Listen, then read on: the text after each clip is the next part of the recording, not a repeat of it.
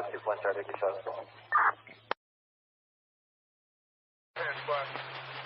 Office still stands for time? No.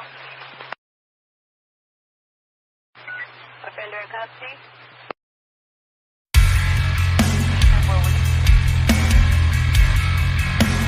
Anyone else close when you see yourself on the arrow?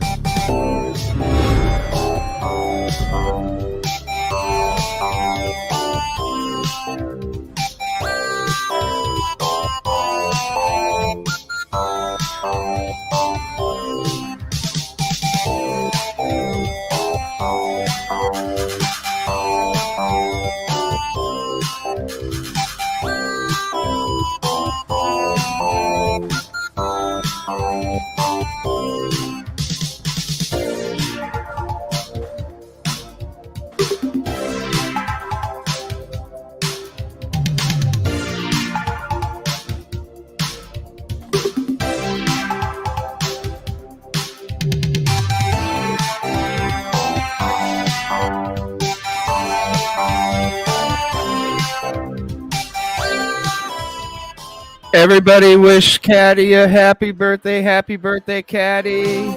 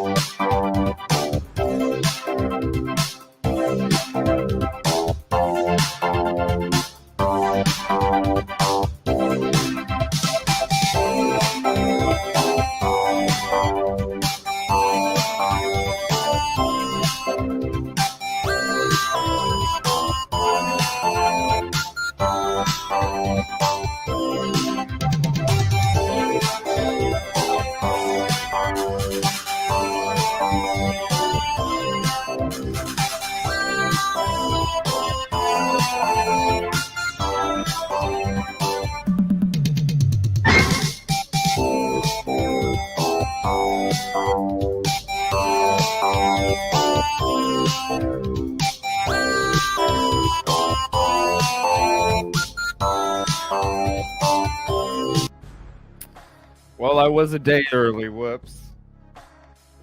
I was a day early. Bet you get, yeah, 2 days of celebration. There you go.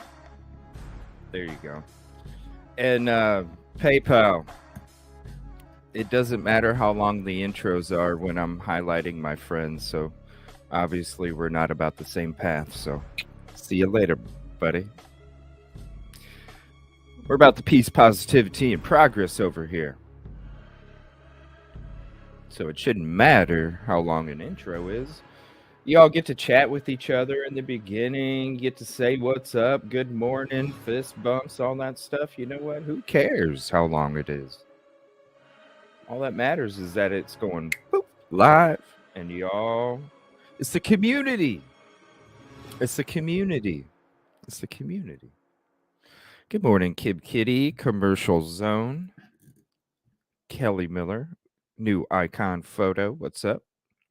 Jacqueline. Ooh, with the candles. What's up, Dre? Devil Doll. What's up? Detective Golden. Route Trackers. Second live. Yes, it is.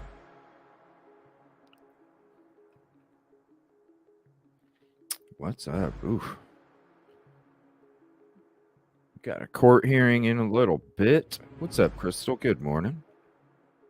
Sarah Sweetness got a court hearing here in a little bit. The house was boarded up yesterday. What's up, D. Marie? House was boarded up yesterday, so I believe they are done. Party of 5. What's up? What's up? So, what's up, Dream Suburb? On the way home. Aw. Well, we will here in a couple hours. We're going to kind of be going through some stuff this morning, and then once we, even if there's not cameras, we'll still have Twitter updates. Ticket number 20. Fregaria, what's up? Thank you for hopping in. But with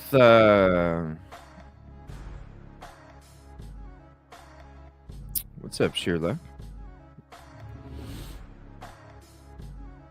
With it being boarded up already, they said they were only going to be there through Wednesday, which, oh, thank you. Ooh, new icon photo too. There you go. Which they said they were only going to be there until Wednesday, so it's not like they were there longer than what they were. But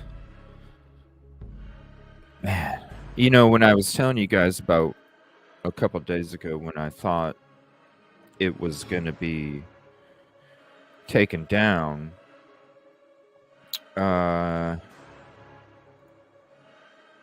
kind of feel like it's going to be taken down after the semester's done, obviously, because they're not going to do it during the semester. But I feel like it's going to be done before the next semester starts. And so I woke up this morning and I'm like, man, it just makes me wonder, like, are they going to try and do this thing bam, bam, bam, bam, bam, real quick? Is it even going to exist in a couple weeks? That's, you know, it makes me wonder if they're going to have everything kind of ready to go. And then when all the students go home for holiday, they're just going to swoop in there and right before the students come back. Makes me wonder. All right, we're going to go into a couple videos real quick. This is a breaking news section because we're always doing breaking news at the beginning now. But this is Idaho4 and it is breaking news. So we're going to switch to that real quick. Breaking news. Oh, come on. Why is it muted? Getting a look at new documents in the case against Brian Koberger, the man charged for murdering 4 University of Idaho students last November. Koberger's defense team is requesting full disclosure regarding a key piece of evidence.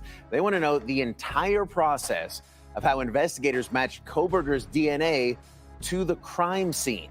Investigators used a process called investigative genetic genealogy, IGG, to collect and ultimately match the DNA to a knife sheath found at the crime scene.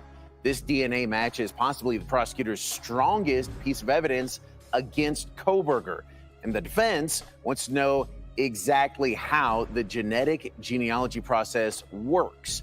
Meanwhile, as far as what is happening right now, FBI investigators are currently at the King Road house, taking another look inside that Moscow home where those 4 college students were stabbed to death.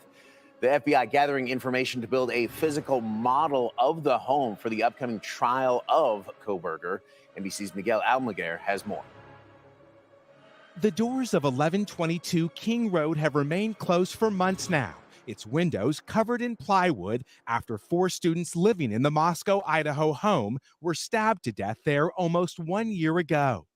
But this week, FBI agents are once again entering the home to get more information as the prosecution prepares for suspect Brian Koberger's long-awaited trial.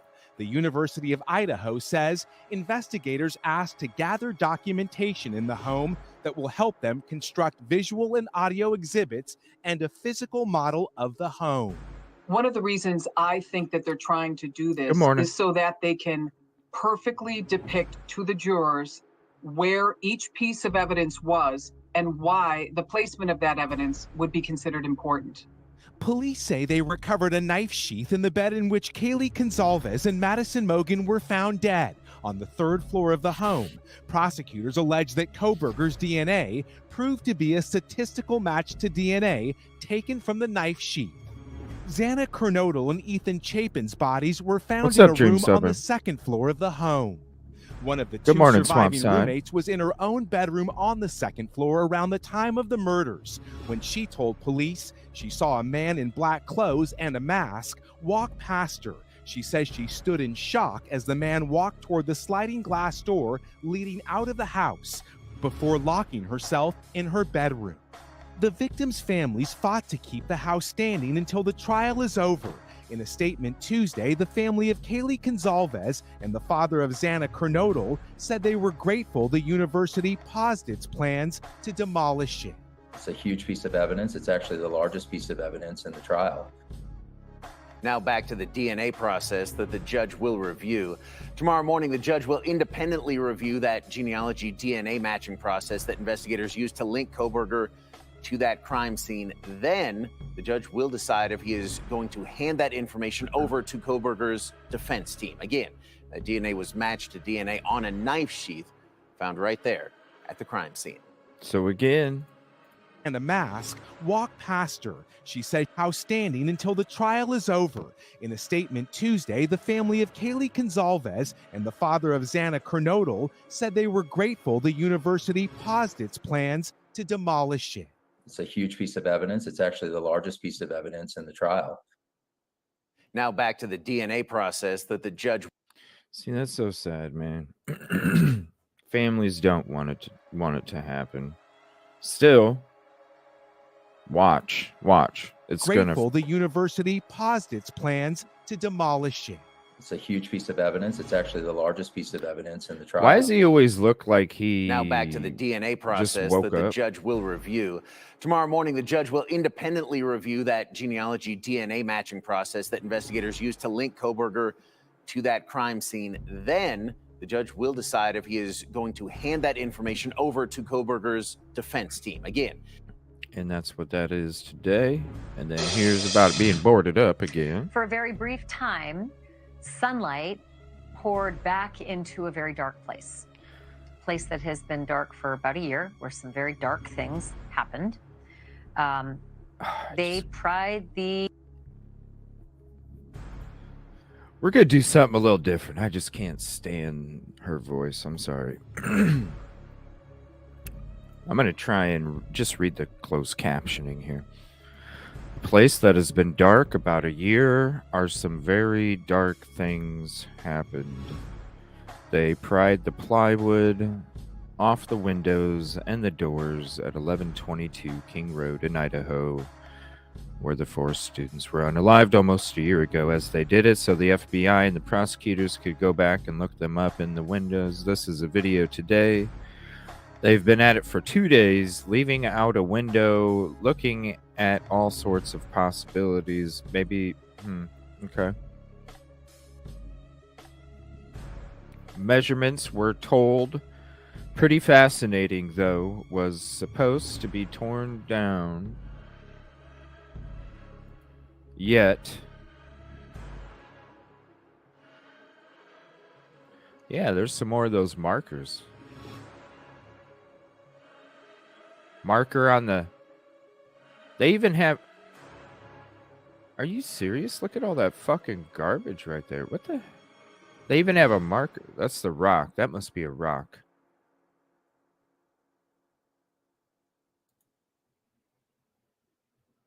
After they were done, the plywood went back on. Brian Enton was watching it. Okay, cool.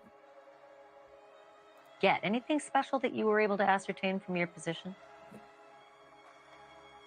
They're not telling us. Basically, what they're saying on the record is that they wanted to do 3D imaging, that the FBI wanted to bring in their 3D imaging cameras, which we saw, by the way. They had them all set up outside, and then they went in, what we could tell from the outside, looking through the windows, every single room in the house. They had the windows open. They took all the boards off. They also seemed to be using drones over the house. They were going in and out of the house all day again today. So it was a busy day again today. And then around 4 o'clock, the FBI packed everything up. FBI left. And then the Moscow police boarded the entire house up again. And you can see it's all closed off again behind me tonight. All of this at the same time that Brian Kohberger's aunt broke her silence and said a couple of...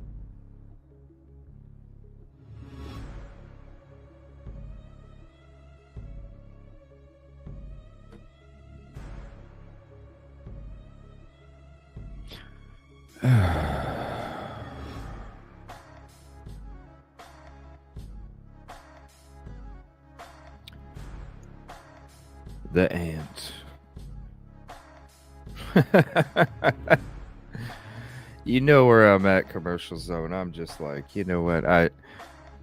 Every day this week, the ant, the high school buddy, the Tinder date, the friend. What's up, YB So Noisy? Good morning. I'm just I'm just gonna mute it real quick. Turn the closed cat. I'm just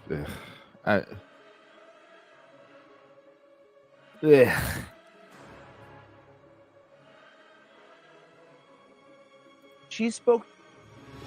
Okay, so if they're saying this, this ant broke her silence, then was that the same ant that said some shit about the plates and meat last winter? Is that the same ant? If they're saying ant broke her silence, how do you know the ant broke her silence if she didn't put her name out there? Now, when they were talking before, she was saying her and her husband had bought this and that. This was back in, January? A couple weeks, a month after BK was arrested. That's when the ant back then came out and said, Bama, what's up, Bama? That's when the ant came out and said, her and her husband had to, she was his aunt, and her and her husband had to buy all this extra stuff because he was, these mental issues. And, isn't it funny how people just say shit like that? Like, this is just ridiculous. But, yeah, mental issues. And he was he couldn't eat off a plate that had meat on it and all this other stuff. And she was talking about her husband. That's obviously his uncle. So then all of a sudden now some same kind of shit comes out, but she doesn't want to be named, and it's a former aunt. So did the shit, if this was her, did the shit she say back then cause a divide? Because he's like, yo, this is my fucking nephew. This is my fucking nephew. What are you doing, wifey?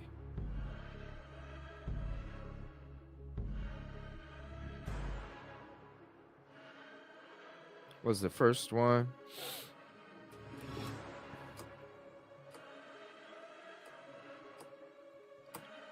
It's gotta be the same one. Maybe that's why she didn't come out on this last time, because we'd be like, oh yeah. I mean, it's the same. It's around. It's like the same lines of what was said before. You know, especially like, what do you think's gonna happen if he's? Do you think? I think he'll try and hurt himself. What?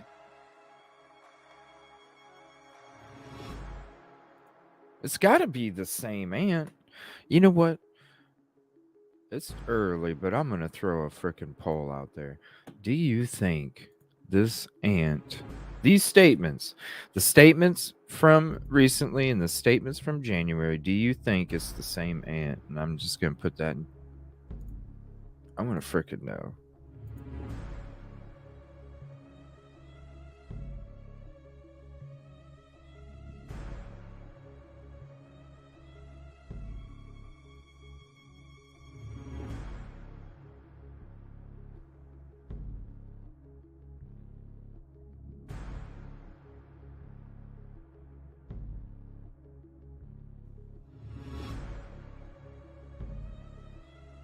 There you go. I want to know.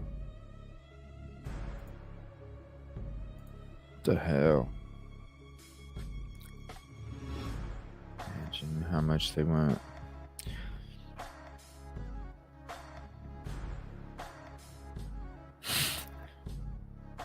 That's crazy. UNI. University of what? Northern Illinois? University of Northern Illinois or what? What college is that? What's up, DS number 36? Thank you. Yes, a poll, please. Do you feel that the aunt statements from January stated he couldn't eat off a plate that had meat? Do you think it's the same aunt that came out recently with these statements? This music's probably a little loud. Sorry about that. There we go. Yeah, do you think it's the same aunt? I thought it was the same aunt the whole time. Northern Iowa. University of Northern Iowa is freaking studying BK? Dream Suburb, do me a favor. Can you, if you see something, or anybody, if you see something where there's like a something of like a course, I'd like to see that. What the hell? WSU? Oh, WSU?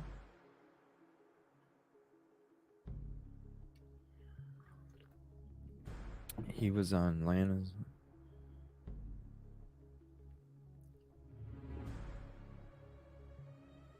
Oh, yeah, that's the one I came in at right at the end. What's up, Kaleidohope? Thank you for your email. I appreciate you. Damn, that's the one I came in right at the frickin' end, too.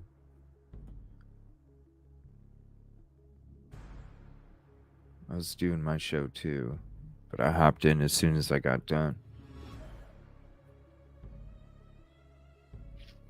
Damn. No shit. That's interesting. I'd like to see if they really are. I'd like to see if they really are studying them. Said that she thought that he made. Okay. Is this what the rest of the video is?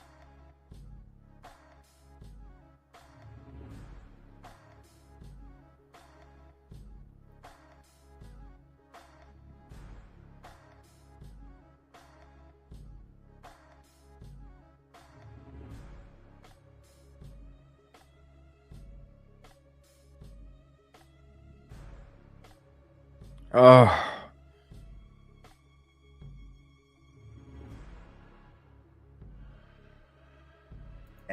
When she spoke to the Sun. And she said she thinks he'll be found.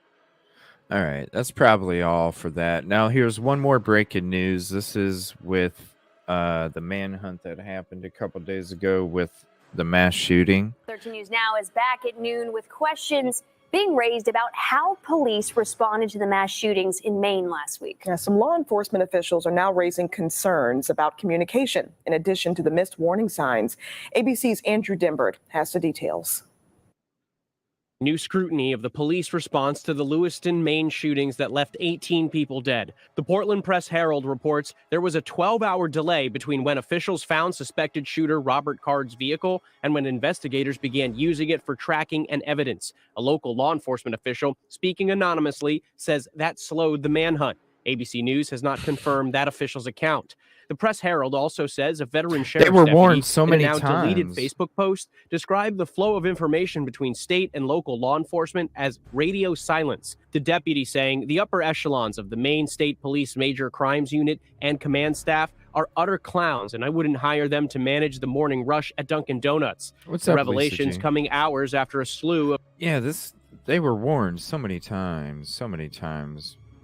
Missed warning signs surrounding Robert Card came to light. People wonder, well, why didn't you force that contact? Why didn't you look at him?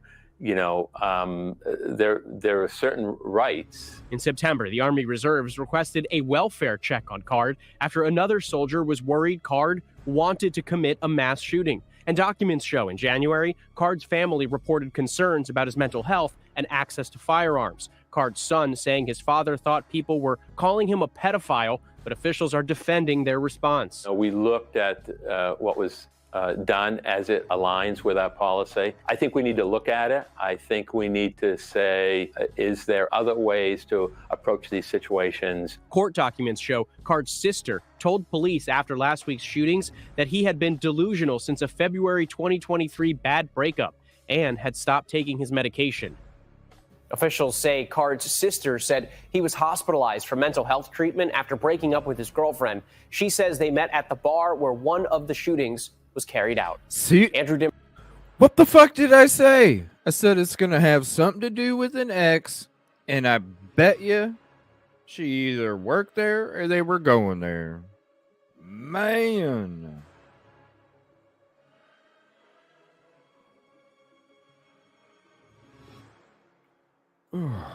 It's so horrible. They were warned so many times. So many family members reached out.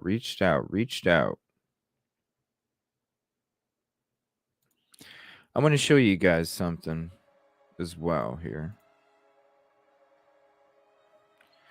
This is a tweet. Let's see if I can get it enlarged here.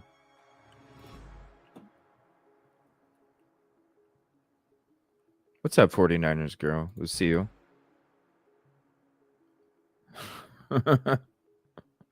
What's up, Skittles?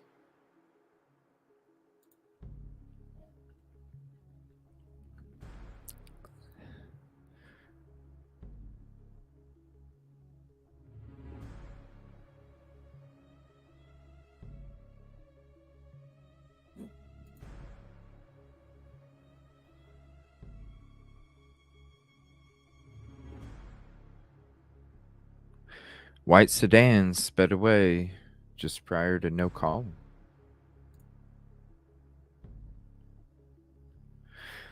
That was earlier. You know that soupy? I don't know. I just can't get the soup can out of my mind.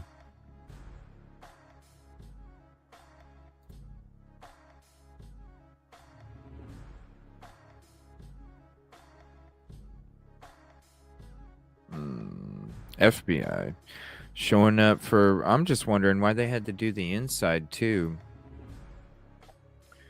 If they already did the inside like a month after the crimes took place.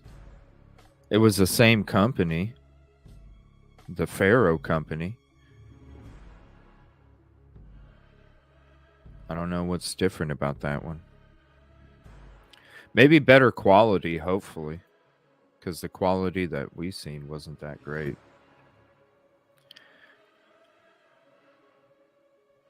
What's up, D. Smith? Good morning. There's 22,000. Well, in the area. That's why I'm like, damn, Hyundai Elantra must have had like a student discount or something, you know?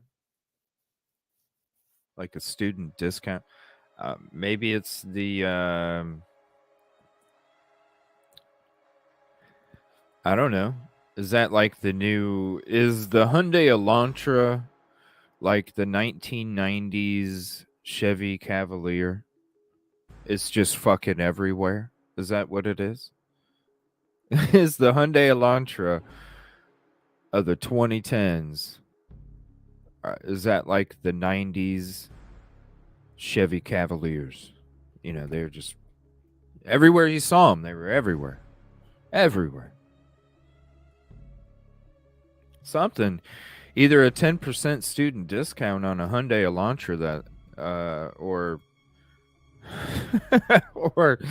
it's just like, you know, because if you were like in the 90s, that's when I started driving. Chevy Cavaliers were everywhere. Chevy Cavaliers and Pontiac Grand Ams. Or Grand Prix. Pontiac Grand Am or Grand Prix. Help me out, people. Grand Am or Grand Prix. They had a lot of those. A lot of Chevy Cavaliers. Ford Escorts. There you go. Ford Escorts. I mean, there was just so many of them.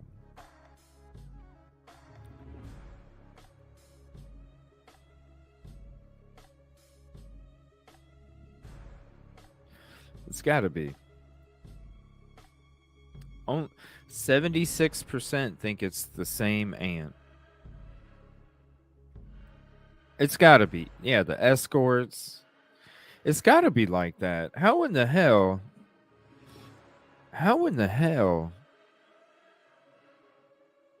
Pontiac Sunfire. Yep. There you go. Pontiac Sunfire. See? You see what I mean? Like, yeah. What's the Pontiac though? Not the Sunfire though. It was like Grand Prix or Grand Am. Which one was it? It was the two-door. Remember? It was all like, it was all flashy looking, you know, with the two-door and the sunroof. Oh shoot. Hey, let them vote. I hope they vote.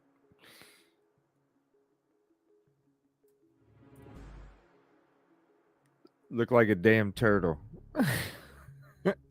Yeah, the last Beatles song is to be released. Ain't that creepy about the AI? Grand Prix? Okay. Ain't that creepy about the AI, how it can just reduplicate? Scary. Oh, that right there, the Pontiac Bonneville, that was a comfy ride, my friend. That was a comfy ride. If anybody remembers the Pontiac Bonneville, it had all the, you know, the new features in it and stuff, and it was so comfy. That thing would just, you go over a bumpy road and you wouldn't even know it. You'd just be floating. That thing was so comfortable. Pontiac should have stopped at the 70s at GTO. Bonneville they're comfortable, aren't they? Floated. Yes, floated. You'd hit that bump and the vehicle would just go. It would just nice and smooth. Oh, hell no, Swampside. Are you serious? Oh, no.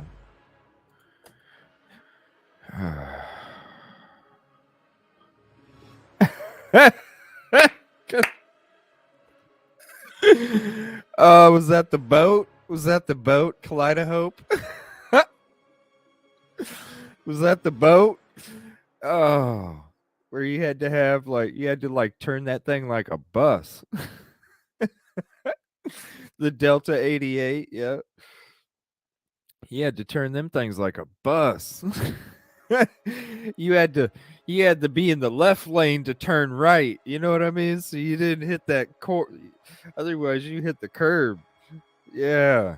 Them big boats. Oh, jeez. They were gas guzzlers too.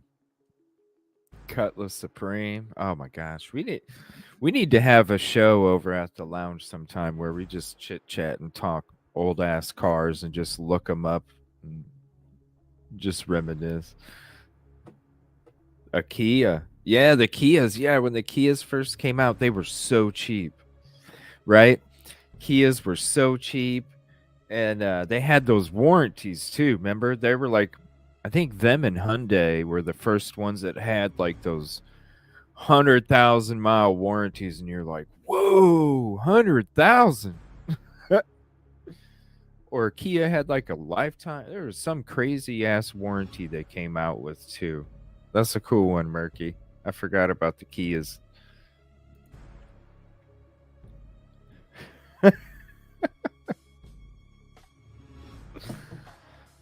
Oh, what's up, Lynn? Oh, this is great. We just kind of got, we were driving down the highway of Idaho, and we kind of got in the gravel a little bit talking about cars. Wow, you've had 3 Kias. Ticket number 45. I love that ticket emoji. That's so cool. Fabulous bumper to 10 years. That's what. Bumper to bumper that just covered the bumper and the bumper. That was it. A Yugo. Whoa, suburb. Oh my gosh, a Corsica. Those were cool looking cars. The ones with the ground effects. Remember the Corsicas with the ground effects? You had a Charger and hated it. Yeah, we're on the gravel right now. We're, you know, and then we heard the boop, boop, boop, boop, boop, boop, boop, boop. But we'll get back on there. It's all good. That's the beautiful thing about it. Hot tea. Ticket 1, Detective Golden. Thank you. Hyundai Scoop. I don't know what that one. Huh. Oh, yeah. Geo Metro. Oh, my gosh. Geo Metro. The car that the old car I had was a 1980 Thunderbird that had the flip up. It was like a luxury inside. 1980 Thunderbird, luxury on the inside, lowered, and I had the headlights that flipped up too. But that thing, man, I swear that car, that Thunderbird was only, I shit you not, was maybe like 6 inches off the ground. It wasn't fair. When I drove that thing over a bump, I had to go real slow. Because that thing was just sitting so low to the ground. It was beautiful though. It was beautiful. And then it was great. Yeah, 1980 Thunderbird. That thing was so comfy. Toyota Camry, that's a good. Suzuki Samurai. Whoa. My buddy had one of those. My buddy had a Suzuki Samurai. That thing was crazy. We went Bajan in the middle of a field and fucking ran into some kind of water pipe or something. Because we came to a dead fucking stop, and he's like, shit, we were out in the middle of a field. And his fucking Suzuki was all crushed in on the front. Each one of us were like, what the hell? Like, we're in the middle of a field Baja, and all of a sudden he slams into some kind of pipe. Just totally demolished the front end of it. Oh, a Fiero. Yes, a Fiero. One of my buddies passed in a Fiero, though. Them things are, I love the Fieros. They look cool, but I could never get in one. Nah. One of my buddies, when I was in high school, passed away in one. There's no room. There's no room. You know, you get in that Fiero and it's a slick little car, but if something happens, there's no room. Yeah, detective. Yeah. Yeah, he ran into a car and it just...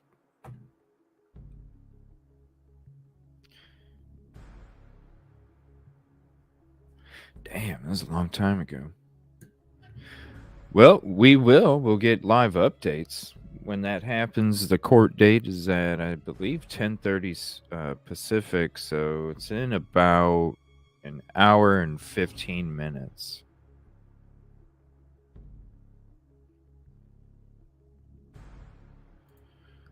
So,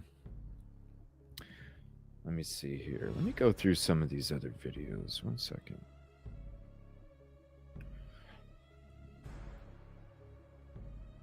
See if we got any other breaking news. I can't believe that. And then with Chris Cornell, that's crazy.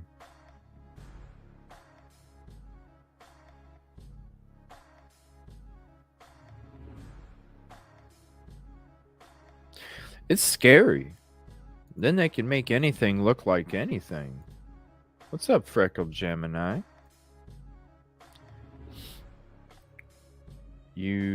Let's see, you removed both sides of the roof and they slipped into sleeves and then were kept. What?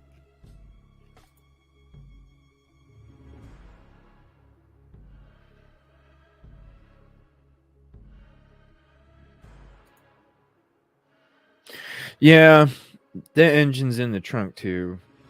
I mean, they were real slick, don't get me wrong. Oh, okay. Yeah, with the Fiero. They were slick cars. Firebird. Yeah, Firebirds. Fieros had the removable roofs too. Yeah, the T-tops. Yeah.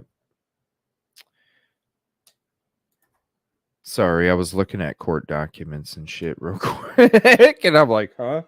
What got put in the trunk? Oh, shit. Well, the Zoom meeting is just like last one. The Zoom meeting is just like last one. So I'm sure we'll have some kind of knowledge with what they're going to come to a decision today. I'm more interested to see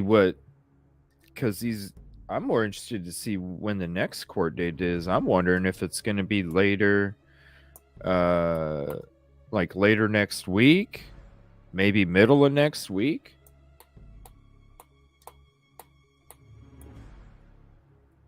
Because it sounds like there's going to be another one coming up soon regarding this too.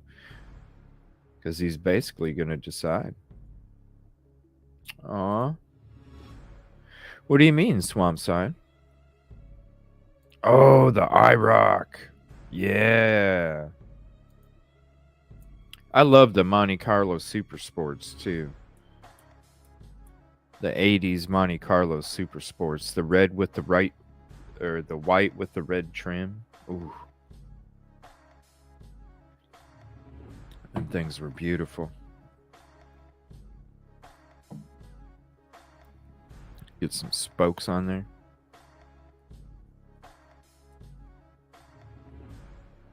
K5 Blazer. That backfired every time. I'm glad that Ford came back with the Bronco because I like those Ford Broncos. I always did like the Ford Broncos. All right, let me get into my folder here.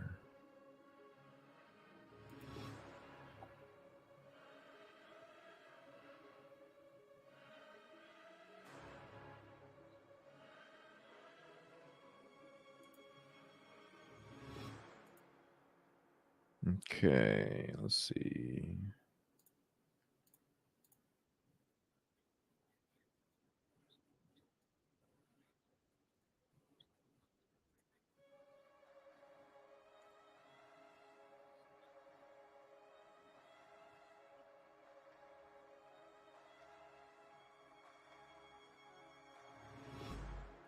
1 second here.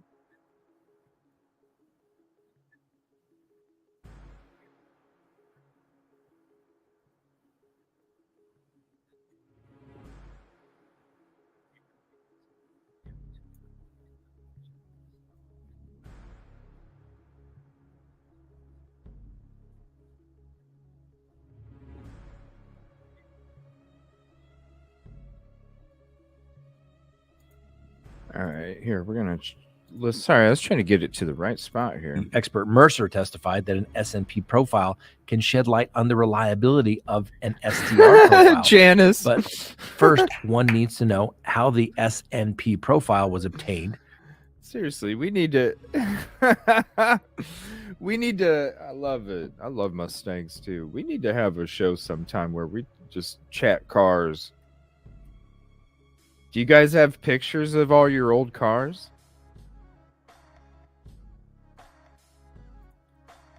Bronco and Mustang, only 2 Fords to be seen. My Nero Chiro has a Ford Bronco. I love Ford Broncos. I do. I love Ford Broncos. We got to have a show about cars sometime. The lab process. You guys should send, if you guys have pictures of your car, send them to me. We'll do a show sometime where we have our cars. Family tree, and who on the family tree was not tested Watch for out. STR purposes. Essentially, according to Barlow and Mercer, the SNP profile that'd and be the sweet. information gathered from it can be used to attack the rarity and reliability of the STR profile, which the state will present at trial. What's up? What's up, Devil Doll? What happened? What's up, Cindy?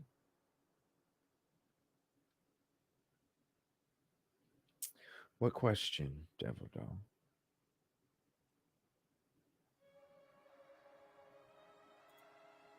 Doll? Polarized.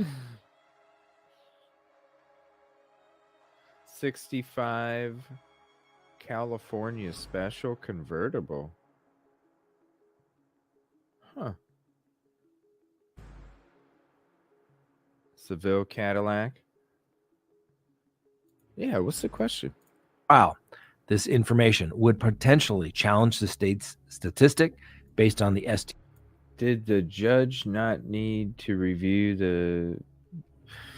No, because it's just probable cause. All they had to say was that they had his DNA linked, or a profile matched the profile, you know, and then that's why they put in all that other stuff. It's just probable cause. They just need probable cause to arrest. Yeah, the probable cause is the affidavit. So they just have to have enough just to create an arrest, which they have a statement from DM. They have video surveillance. They have his cell phone records in the PCA. So they didn't even have to say that they had a profile match.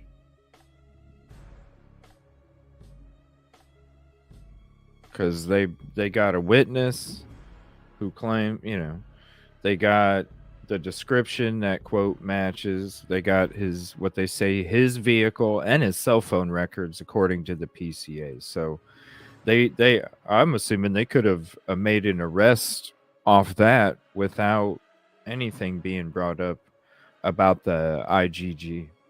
Used to have pics. Lost them on flood. Aw. Yeah, I know what you mean. I lost a lot of stuff in a flood myself. I had a lot of stuff stored in a basement a long time ago, and then we had a huge flood and everything was gone. And that included pictures, yearbooks, all sorts of stuff. Collectibles. I'm shocked the judge...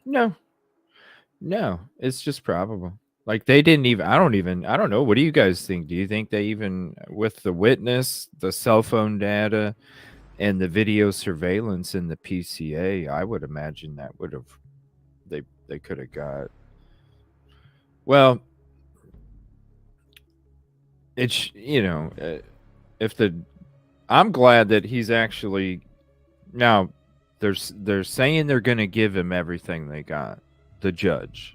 The prosecution is saying that they're going to give the judge everything. The previous judge bounced. There was another judge before Judge. But they bounced. I've had many cars and trucks. 6 of those. Yeah. I think they wanted to see the photo of the car. They wanted to see a photo of the actual car, not a stock photo. They wanted a photo of the actual car. And I think that's what the jurors wanted for more evidence. Because everything else, do you see the grand jury saying, "Hey, can we see the IGG?" No, I don't think so. They would just let that go through trial. But when it comes to, like, especially the photo, if you claim to have all of this surveillance and you claim to know every path that this vehicle went, especially downtown Pullman and Moscow, if I was on a jury, I'd be like, hell, I've been saying it the whole time. Where's the picture? Why would you not have a picture? If you have all of this evidence, all of this surveillance, exactly. So you could have literally went to every single house, building, street corner, whatever, the whole path, and collected every bit of evidence and collected it in a way where you collected it, having it marked out for the whole path. So you didn't even need to take this and then go, shit, is this number 22 or 6? And then you can sit there and comb through all that footage and get yourself the best photos from that whole path with all of the surveillance that's available. Don't understand.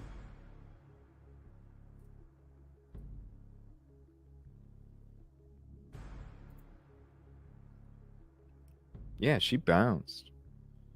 It was like Delphi and Idaho. Both of the judges took off right away.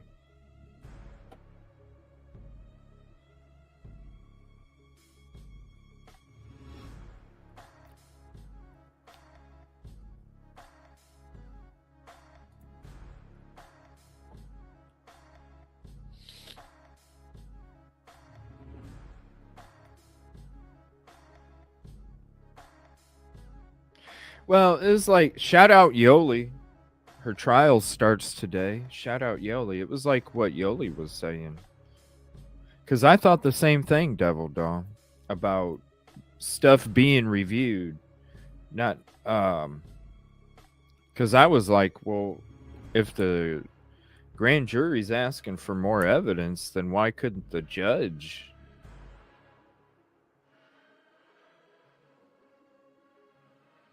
But she said he's just there to moderate. I was like, damn. Yeah. That was the last court hearing. They have to take it to like the Supreme Court of the state or the Supreme Court of the United States.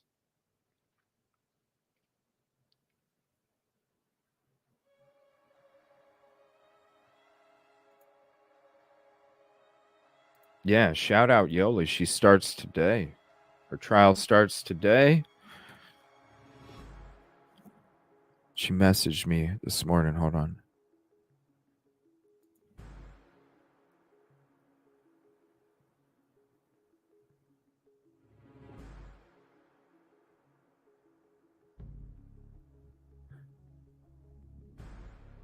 Aw. Shout out, Yoli. Oh, everybody send prayers and positive energy to Yoli this morning. She will probably be starting here soon for that trial. So shout out, Yoli. Prayers, positive energy sent your way. Thank you for the update. We can't wait till you're back. It might be a couple weeks. But she's... Oh, I wish I could see her in action, you know? She warned me. She warned me like 2 weeks ago. She's like, CJ. She's like, CJ, I want you to know. I'm getting geared up for this trial. And I'm going to be very argumentative, and I'm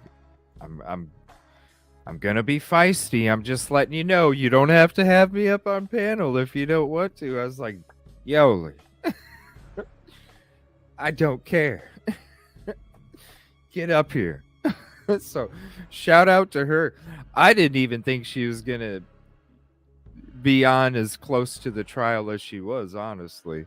I was surprised that she was hanging out the last few shows, because I know her prep was just getting so intense for this trial. She was just on it, man. That's why I'm like, damn. The last couple shows, I'm like, damn. It would be so crazy to see her in like action. Just, you know, bam. Just can you imagine Yoli just in a trial? Man. Shit. I feel bad for whoever's going up against her, you know? Woo.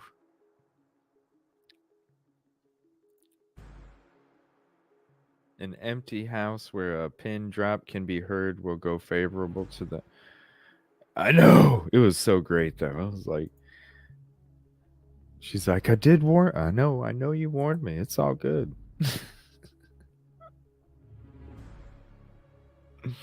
There you go, Murky. STR analysis. Shout out, Yoli. The comparison between Kohberger's DNA and the DNA on the knife sheath showed a statistical match. Specifically, the STR profile is at least 5.37 octillion times more likely to be seen if defendant is the source than if the unrelated individual randomly selected from the general population is the source. The court also notes it is plausible that Kohberger may use the IGG information obtained in discovery to challenge the admissibility of other evidence. While such a challenge seems futile since the IGG information was not used to obtain the search warrant of Kohberger's DNA and will not be presented at trial by the state, the court cannot say with certainty that the defense team cannot make a successful challenge if given the information they seek.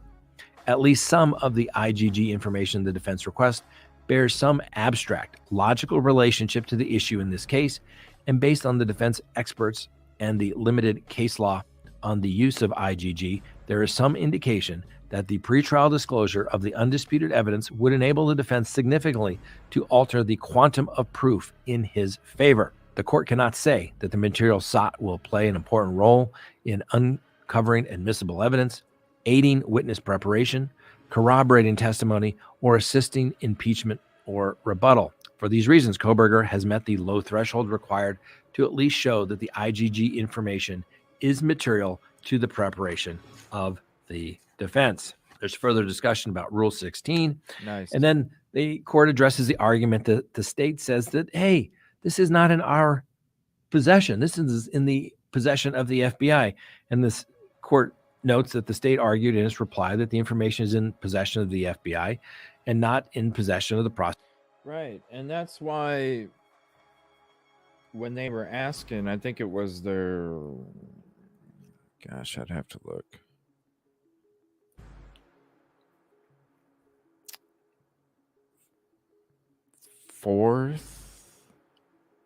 Fourth supplemental request for discovery. Maybe it was a fifth.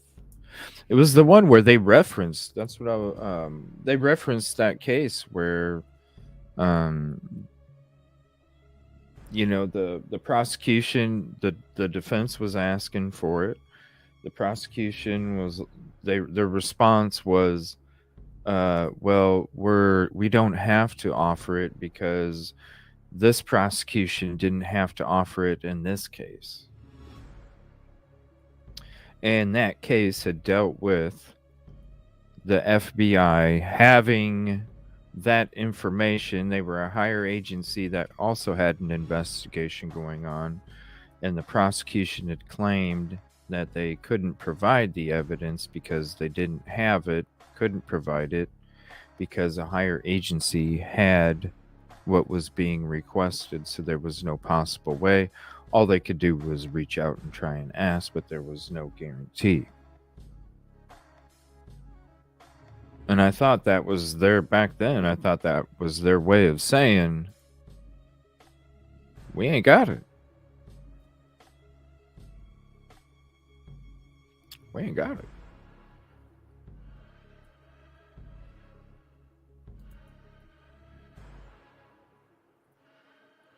But they're supposedly going to give the judge everything, and then he gets to determine what the defense gets to see. Prosecuting attorney. The court says, yeah, not so fast. The Idaho Supreme Court recently held that if... Right. I'm glad that this shit finally, it's like, yeah, this is something that the defense has been requesting over and over and over and over and over and over. Finally, now they're saying they're turning everything over to the judge that they got.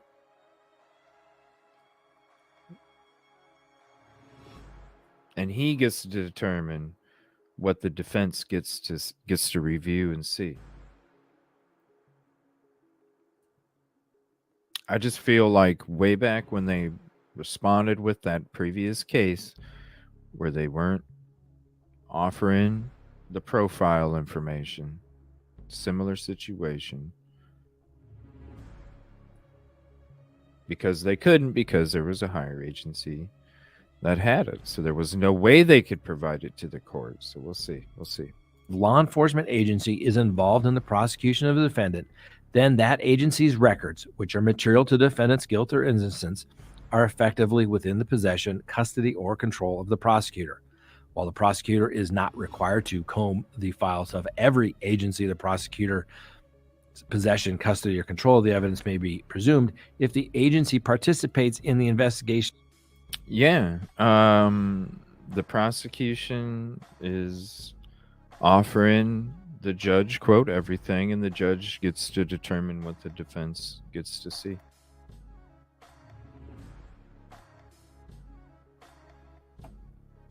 Especially when you don't have your homework. I would have loved to be able to turn in my algebra homework without having to show the work.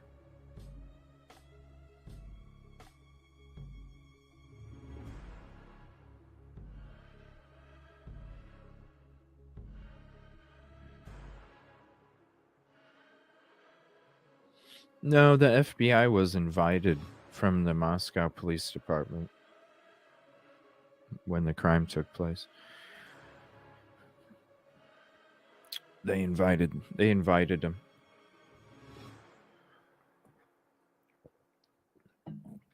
Because when you invite first, then you can determine what assistance is provided.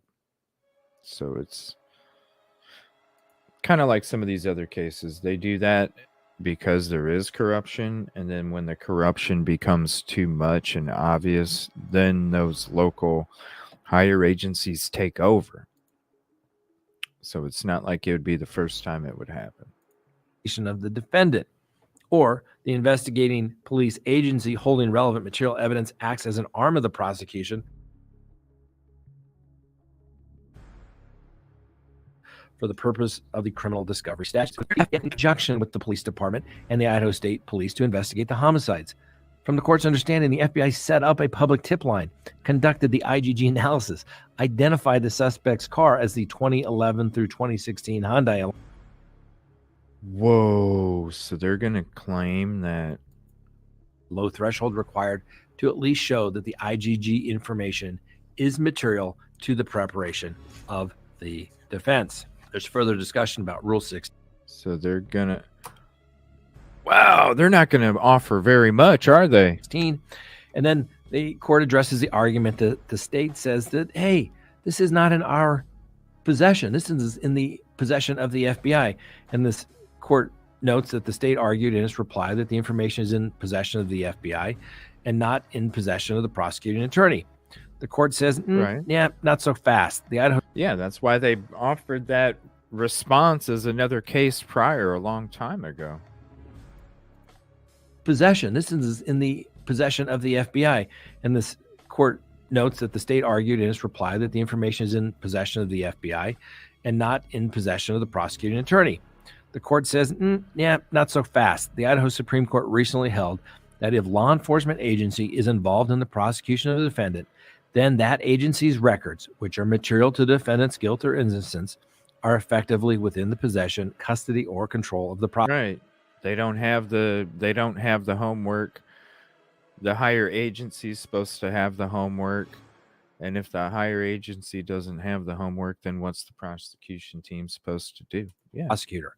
While the prosecutor is not required to comb the files of every agency, the prosecutor possession, custody, or control of the evidence may be presumed if the agency participates in the investigation of the defendant, or the investigating police agency holding relevant material evidence acts as an arm of the prosecution for the purpose of the criminal discovery statutes. The court notes here the FBI was working in conjunction with the police department and the Idaho State Police to investigate the homicides. From the court's understanding, the FBI set up a public tip line, conducted the IGG analysis, identified the suspect's car as the 2011 through 2016 Hyundai Elantra, and possibly aided in interviewing witnesses outside of Idaho. The FBI was in.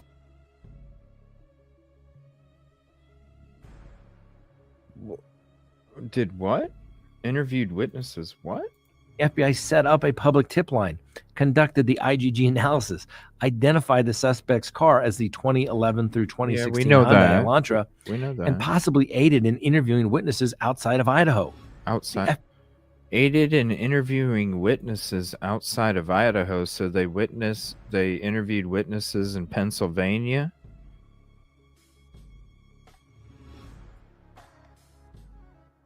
Well, I mean, I would think so if they apprehended him the way they apprehended him. What's up, Kimberly Ann? I mean, I would think that they did if they apprehended him the way that they did, because I'm sure. Right. It's in the Constitution. Yeah. The feds, when the feds are invited, they only take over if there's shady ass shit going on.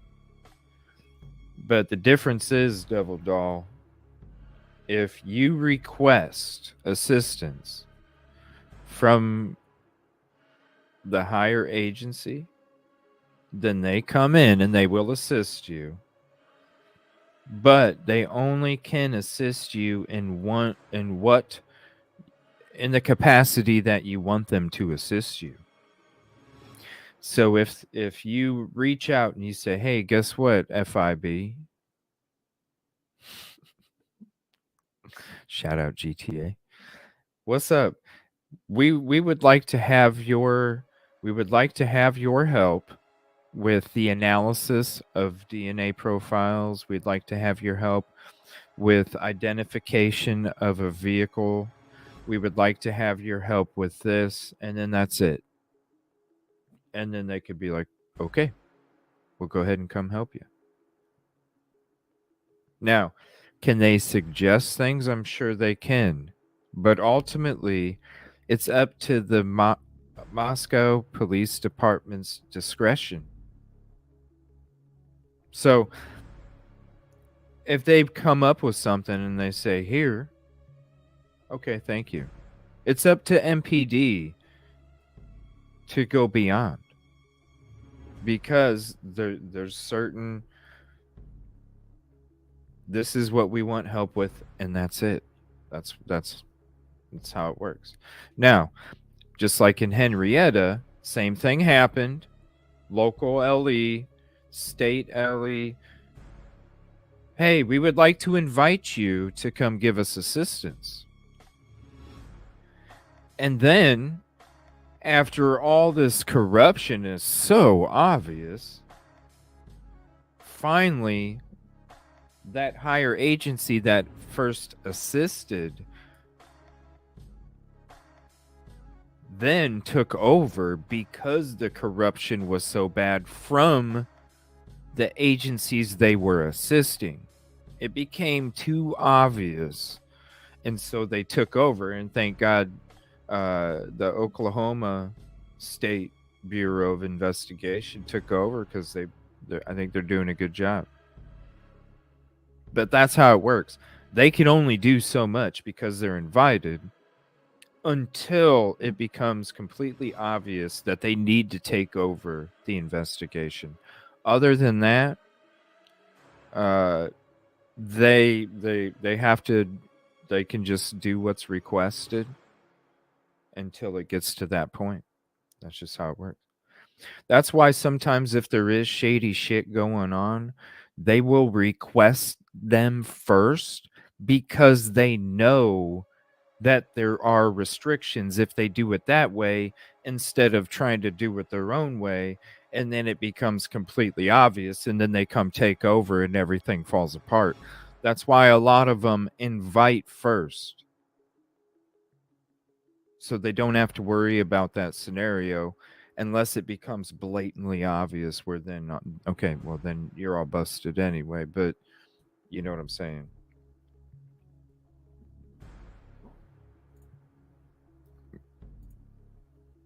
It's a tricky situation, but at least we have them to help out, you know? Evidence acts as an arm of the prosecution for the purpose of the criminal discovery statute. Anybody can ask the a court question. notes here, the FBI was working in conjunction with the police department and the Idaho State Police to investigate the homicides.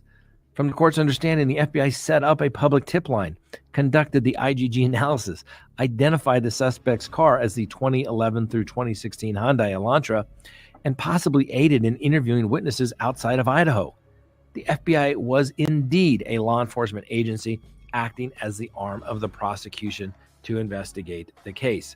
Thus, the records pertaining to its work on this case are records within the possession, custody, or control of the prosecution for purposes of discovery. That almost seems so obvious, but it just shows you in litigation, people take sometimes unrealistic positions simply to argue to do lawyer stuff. So the court finally concludes that Kohberger has made the requisite showing that at least some of the sought after evidence is, one, material to the preparation of the defense, and that encompasses results or reports, scientific tests, or experiments made in connection with this case, which may include reports of memorandum that were made by a police officer or investigator in connection with the investigation. And finally, that it may be of substantial need in the preparation of the defendant's case.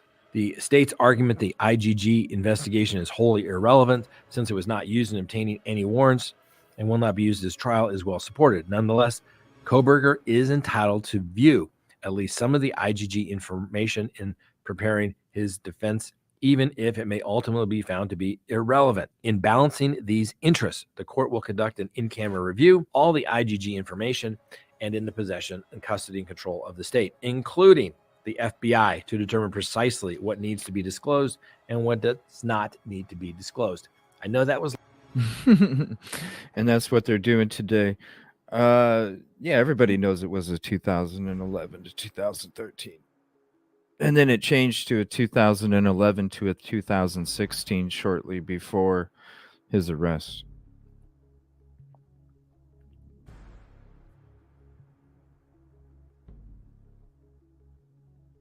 So 11 to 2016. Unrealistic positions to waste time to. They should have turned this.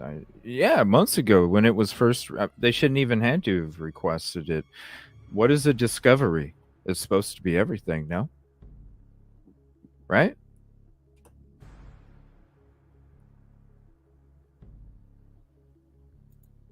Yeah, Kimberly, like a house of cards.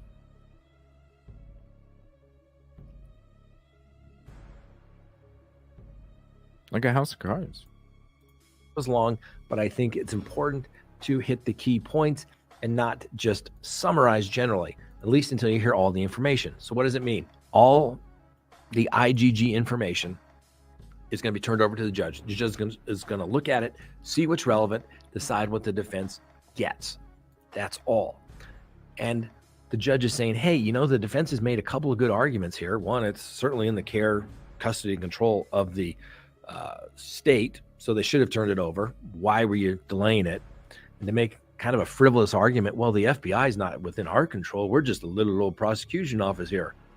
They were involved in the investigation. They have to turn it over. It makes you wonder why they don't want to do it and why they haven't done it to this point. This is why I don't get it. The government just needs to turn everything over. I've said it before. It creates doubt. It creates speculation of something nefarious going on. And finally, the judge says, hey, the way this is all created may change all these statistical numbers that the state's throwing around that, man, Brian Kohberger's 5.37 octillion times the guy than just some excluded guy walking down the street. So, or some random guy going down the street, I should say. So that's what it is. Is it a win for Brian Kohberger? Yes. This shows the judge being completely fair, very intellectually honest in his analysis and his opinion. Does it mean it's coming in at trial? Not necessarily, unless the defense is going to be able to show, Devil hey, dog. you know what? Brian Kohberger has this brother that was unbeknownst to him that lived in the same area that drives a very similar car. That his DNA could be the fact of on the knife sheath button. Kind of a stretch, but the defense is at least allowed to explore that possibility. And guess what? If the experts for the defense go through this and find there's nothing there, we're never going to hear from these experts again. That's called the truth-seeking process, ladies and gentlemen. And we need it. It's good. And it protects everybody. Next on the docket, an Ohio woman accused of killing. I love Scott Reich. So informative. There's the link to the video from timestamp, basically a minute and 15. Up until then, he's going to be reading all the documents. So the 32 pages. First, I wanted to play his opinion and what he thought. He reads the 32-page order addressing the IGG DNA and order for in-camera review. Now, it's supposed to start in about 40 minutes or so, but you know how it goes. I think sometimes they get delayed, sometimes they take longer than usual, but I have all the information up, ready to go. So whenever something drops, we will have it. I'm going to let Scott Reich talk the court documents for today. Thank you for hopping in, Freckle. He needs to change the vent. But that's the thing, Cindy. Wow, my freaking chat disappeared. Freaking YouTube. Even Harsh. Harsh is like having community members that are coming up unsubbed. People not getting notifications, shit like that. It's YouTube, everybody. People saying, there's some fake mod deleting people. No, it's fucking YouTube. Holy shit. Mental.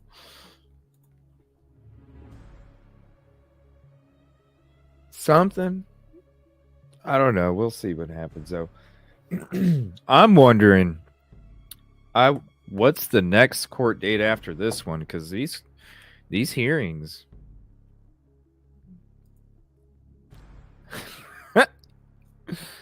Oh my gosh. I don't know. Oh, we could do. Hey.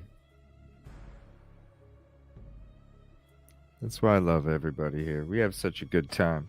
Hell, we can sit here and talk true crime and fucking go off the side of the road and talk cars for a while. Fuck it. That's what I love. I love it. It's all about a good time. Like I said, why would anybody want to hang out in a show and not have a good time? That's what it's about.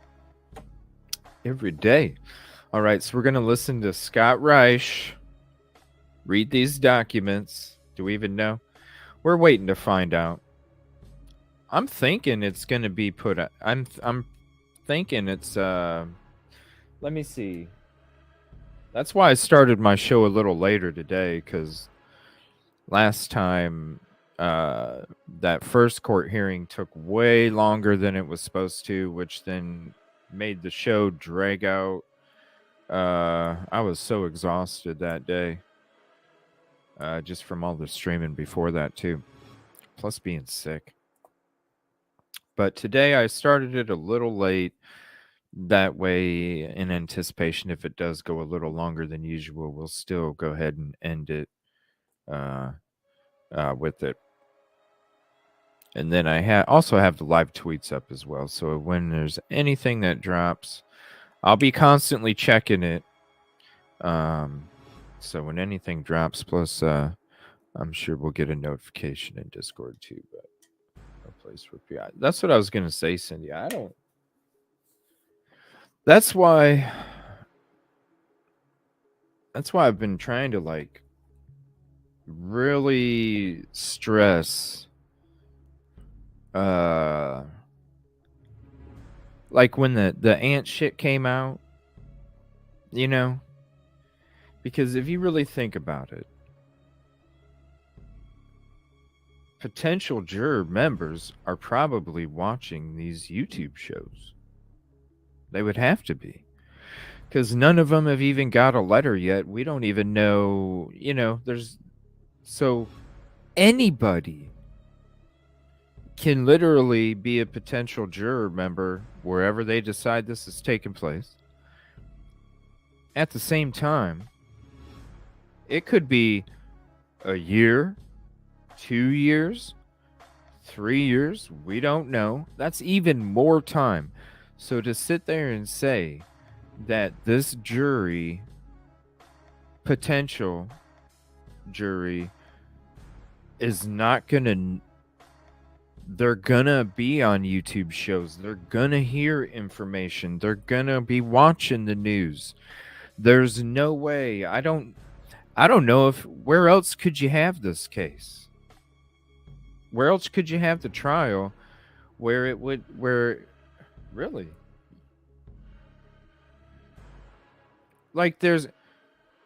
There's so many, there's people all across the oceans that are coming in watching these shows.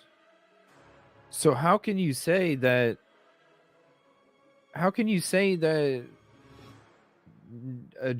potential jury is not going to be watching these shows or watching the news? Or and the longer that this trial will take to start, that's more time for these potential jury members to have stuff stuck. And so when it comes to the ant coming out, I'm just like, this is when you look at how, with the shit that's going down, we were all hoping it was going to start in October, but we were realistic. We knew this was going to get pushed back, blah, blah, blah, blah, blah. That's just how it works. It would have been nice. You would have gotten, think about the jury potential right now. Then you ask 2 years from now. I can imagine how long it's going to take. I can imagine how long it's going to take to even select jury members, because of all the questions they're going to have to ask and all the criteria and all that. Have you heard of this case? Yes. Okay. Well, yeah, everybody else has. So when it comes to our YouTube shows, that's why I was at the point where after this ant shit, I'm just like, you know what? They're going to be watching these shows. It could be another 2 years. It could be another 3 years. The last thing that I want to do is promote a narrative, either 100% guilty or 100% innocent. And I don't want to hear from the Tinder date. I don't want to hear from the aunt. I don't want to hear from the high school friend. I don't want to hear from the friend. I don't want to hear from them. I don't. Because that right there, if somebody, potential juror members watching this show, because I don't know if he's 100% guilty and I don't know if he's 100% innocent. So how can I allow either one of those to be an influence when it comes to community? Will I discuss shit that don't make sense? Yes. Does it sound like guilty? Does it sound like innocent? Sometimes it does. Always say I don't know. Always say it's innocent until proven guilty. And anybody that feels 100% either way, I always let them know. I'm not at the water cooler either. So nobody truly knows. You know, we could have Tinder date up here talking about, you know, how he was talking about this and that and this and that. And we could have a buddy up here talking about how wonderful. Either way, it's a narrative. I don't listen. If I knew he was 100% innocent, I would have BK buddy up. Right? If I knew he was 100% guilty, I'd have BK's aunt up here. I would have Tinder date up here if I knew he was guilty. I don't know either one, so I'm not going to entertain either one. Family, of course, always, because they're going to give you the real. Whether it's their own bias, that's fine. That's family. That's another thing. Family is another thing. Immediate. Not people that... You hear the stories from the aunt about this and that, about the plates, about the mental deterioration of BK. All negative. Then you hear about great things about him from a buddy. Okay. It's the same thing, either way.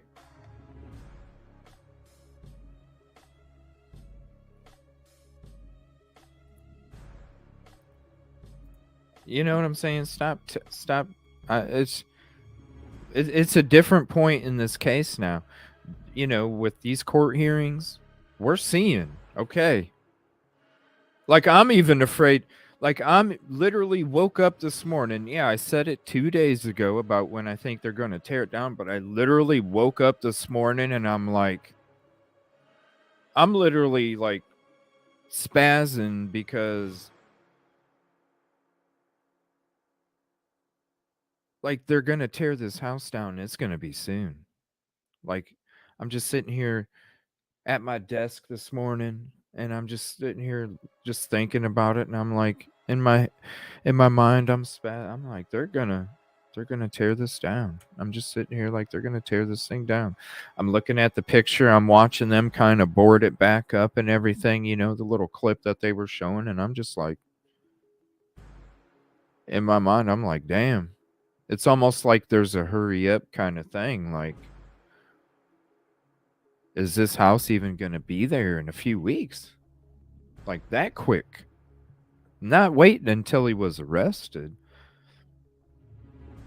You know, I thought that a couple days ago. I woke up this morning. I'm thinking, who says they're not going to, as soon as 2 days after, they're already going to be out there cutting down, taking down.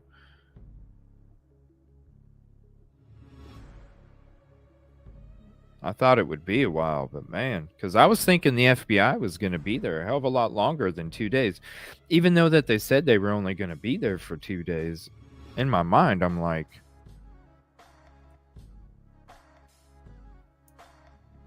that's pretty quick if you waited, because it's, you know, why, if it only takes 2 days, then why wasn't it done before?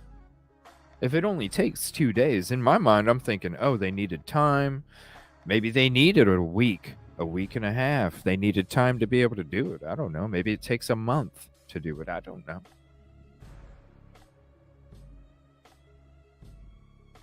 But 2 days, it's like, well, so I assumed they were going to be there through early next week.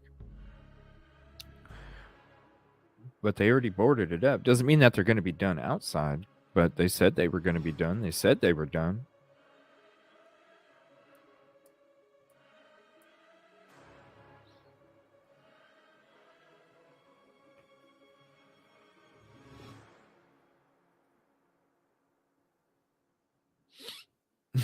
It is the Tinder date, though. You know, you guys remember the Tinder date.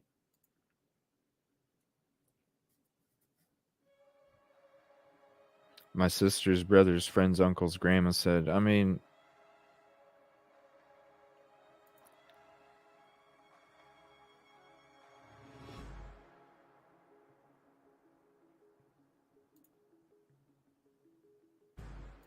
I don't know. They just had to remove.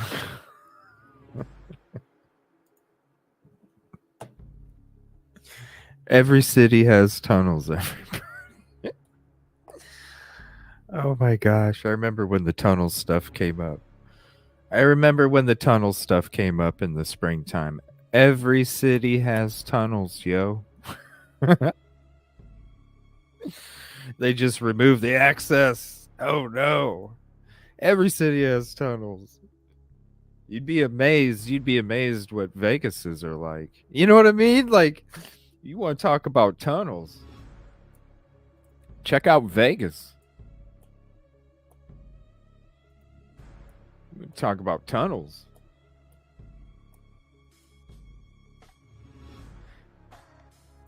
Country farms. I know you were joking. I know. I was just being like, the whole tunnel thing. I couldn't. That's after the tunnel stuff, you know, because I was kicking it for a while with some people, and after the tunnel stuff, I was just like, ooh.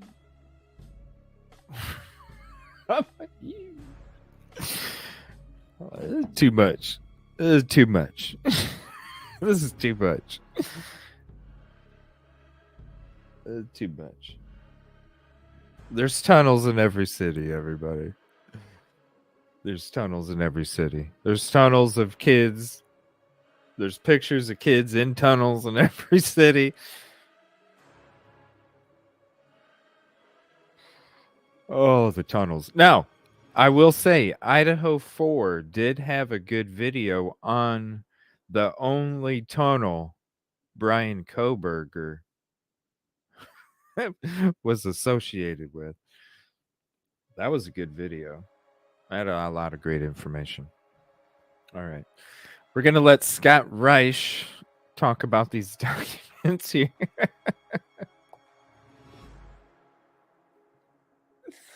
Oh, my God.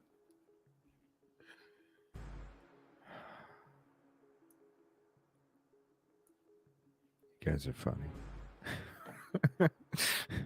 Scott Reich talking the 32-page IGG documents here.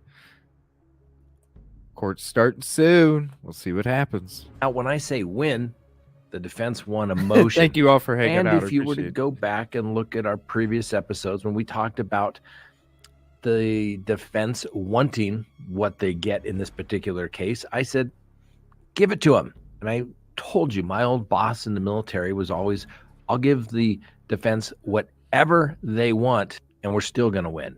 I don't understand why the prosecution was hiding this.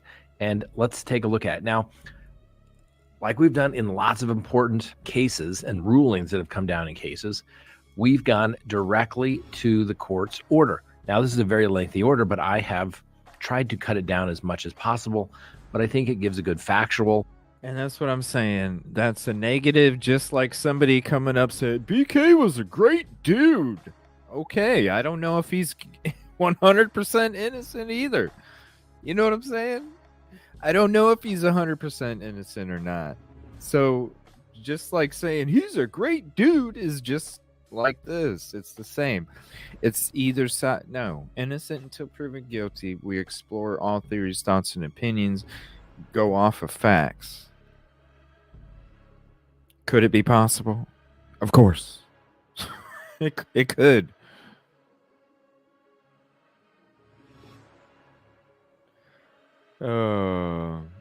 Yeah. I would hope so, Suzanne. Because with the Pharaoh equipment that we witnessed, I'm sorry, leather couches turn into corduroy and walls turn into paper mache. I don't understand it. Outline, it creates or develops the issue, it develops the law, and then the conclusion as to why the judge made the ruling. Now, at the end of the day, is it going to make a hill of beans at trial? I don't know, but the defense should have been entitled to it, and I'm not sure why the prosecution denied it. When the prosecution doesn't turn over stuff that's important to a case, well, it looks like you're hiding something. All right, let's go ahead and get to it. So this order was released just this morning as it relates to the Brian Kohberger case. And the court states in its introduction, on November 13th, 2022, 4 University of Idaho students were found murdered. As part of law enforcement's investigation into the homicide, the FBI employed the use of investigative genetic genealogy, known as IGG, using DNA located on a K-bar knife sheath found at the crime scene. Through the IGG process, the FBI constructed a family tree of individuals whose DNA matched with the DNA found on the knife sheath. The FBI then sent local law enforcement a tip to investigate defendant Brian Kohberger. Kohberger was arrested on December 30th, 2022, and charged with 4 counts of murder in the first degree and 1 count of burglary. Nothing about law enforcement's use of IGG was used to obtain the arrest warrant for Kohberger or to obtain the search warrant for his DNA. The state filed a motion to prevent the disclosure of the IGG information to the defense. The defense opposes the motion and filed a motion to compel, requesting discovery.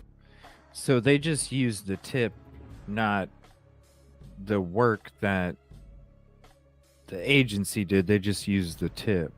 Found at the crime scene. Through the IGG process, the FBI constructed a family tree of individuals whose DNA matched with the DNA found on the knife sheath.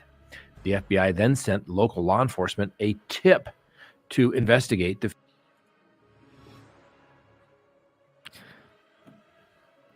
That's why they can go in there today.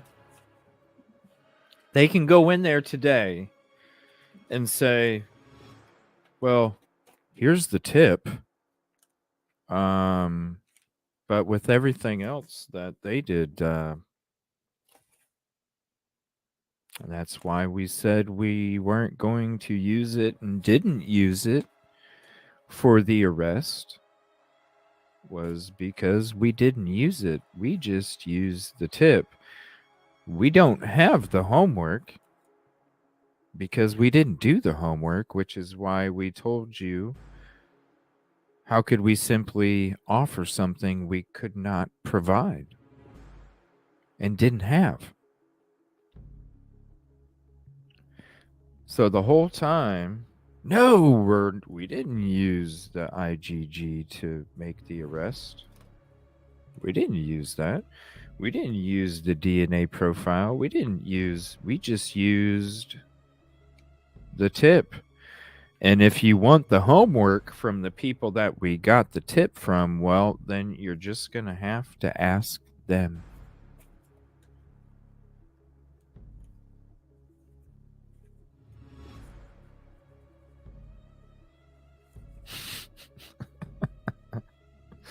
You guys are crazy.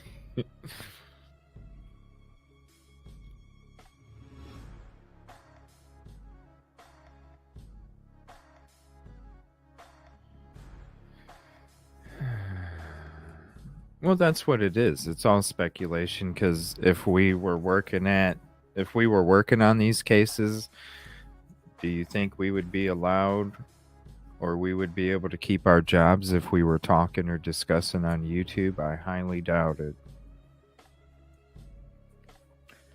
You know, I appreciate people's passions. You know, if you believe in something, you know, totally appreciate the passion. As long as it's respectful to everybody, that's all that matters. Because none of us do know. I don't know. Nobody can say with 100% because we're not there. We're not part of the investigation. We weren't there when the crimes were committed. So we can feel something as much as we want to. But we truly don't know.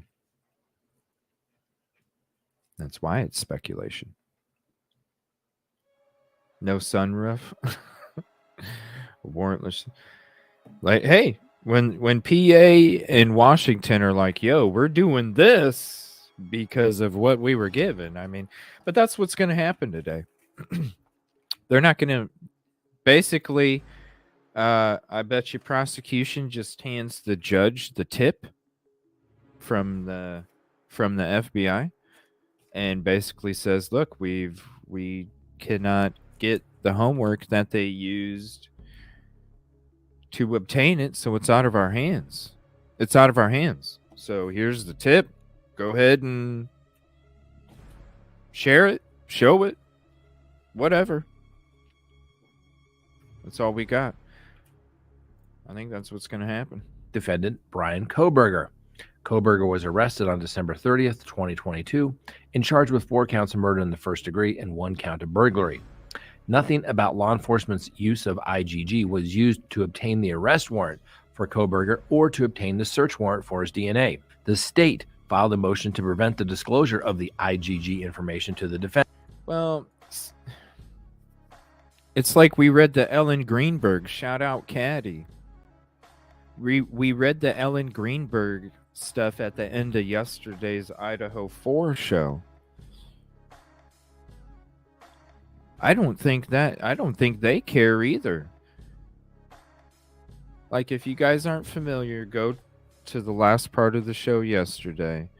We talked to Ellen Greenberg for about 45 minutes or an hour. That case, it is graphic. I'll give you a heads up. You'll see the trigger warning at the bottom. Basically up there the whole time. But it's how do you come to the conclusion where there's an unaliving that way? Like a self-unaliving that way. How do you come to that conclusion? With the types of injuries and the way that, Ellen Greenberg, same way. How do you come to the conclusion that it was a self-unalive? It doesn't make sense in Ellen Greenberg. It doesn't make sense why they would come to this conclusion in the beginning of the investigation.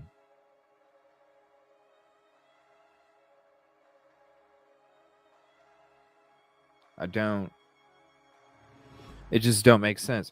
So I think two things. I think there would have been a profile, right? A sketch. There would have been a sketch put up on store windows and business windows and school windows and windows of a sketch. Who cares if it's a frickin' just bushy eyebrows? Who cares? It's a sketch. And then you have a reward attached to that because the families were wanting to put it up there. You didn't even have to do it. The families were wanting to do it. And you said no. Didn't want to scare the community. So there should have been a reward and there should have been a profile. That is 150% effort.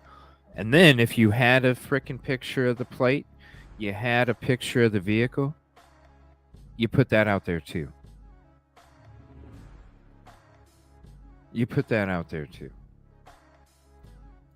The defense opposes the motion and filed a motion to compel, requesting discovery of everything pertaining to the IGG investigation, including the family tree built by the FBI.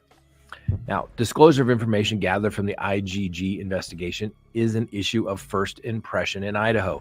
That just simply means there's no case law to guide the court as it relates to this particular issue from either the legislature by way of statute, rules, or from higher appellate courts in Idaho saying this is the issue. So it's an issue of first impression. Now, the state claims that the IG information was not used to obtain any warrant and will not be used at trial. The court finds that the defense is likely entitled to see at least some of the information from the IGG investigation, even if it may ultimately be found to have no relevance to Kohberger's defense. However, because the court has not seen exactly what information pertaining to the use of the IGG is available, the court cannot say precisely what should and what should not be disclosed at this time. Because of this uncertainty, the court grants the state. No, they haven't listened to him, Cindy. We just watched a video a second ago. Shannon Bedhair Gray was talking about how they still don't want it torn down. I hate it. I woke up this morning and I just feel this sense of urgency about this property. Like, damn, I don't know. I just feel like this thing's going to be gone real freaking quick. We're going to wake up one day and all of a sudden there's going to be bulldozers and all that construction equipment out there. They're going to be going through there, removing pipes and, all the stuff they need to remove before they tear it down. They got to get all the other stuff out of there first. Man, I don't know. I just woke up bed hair for real. I just woke up this morning and I'm just like, man, I have a feeling this thing ain't going to be around very much longer and it's going to come out quick. State's request for an in-camera review of the IGG information. After such review, the court will enter the appropriate discovery and protective orders. So basically what they're saying is, the court is saying is, hey, prosecution, you may not like it. It may not be admissible, but that doesn't mean it's not discoverable. And the court's saying, I don't even know exactly what it is. It may be completely irrelevant. That's why I'm going to do an in-camera review, which is a fancy word for simply saying the court is going to look at this, decide what is relevant, and then turn it over to the defense, and there'll be a protective order. Another fancy word for you can't give this to anybody else. We've seen this recently in the Delphi case. You turn over information that's subject to a protective order, you could get in trouble. So the court goes on further here and states in its kind of analysis here, on November 13th, 2022, Yeah, they put them up yesterday. They were only supposed to be out there through Wednesday, and that's what I'm saying. Now I bet you they're just waiting for the semester to be done. I wouldn't be surprised, Lynn. I wouldn't be surprised if they already have the planning set up. I'm serious. I feel like within a day or two of these students going home on holiday, you're going to see them. You're going to see them out there starting to take it apart. I got this. I don't know. I woke up this morning. I'm like, 2 days ago, I was thinking BK's anniversary of his arrest, late December, right? This morning, I'm like, no, I think it might be gone by very early December. Gone. I don't know. I just woke up this morning and I feel University of Idaho students Kaylee Gonsalves, Madison Mogan, Zana Kernodle, and Ethan Chapin were found deceased in Gonsalves, Mogan's, and Kernodle's off-campus home on King Road in Moscow, Idaho. The cause of death for each was ruled a homicide. Law enforcement discovered a tan leather sheath laying on the bed next to Mogan. The Idaho State Lab had located a single source of male DNA, the suspect profile, left on the button snap of the knife sheath. Now, once law enforcement had single source DNA from the K-bar's knife sheath, they conducted what is called short tandem repeat STR analysis. An STR DNA analysis involves looking at 20 regions within human DNA and allows law enforcement to make a direct comparison between two STR DNA profiles. Law enforcement submitted the STR DNA profiles obtained from the K-bar knife sheath to the Combined DNA Index System, also known as CODIS, a database of STR DNA profiles from convicted offenders, arrestees, and crime scene evidence to identify the source of the DNA. No match was found. Law enforcement continued to investigate the homicides, and video canvasses in the area of the King Road residence that were conducted into the investigation. The video canvas revealed a white sedan that piqued the interest of investigators. The video footage was provided to a forensic examiner with the FBI, who initially identified the sedan as a 2011 to 2013 Hyundai Elantra, but later indicated it could be a 2011 to 2016 Hyundai Elantra. Law enforcement agencies were on the lookout for the Hyundai Elantra in the area. A 2015 white Elantra registered to defendant Brian Kohberger was located in Pullman, Washington. Law enforcement determined that Kohberger's physical description matched that given to investigators by a surviving roommate of the victims, and that Kohberger's cell phone travel was consistent with that of the white Elantra in the early morning hours of November 13th. Based on this information, law enforcement believed Kohberger to be the driver of the white Elantra that was seen on the video surveillance around the King Road residence at the time of the homicides. Law enforcement also obtained cell phone records indicating that prior to the homicides, Kohberger's cell phone had utilized cellular resources that provided coverage to the area of 1122 King Road on at least 12 occasions prior to November 13th of 2022. On December 27th, 2022, Pennsylvania agents recovered the trash from the Kohberger family residence located in Albright, Pennsylvania. That evidence was sent to the Idaho State Lab for testing. On December 28th, 2022, the state lab reported that a DNA profile obtained from the trash and the DNA profile obtained from the sheath identified a male as not being excluded as the biological father of the suspect profile. On December 30th, 2022, Kohberger was arrested and charged with 4 counts of murder. A search warrant for Kohberger's DNA was issued on January 5th, 2023.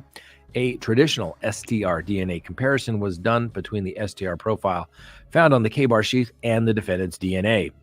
The comparison showed a statistical match. Specifically, the STR profile is at least 5.37 octillion times more likely to be seen if defendant is the source than if an unrelated individual randomly selected from the general population is the source. Then the litigation ensues. Now, law enforcement use of IGG to find a lead after the STR DNA profile from the knife sheath did not return a matching CODIS. It is unknown to this court when exactly law enforcement employed the use of IGG. Now, a brief discussion of what IGG entails is necessary to better understand the significance or insignificance of its use in this case. Consumer genetics has exploded, driven by the second most popular hobby in the United States, genealogy. This hobby has been co-opted by law enforcement to solve cold cases by linking crime scene DNA with the DNA of a suspect's relatives, which is contained in a direct-to-consumer DTC genetic database. The relative's genetic data acts as a silent witness or genetic informant, wordlessly guiding law enforcement to a handful of potential suspects. Driven mostly by genealogical hobbyists, the majority of the DTC ancestry genetic testing services rely on single nucleotide polymorphism, or SNPs, which are mutations at the level of the individual. SNP data can reveal whether users share segments of this genome with other users' relatedness through a common ancestor. This works by analyzing the percentage of the overlapping bits of genetic code, so-called identical by descent, sections that one shares with relatives. Assuming no historical inbreeding, one likely shares roughly 12% of their genome with first cousins, about 3% with second cousins, and less than 1% with third cousins. Thus, by finding and quantifying overlapping genetic regions, DTC companies can predict genetic familial relationships.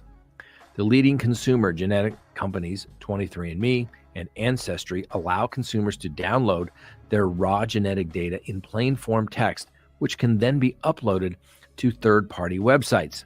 Up to 62% of DTC consumers will upload their genetic data to third-party websites for free or for a small fee. One such third-party website is GED Match, an open access service that is free for most basic searches. GED Match users can connect with even more distant relatives who used different testing services like Family Tree DNA or MyHeritage. They do so by uploading their SMP profile generated elsewhere on GED Match. The raw SNP data is analyzed using a simple algorithm, and the site then produces a list of likely relatives automatically without the need to share any underlying genetic information with the putative relative. In just a few years, GED Match has cultivated a large community of hundreds of thousands of users. Because the identity of the person from whom the crime scene sample came in is often unknown, law enforcement uses a false name, John Doe, for example.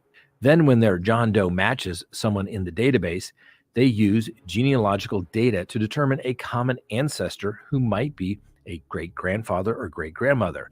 They then triangulate other data, such as birth, voting, and military records, to build out the pedigrees from the common ancestor, identifying all of the potential individuals who may be suspects. As we each have about 1,000 fourth cousins and 5,000 fifth cousins, depending on the degree of the relation, this process can be quite time-consuming. The methodology is known by different names.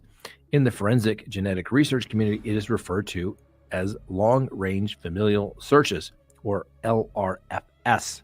Law enforcement sometimes refers to this as forensic genetic genealogy. The use of these databases like GED Match does not necessarily lead to a single individual as a potential suspect.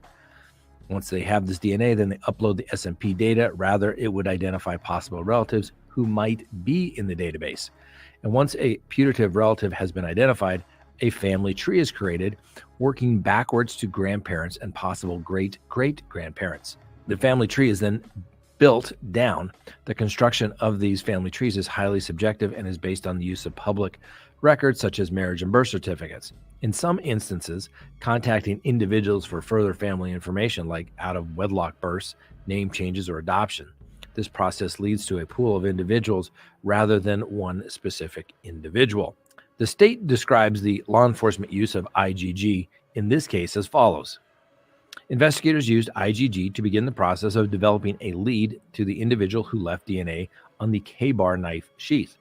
The Idaho State Police utilized a private laboratory to develop an SNP, the singular nucleotide polymorphism, profile from the DNA on the K-bar knife sheath. The private laboratory started using genetic genealogy to develop a family tree, but after law enforcement decided the FBI would take over, the private laboratory ceased its efforts and sent the NSP profile to the FBI. The FBI uploaded the SMP profile to one or more publicly available genetic genealogy services to identify possible family members of the suspect based upon the shared genetic DNA. The FBI went to work on building a family tree of the genetic relatives of the suspect DNA left at the crime scene in an attempt to identify the contributor of the unknown DNA. The FBI built the family tree using the same tools and methods used by members of the public who wish to learn more about their ancestors. The FBI consulted social media, viewed vital records such as birth and death certificates, and viewed other information already contained in the user portal for the genetic genealogy service, including unverified information submitted by other users of the genetic genealogy service. The FBI also consulted subscription-based databases available to law enforcement for information on individual people. The product of the genealogy conducted by the FBI was a family tree that contained the name, birth date, and death date of hundreds of relatives, as well as the familial connections between each other and the suspect, Brian Kohberger. The FBI then sent the local law enforcement a tip to investigate the defendant. The IGG process pointed law enforcement toward defendant, but it did not provide law enforcement with substantive guilt or evidence. The FBI did not, for example, conduct a direct comparison between the SNP profile from the K-bar sheath and the defendant's SNP profile. That type of direct comparison required more traditional STR-DNA analysis, which was conducted by the Idaho State Police, not the FBI. So we get into litigation, and the state wishes to protect and not disclose to the defense the raw data related to the SNP profile and the underlying laboratory documentation related to the development of the profile, such as the chain of custody forms, laboratory standard operating procedures, analyst notes, etc. Everything. We're going to switch to Brian Enton real quick. This is the latest tweet here. I'm in the courtroom for the Brian Kohberger scheduling hearing involving the investigative genetic genealogy review. Judge is in here. Appears everyone else will be attending on Zoom. So that's the latest update we got so far. As well as all information related to the IGG efforts in creating a family tree and identifying potential relatives, including the identities of the Genetic Genealogy Service and the personally identified information of the defense relatives. Now, while the FBI no longer has access to view... Well, Deborah, I think they're just going to add I think they're just going to offer the tip. They're just going to offer the tip and say, if you want anything else, we tried asking, we can't get it. Just like that case they referenced a long time ago. I had a feeling they were going to use that in the future. That's why I said, Ann Taylor, keep pushing, keep pushing, keep pushing. Much of the information it used to create the family tree. But she didn't. The state acknowledges that the FBI does possess the family tree itself. Notes jotted down by the FBI agents as they constructed the family tree and any records created to document the removal of the SMP profile from the Genetic Genealogy Service pursuant to the DOJ policy. And the DOJ policy required that Kohberger's SNP DNA profile be removed from the Genetic Genealogical Services. Well, in support of the motion to compel that the defense had filed, and in opposition to the state's motion for protective order, the defense submitted the declaration of Ann Taylor, a declaration of Becca Barlow, and the declaration of Stephen B. Mercer, and an affidavit of Lee Larkin, and the declarations of Gabriela Vargas. The court noted this is obviously a case of first impression, but they were able to find 3 opinions that suggested the discovery of such information was in fact appropriate. They cited to a case called State v. Bortree, B-O-R-T-R-E-E. There was also another case called State v. Burns, and a case called In the Matter of Michael Green. It's no need in going through all those necessary opinions, but the court considered that since this was a case of first impression and goes through a little bit of the analysis. And it says in the Hartman case that they also mentioned, it says on appeal, Hartman asserted that he had a reasonable expectation of privacy in the segments of his DNA that he had in common with relatives that those relatives voluntarily uploaded to GED Match. The Court of Appeals stated without the GED Match analysis, there would not have been a later warrant for Hartman's DNA, just as there was not for the preceding 3 decades. It is undisputed that Hartman, in this particular case that they're discussing, never supplied a DNA sample voluntarily to any source. Thus, if the trial court had concluded the GED Match investigation was unconstitutional, it would have inevitably suppressed the other DNA evidence as the fruit of the poisonous tree. In sum, if Hartman succeeded in his challenge to the GED Match comparison, the later DNA comparison of Hartman's DNA to the crime scene DNA would also be excluded because they would not have occurred absent the alleged constitutional violation. But the court says, guess what? You have no expectation of privacy in common DNA that relatives have voluntarily uploaded. I think that's somewhat significant as the court continues. Well, the state also says that, hey, this information, it's not discoverable. The defense says, hey, this information falls within the ambit of the Rule 16 disclosures, and that Kohberger has a right to discover and question and investigate what led to his arrest. The court noted that the family tree built by the FBI merely pointed law enforcement to defendant, and law enforcement followed the lead to develop a substantive evidence of guilt that was used for his arrest, and that would be used at trial. The state contends that the only relevant DNA evidence is the DNA found on the sheet and the DNA taken directly from Kohberger because those DNA profiles can be directly compared and, according to the state, matched. The defense argues that the IGG information sought is material to the preparation of the defense because the defense must have an opportunity to challenge how the IGG profile was created and how many other people the FBI chose to ignore during the investigation. The possibility of other relatives who might be similar to Mr. Kohberger is extremely important to the defense in this case. The process used in this method of identification may be extremely important to Mr. Kohberger's defense. the timing and steps utilized are extremely important to Mr. Koberger's case, investigation, and defense.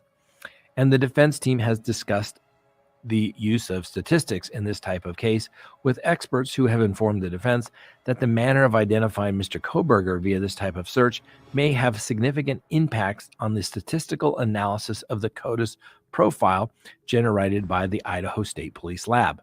Without access to the actual genetic genealogy search methods and results, it is impossible for their experts to address these issues. The court goes on and says Koberger has presented enough evidence to meet the low threshold required to show that at least some of the IGG information sought is material to the preparation of the defense.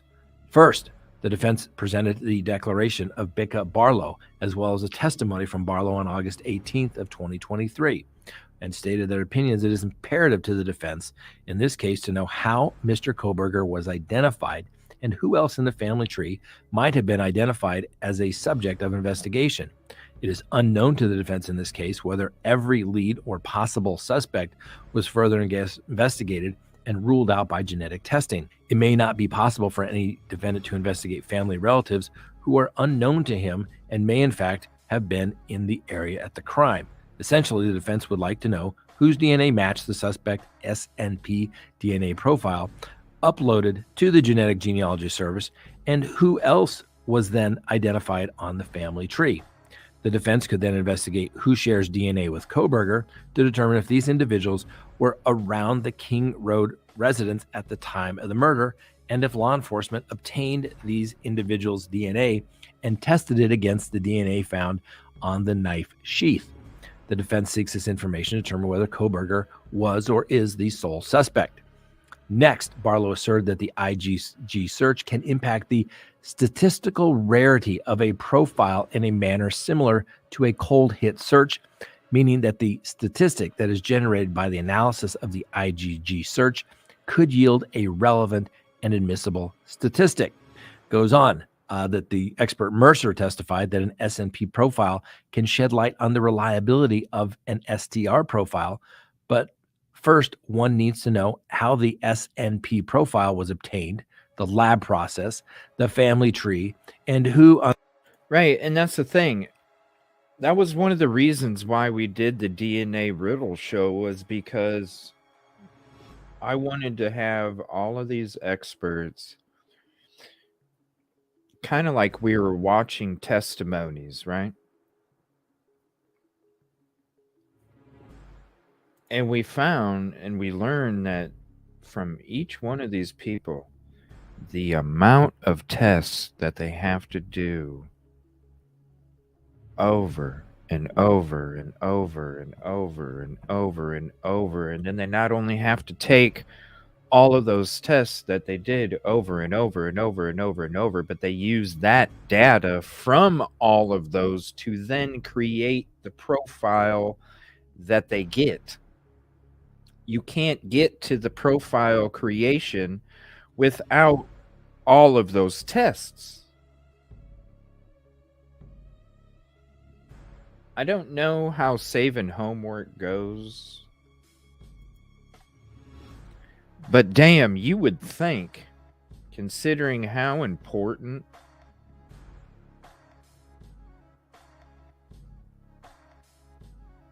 the truth and justice is in this case, why wouldn't? Why would you not want to save something if that right there could be the key factor of somebody's verdict in either direction? That's what I don't understand. On the family tree was not tested for STR purposes. Essentially, according to Barlow and Mercer, the SNP profile and the information gathered from it can be used to attack the rarity and reliability of the STR profile, which the state will present at trial.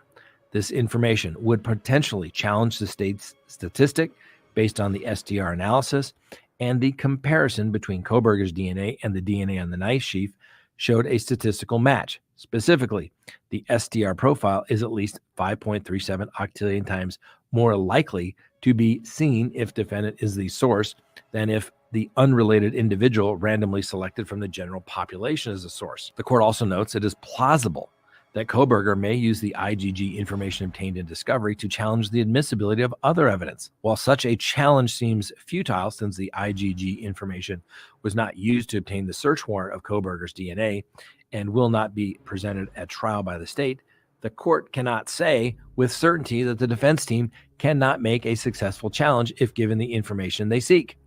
At least some of the IGG information the defense requests bears some abstract, logical relationship to the issue in this case, and based on the defense experts and the limited case law on the use of IGG, there is some indication that the pretrial disclosure of the undisputed evidence would enable the defense significantly to alter the quantum of proof in his favor. The court cannot say that the material sought will play an important role in uncovering admissible evidence, aiding witness preparation, corroborating testimony, or assisting impeachment or rebuttal. For these reasons, Kohberger has met the low threshold required to at least show that the IGG information is material to the preparation of the defense. There's further discussion about Rule 16, and then the court addresses the argument that the state says that, hey, this is not in our possession. This is in the possession of the FBI.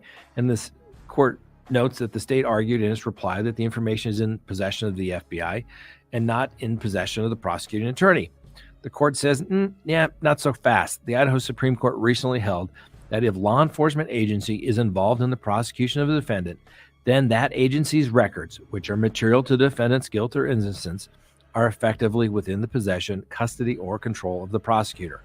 While the prosecutor is not required to comb the files of every agency, the prosecutor possession, custody, or control of the evidence may be presumed if the agency participates in the investigation of the defendant, or the investigating police agency holding relevant material evidence acts as an arm of the prosecution for the purpose of the criminal discovery statutes. The court notes here. All right, we have some updates here from Brian Enton. Let me see here. The tweet from 12 minutes ago. Kohberger hearing starting now. All parties on Zoom. Kohberger's attorney, Ann Taylor, is in the basement under the courtroom, which is the jail. Taylor and Kohberger are on Zoom together. Why is she in the basement? Why are they in the basement? What the?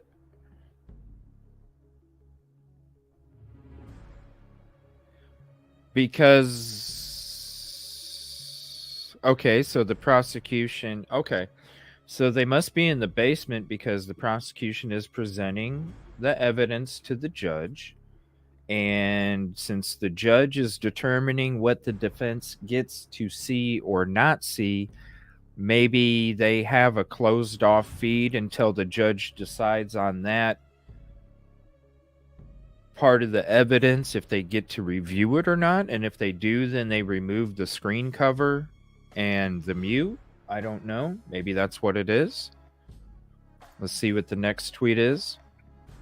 It says Kohberger prosecutor says they have asked the FBI for all genetic genealogy info. It's a long process that has to go through the Department of Justice. Could take months. Could take a month, he says. Again, Kohberger prosecutor says they have asked the FBI for all genetic genealogy info. It's a long process that has to go through the Department of Justice. Could take a month, he says.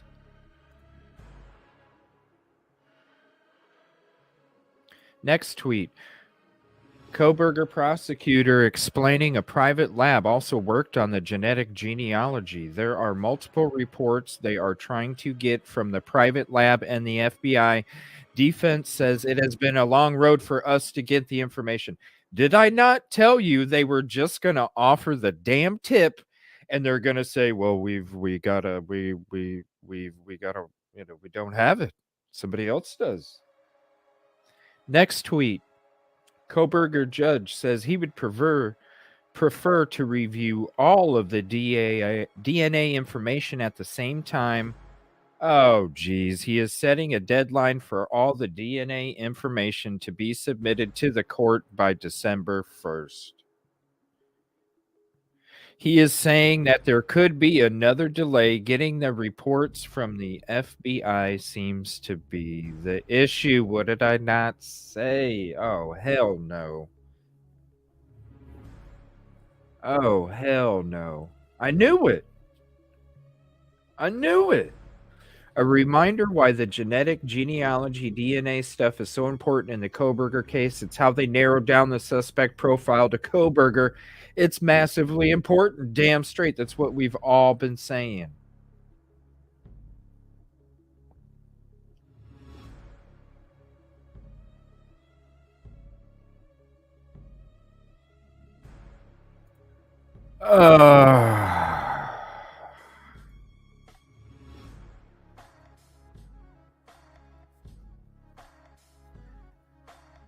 Delay. This is what I'm saying. This is why I'm saying it's a business decision about this house.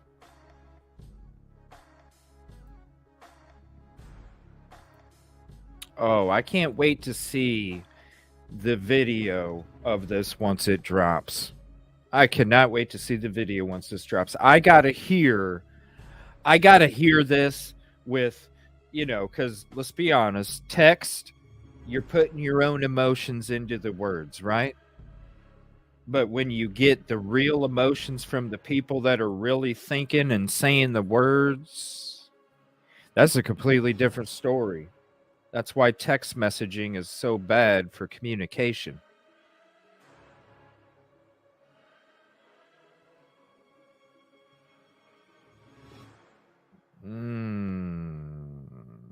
What's up, Brian Hoffman? That's a cool icon photo. Look at that. I like that. Storm Dancer, it's your birthday. Well, happy birthday. I did too, Swampside. I woke up this morning. I woke up this morning and I'm like, man, this house, like I said 2 days ago, I'm like, watch them tear it down on BK's anniversary of being arrested. 2 months away, right? I woke up this morning and I'm like, dude, they're going to tear that thing down really quick, really soon, really quick. I ain't thinking no 2 months no more. I'm thinking,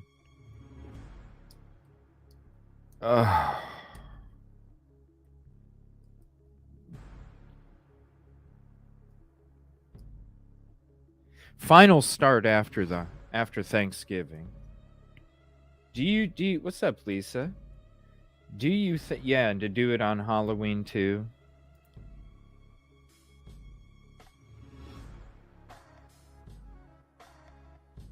What if maybe this is why I woke up and I felt so weird and nervous about that house being torn down even quicker. Do you think that they would do that on Thanksgiving break? Do you think they would? Yeah, Social Butterfly. What's up? A couple days ago, I'm like, yeah, they're going to tear this thing down before the new semester starts. Watch them do it on BK's anniversary of him getting arrested. I don't know. This morning, I just feel like this shit's going to happen. Like, we're going to wake up one day and all the equipment's going to be there and it's already going to be, we're going to wake up, we're going to be like, what the hell? Do you think they would do it? Like, look, there's another delay. They're not waiting. They're not going to wait. They're not going to wait until next year after the school year's over. They're not doing it. They're not going to wait. I think that's why we saw the urgency the last couple days of all the stuff that was being done. Do you think they would do? See, I was thinking it would be during But that is during the semester. They can't do it during Thanksgiving break. They can't, because that's during the semester. And they told everybody they weren't going to do it during the semester. So they can't, right? Do you think they would? Do you think they would on Thanksgiving break before finals? Because when they come back, no, I can't see them. I can't. You think so? Because then, if they're not trying to bother the students, don't you think, I should put up another poll, D. Don't you think that if they did it during the Thanksgiving holiday, don't you think that the students coming back to do the finals, don't you think that would mess with them? That's where I'm like, well, I know they want it done quick.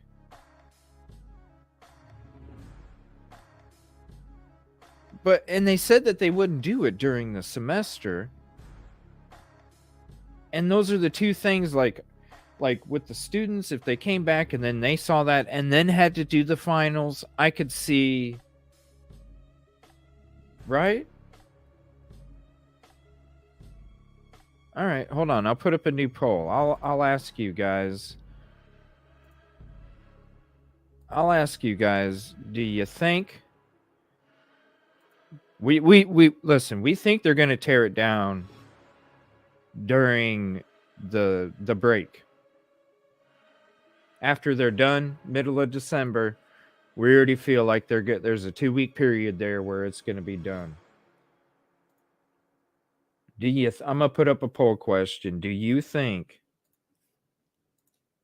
11/22 will be demoed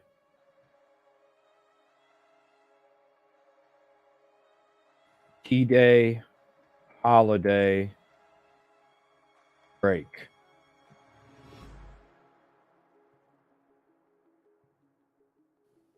Do you think 11/22 will be demoed Turkey Day holiday break? All right, let me see if there's anything new from Mr. Enton here. There is. It says the big concern with getting these genealogy reports is family trees and names of people totally unrelated to the Kohberger investigation could be contained. So remember when we were having a conversation a couple days ago about, because see, I've never done the test before. I don't know. We have people that have. We had Yoli up on panel. And that was one of the questions that we had. One of the questions we had was, could you literally create a DNA profile like if you sent something in on your own? Could you create a profile? Don't you have to submit some kind of documentation showing you are who you say you are? No, you don't. I did not know that. Never took the test. Had no clue. I just assumed. Right? Because if you're going to be finding potential family, I don't know. Who's to say there's not some pricks out there that are putting shit out there with a fake ass name, right?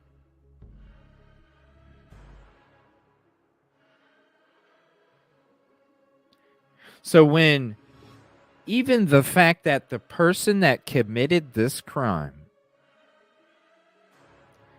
it could even be the possibility that the person that committed this crime uploaded a sample as a family member, and because you don't have to put your real shit on there. I did not know. I didn't even think. I'm sitting here thinking, yeah, you gotta put, there's got to be some kind of proper documentation or something. It's DNA. You're submitting this shit.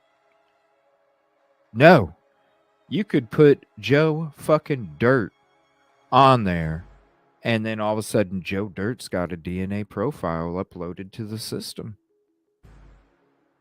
Exactly, Swampside. So it's very important when you're discussing from BK's perspective, from Ann Taylor's perspective, it's very important to know how you acquired the profile. Because if you're using that profile that you acquired for a tip, well, then why can't we see the radar gun if you're telling us we were speeding and we know we weren't?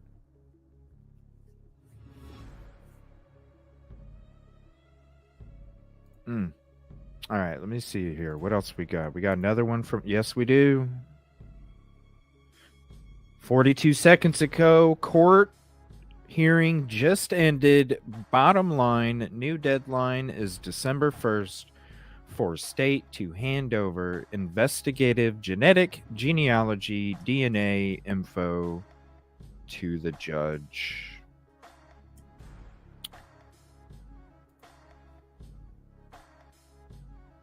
As expected. As expected.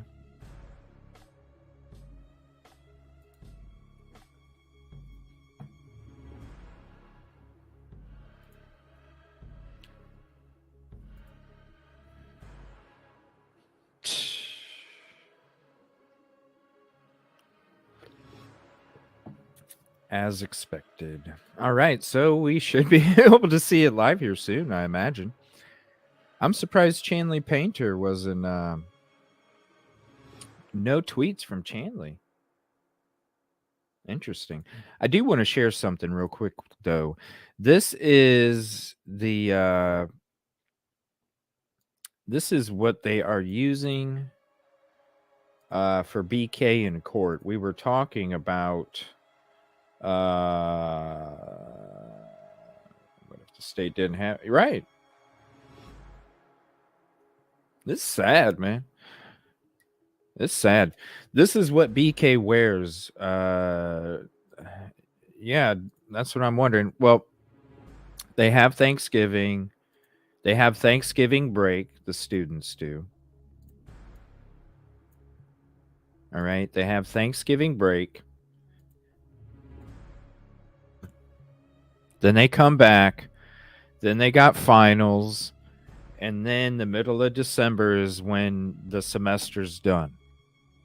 So they go on Thanksgiving break. They come back for a couple weeks. They do their finals. And then they go home. With the school saying that they're not going to do it during the semester, I don't see them tearing it down during the Thanksgiving break because they still have the finals. And if you're not wanting to disrupt the students, you would rather not want to disrupt them during finals instead of during the beginning of another semester. You know what I'm saying? So that's why I feel that I don't think that they're going to tear it down during the Thanksgiving break. But when percentage-wise, how much do I feel that percentage-wise? 55-45. Because 55% of me says they wouldn't do it, but there's 45% that says, you know what? I can see them fucking doing it. It's not... I'm not that much on the side of them waiting during the Thanksgiving holiday. I'm just trying to be optimistic when it comes to what they're saying. And when it comes to what they're saying, I'm just going to say, okay, well, that Thanksgiving break is part of the semester. You said you wouldn't do it during the semester. So I don't think you're going to. Do I think that 45% of... Yeah, I do. I could see you slipping in there and hurrying up and getting rid of it. Because finals are also a distraction from what's going on. And maybe it could easily be a thing where they're like, you know what, if we do it during this break, then when they come back and do these finals, they're already going to be distracted with their studies. their finals. It'll be a thought for a day or two, but then after that, they're going to be so distracted from their finals. And then after the finals of being distracted from that, then they're going to be distracted to go back home and spend time with their family. So then that's the 45%. 55% of me is saying, yeah, they're going to wait until at least the middle of December when the semester's over. Damn straight they're doing it in December. Damn straight they're doing it in December. Right now it's 51-49 about it happening on Thanksgiving break.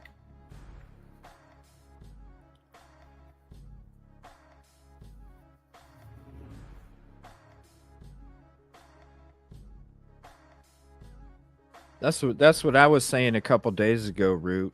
I wasn't even saying during Christmas. I was saying a couple days ago, I was like, when we found out the FBI was there to kind of do all that, I was like, watch them tear it down on the anniversary of BK's arrest.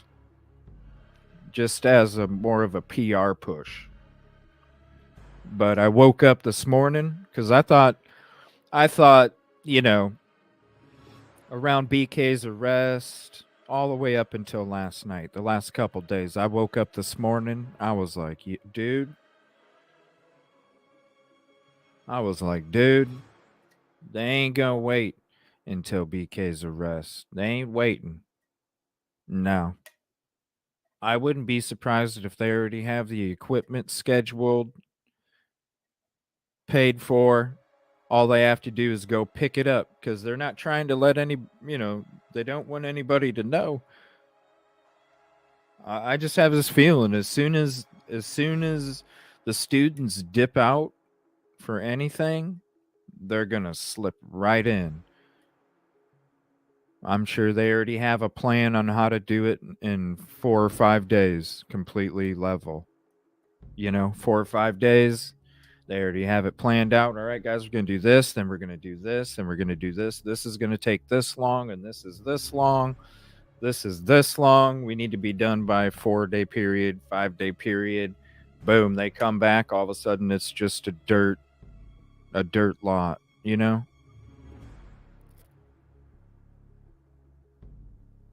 damn well they ain't waiting until after next semester when the school year's over. Because by then, who knows what the hell's going to happen. Another delay for the IGG. You want to get, how much do you want to guess there's going to be another delay again? Guarantee it. Well, it takes a long time. Let me go back to these tweets from Brian Enton, and we're going to see if this thing is popping live here. It should be here soon. See again right here. Not only the process it takes to get there, but this tweet especially. Kohberger judge says he would prefer to review all the DNA information at the same time. He is setting a deadline for all the DNA information to be submitted to the court by December 1st. Noting there could be another delay because getting the reports from the FBI seems to be the issue, according to the prosecution, because they are explaining a private lab also worked on the genetic genealogy. There are multiple reports they are trying to get from the private lab and the FBI. The defense says it has been a long road getting information. Remember, they answered that on the last time when they were asking for some of the profile information. They said they had to get it from the private lab. They were even holding Thompson was even holding a notebook in his hand when he stated that he would see what he could do to try and get the information from the private lab. Same answer, and we're on 11/2/23. Same answer. Kohberger prosecutor says they have asked the FBI for all the genetic genealogy info. It's a long process that has to go through the Department of Justice. Could take a month. Could. Watch. There's going to be another delay December 1st. Another delay.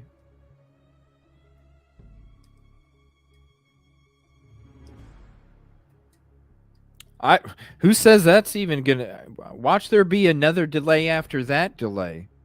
You know? But that doesn't surprise me, because that's what I said was going to happen when we even went live. What will surprise me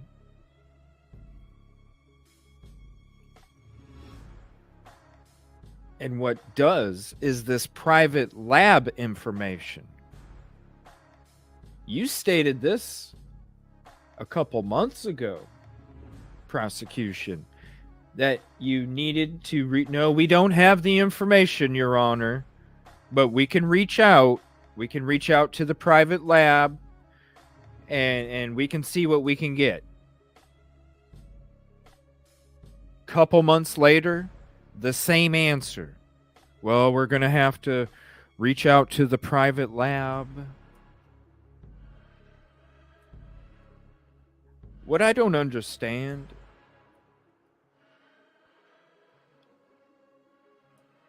how is this allowed? Like, how is the gaslighting? What's up, Ken? Thank you for gifting. Oh, you're welcome. Thank you. I appreciate you. It was right there at the end, but I still wanted to.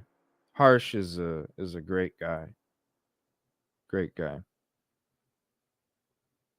Yeah, Stalin. But like, we already know. I mean, hell, when they offered that document as a response for another case that was talking about withholding the obtaining of a DNA profile because they couldn't supply the information because a higher agency had control over it. There was nothing that they could do. As soon as they used that as a response, it's like, yeah, that's what's taking place. So we all know that that's what's taking place. We all know, just like this morning before it even happened, yeah, they're going to come out and say, here's the tip, Your Honor. But everything else we don't have, right? You're going to have to ask somebody else. Like, that was apparent. What's not apparent is this private lab. Why can't you get this information from the private lab? Why has 2 months gone by and you still have to answer it like you're just getting asked about the information from the private lab? That's what bothers me. That's what concerns me.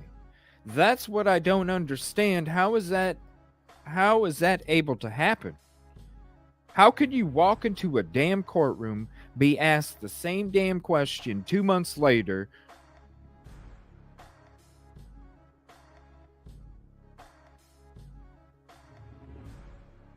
so if it's going to take you longer than 2 months to get information from a private lab, if that's what really is going on, okay, if you want to take them at their word,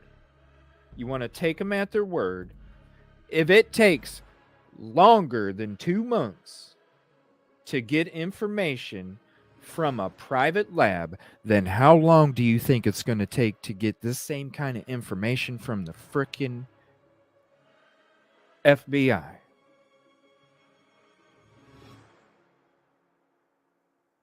And that's why I'm saying December 1st, delay. January 1st, probably a delay. February 1st, maybe another delay. Because when you're talking about this information, this is the information that the defense has been asking for this whole time, because this is the information that they want to be able to use for their argument.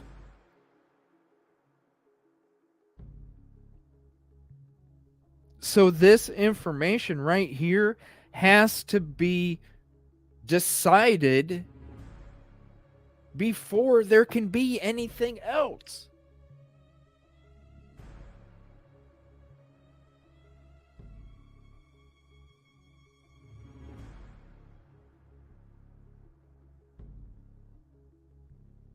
delay, delay, delay, delay. Because what can the court say? What can the court say? Not the private lab, that's one thing, everybody. The private lab is one thing. What can the frickin' Idaho court say when it comes to the other information? It can simply end up, after all these delays, it could simply end up with whatever the private lab might have left. But remember, their investigation was paused in the middle of it. Do you think they saved it? They've already stated if they don't complete, they usually don't keep. So you're going to have the prosecution saying, okay, after 3 delays, okay, Your Honor, the private lab doesn't have anything. We apologize. When it comes to the other agency, Your Honor, we're still waiting. The only thing that we can provide you is the tip that we were given from the work that somebody else did. Your Honor, we didn't use the IGG information. We didn't use how they got the profile, Your Honor. We used the tip of the individual. So really, Your Honor, we don't have to supply, after all these delays, really, Your Honor, we don't have to supply this because when it comes down to it, we didn't use it. Technically, we used the tip, and then we used all of this other evidence that we have. There's going to be a delay. They're eventually not going to get it. And then they're going to go ahead and say, okay, well, the tip, they just used the tip. I thought they lost a lot of their DNA samples they tested in the chain of custody. It is all over the place. Ann Taylor was in the beginning. Ann Taylor was even asking for the records of the employees at the private lab because she wanted to know, did somebody get in trouble for mishandling DNA? Did somebody get in trouble for contaminating DNA? I want to know who worked on this DNA. I want to know, think about it like this. Stephen Smith's case in South Carolina, right? When you want to look at the pathologist that ruled on Stephen Smith's case and you see what took place, damn straight you want to look up to see if there's any reprimandations that were done. And that was crazy because you look it up and there's been none. But yet she can state to a law enforcement that she's willing to change her report to fit whatever the coroner wants. And you have no recommendations? Or not recommendations, but you have no reparations? Like, how does that even happen? What's up, LA?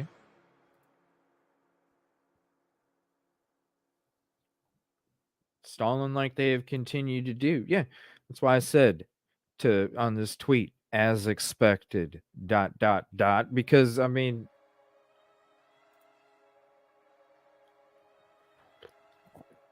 there better be, I hope there's cameras. Let me see if this thing's live here.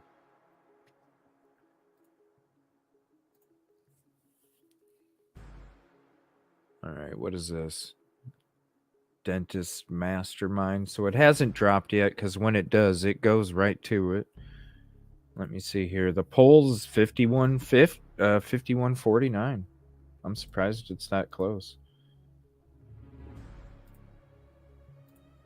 I don't know. It's tricky though. Let me see. I'm going to check one other. East Idaho News is a good one too.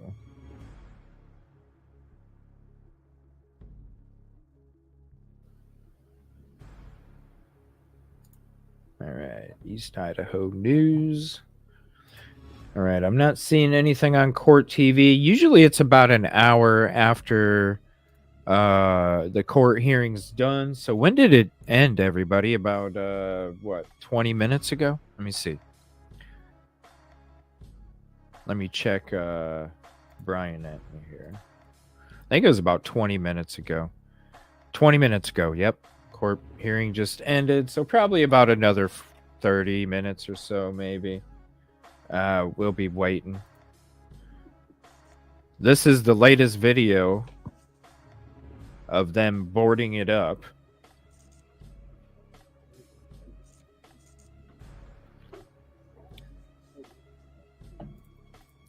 You don't think who was there, Brian?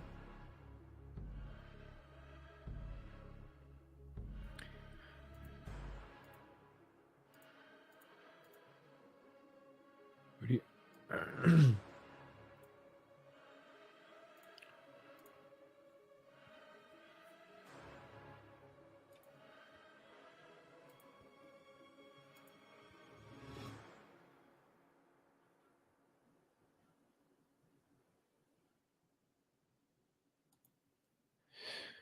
Let's see here.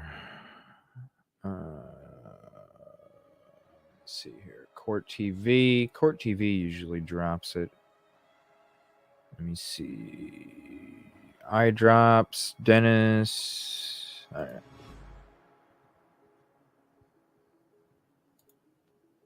So that's the latest video. This was from, I think it was this morning. When was it? Yesterday? Yeah, yesterday.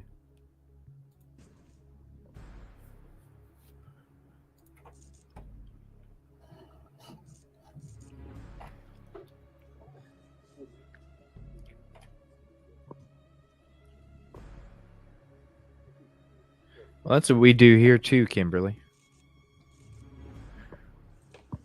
That's why we appreciate each other. I love her, she loves me.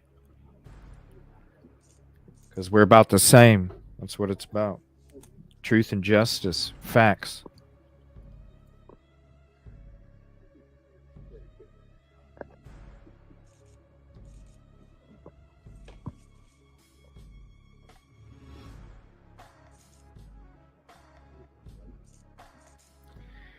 Well, I like Judge. I really do. I really do like Judge. What we're going to do, I'm going to, let me see here. While we keep checking, we're going to play the last court hearing. Because I was more like, oh man, this court hearing sucks.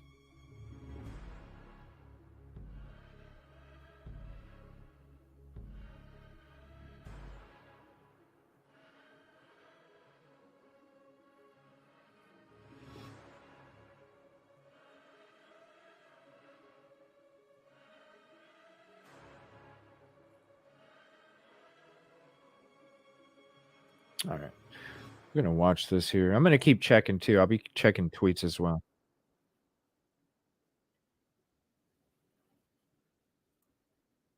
We're going to move down to standard proof for the government in this particular case, or one party versus the other. Typically, in this country, we're trying to protect. So this was 6 days ago, and I'll put the date in the screen there. And we believe that those protections are given to us via the Constitution and via these concepts of due process that come to us with common law, which is where this gets so messy, because common law would tell you that it's probable cause, and it's some guy in the field in New York who's telling you that it should be something else. Well, we could get into all of that, but it would be, I think, more philosophical than anything else, because the state of Idaho didn't do it that way. The state of Idaho, as a territory, adopts a bunch of codes out of California, a code that they've already looked at, a code that they've already said, these words clearly mean something more than probable cause. This is what you're adopting. If you come and get it, the state of Idaho goes and gets it and adopts it. So that's what the state of Idaho is adopting. I obviously recognize that the founders that wrote the Constitution did not appear to recognize what was already on the books in this regard. However, just because they didn't recognize that doesn't mean it's not still part and parcel of what was thought to be true by a large portion of the citizenry of Idaho, who are the actuals who ratified the document. The only thing we know is that from 1890 to Edmondson, the Supreme Court of Idaho is repeatedly admonishing prosecutors to stop using a beyond a reasonable doubt standard for a grand jury. And that, it seems to me, is pointing to this concept. I mean, if we're going to talk about common practice, common practice looks to have been that everybody thought the standard for the grand jury was beyond a reasonable doubt. And, I don't think this is like worthy of the parade of nightmares that I've been reading about. Obviously, in each one of those cases, the prosecutor was able to pull it off. And little wonder, I mean, it's still a grand jury proceeding. It's still just the prosecutor in a room with 16 citizens, 12 of which have to agree. They get control over basically everything that's being put on. I mean, the guardrails being put 100. That's well, I think he gave that little giggle, right? Because of the earlier hearing. Yeah, that's a good one too, Murky. Yeah, it's true. Because, man, I wish I could have seen that one, Ooh. Damn sealed shit. I would love to do jury duty sometime. I know people can't stand it, but I would love to do it sometime. But in, hey, let's use admissible evidence. Hey, let's not pull in hearsay witnesses. That kind of thing is not going to somehow make this impossible and make it so that it can't possibly work. What it's intended to do. I've thought that too, Lynn. She was at the party, remember? It's just make it so that if you're in a position to get an indictment against somebody, you're going to put it on your A game. Obviously, we've been talking a bit about how we don't think that that's what occurred in this particular case. And we certainly don't think that if the court were to adopt this particular case, that this would even remotely cut the mustard, because we know from the grand jurors that at least 6 of them wanted to hear more. It's just because I'm so about the innocent until proven guilty, I would love, and you're right, it would be super interesting to be a part of that process, because I would definitely give it my 150. What an experience it would be, for damn sure. Until they were essentially cut off and told probable cause of the standard, and what do people do it? You probably should cut that. What the grand jurors did or didn't do. Fair enough, but Brian, I missed your spunk. You got such great spunk. I'm just pointing out that there's clearly prejudice in the record that the court can see from what they want to instruct. It's also, as we argued, clearly going to be fundamental error. You tell the grand jury. Oh, the coffin. That's spunk. See what I'm saying? That's spunk, Brian. This is the standard, and it's actually something else. You can't possibly think that the result that you're getting is the accurate one, and so you have to do it again. These are fundamental rights that people have, so clearly that would be the way. Well, I think the Vans. I honestly think the Vans print is from another time. I think the Vans print is from another time, because it's a latent shoe print. You walk in, you don't see it until you further investigate it. That's when it pops up to you. So to me, that tells me already somebody must have used Resolve from something else. The shoe print just doesn't make sense. It would make sense, right? It would make sense if the shoe print had a whole bunch of, right? It would make sense if the shoe print had a whole bunch of fluid. But when you walk in a crime scene and you don't see the shoe print until you go in there and use your light, then what makes you think, yeah, dream, yes. But when you're looking at using this as the person who committed this crime, if it wasn't like that, it was obviously cleaned. It was obviously cleaned. But what I'm saying is it was cleaned from another situation. I'm not saying the shoe print didn't show up when you squirted your fluid and, used your funky light. I'm not saying it didn't show up then. What I'm saying is if I'm walking in and I don't see it and then it shows up that way, well, then there's only two possibilities, no? Either it was cleaned up from somebody that was involved, or if it wasn't cleaned up from somebody that was involved, well, then it probably was from something else. No? I mean, I'm just guessing. Holy shit, Kelly.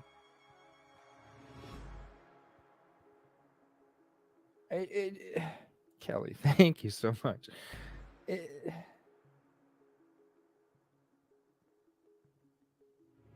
It just doesn't make sense. The shoe print, it just doesn't. I'm sorry. What's up? Look at that. Swampside, Carol, Margaret, Peaches. Interesting. Dog lover, Susie Smith. The tip is BS. It's an easy way to say we don't have it. We're going to watch it here as soon as it drops. To Lilith, Devo, Juju at 2.0, Bad Boy, Miss Ma'am, Leslie Densley, Denise Datillo. What's up, Grammy? How you doing? Natural Healing. What else, right? Pam Frenchman, Yvette Clifton.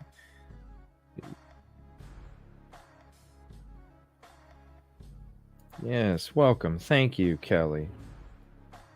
I know. I would love to be on a jury too. Like, even some of my friends were able to, and I'm just like, yeah, huge party. Exactly. That's Brian. I just could never get it out of my mind that the frat party had something to do with the crime that night. The frat party had something to do. What took place at that frat party, I feel, is it's just connected. The fact that we don't even know what they were doing why do we know what Kaylee and Maddie were doing from 9 to 1:45, 1:58? How come we don't know what Zayna and Ethan were doing from 9 p.m. until 1:45 a.m.? I mean, you have the quarrel, you have other things going on that night in different locations, and then you don't, the coroner gets asked about a TOD. Well, we got to wait for the, okay. But a lot of the other information you're being asked, you got to wait for a press conference. You didn't even get there until sometime after 5:30. You had the University of Idaho putting out a notification about the crime. It said homicide on it on the frickin' university alert.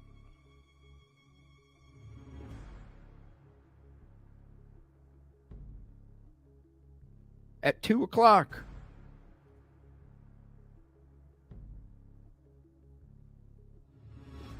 At 2 o'clock. The Consalvas family didn't even have confirmation from LE until 4 something. They had their family members calling them up for 3 hours saying that they were unalived with different weapons and in a different fashion and all of these other things while they're frantically calling, not getting anybody to pick up. And the university puts out an alert first? The university puts out an alert first.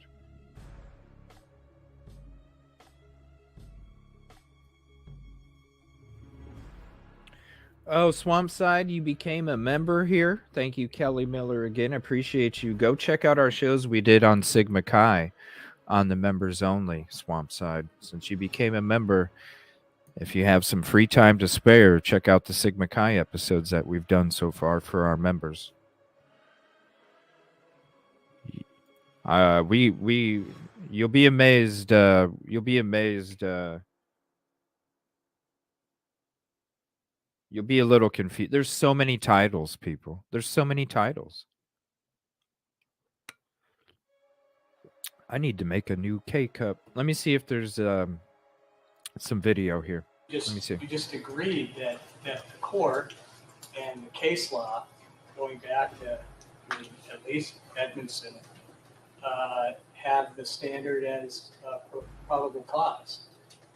So, to just say, well, they were given the wrong instruction is not exactly the case. I mean, that is the standard that has been used in Idaho for years, maybe 100 years. It was different. It was different there for a period of time, but after Edmondson, I thought that it was pretty much settled. Now, I understand the argument between substantive and procedural, and that can be a legitimate argument, but I'm not sure it's fair to just say, well, they were given the wrong instructions if everybody's using that instruction throughout the state. Well, Your Honor, if that were true, then I'm not really sure what I'm doing with my life, because I've spent much of it arguing that things that everyone in the state is doing is wrong. True. And occasionally, rarely, but occasionally, somebody says, no, that guy's right, and my client walks out of prison. So well, that's fine. You can make an argument that something should change, but are you telling me that other places in the state are giving a different instruction, that it should be beyond a reasonable doubt? What I'm telling the court is that it appears that up until 1980, that was... All right, there's no updates as of yet so far. I'm going to put up a new poll, and I asked this question yesterday. Now, we've heard Steve G say that he feels like the prosecution and the defense are kind of working together on some things. They're agreeing a lot on some stuff, and if they don't stop, then he doesn't want to be the guy, but he's going to have to say some stuff. I'm gonna put a poll up there, and I'm gonna ask you guys: do you think BK can trust Ann Taylor? Do you think BK can trust Ann Taylor? Let me know. Voting is up now. I'd definitely like to hear what you guys think. That's true. And so the Supreme Court enters its rule, sort of has this ruling that talks about that, but nobody's arguing about it because they don't have... Yeah, Sally, it's delayed until December 1st. access to the internet. And then it'll probably be delayed and delayed and delayed and Or delayed. what California was up to. Well, Justin Weisslein argued about it in a dissent in Edmondson. And we thank him for it, although... Okay. If you can't go say back... that there hasn't been an argument about it. Well. No. If you go back and you read what Justice Weisslein did, Justice Weisslein didn't know about the field trip. He knew it came out of California. He knew that it meant something different. I think it's attached on the dissent. Some of that. No, California. Oh, those are earlier. Oh, that's the earlier session. he has the California code, and he has the stuff on the territories. That's what he's got. But he doesn't know. If you read the field code, apparently nobody did, except Justice Field in California. If you read it, it literally tells you what it's trying to do. It spells it right out. And you can find it for free on Google Books, which is where I got it. I don't have a copy. I'm not even sure where you find it, but except for Google Books. You can find this thing, and they have a whole preamble to how they're trying to save the concept of the grand jury. They want it to be better than what it is. They understand people have concerns about it. Let's make it better. And it gets adopted in California, and then we took it from that. And then that's what I think should matter. And the fact that the plain language of the statute is being read by every prosecutor in the state up until the 80s when the Supreme Court finally gets them to stop, because the statute's relatively clear. And so the only person who's pushing back against this are these Idaho Supreme Court justices who don't like it.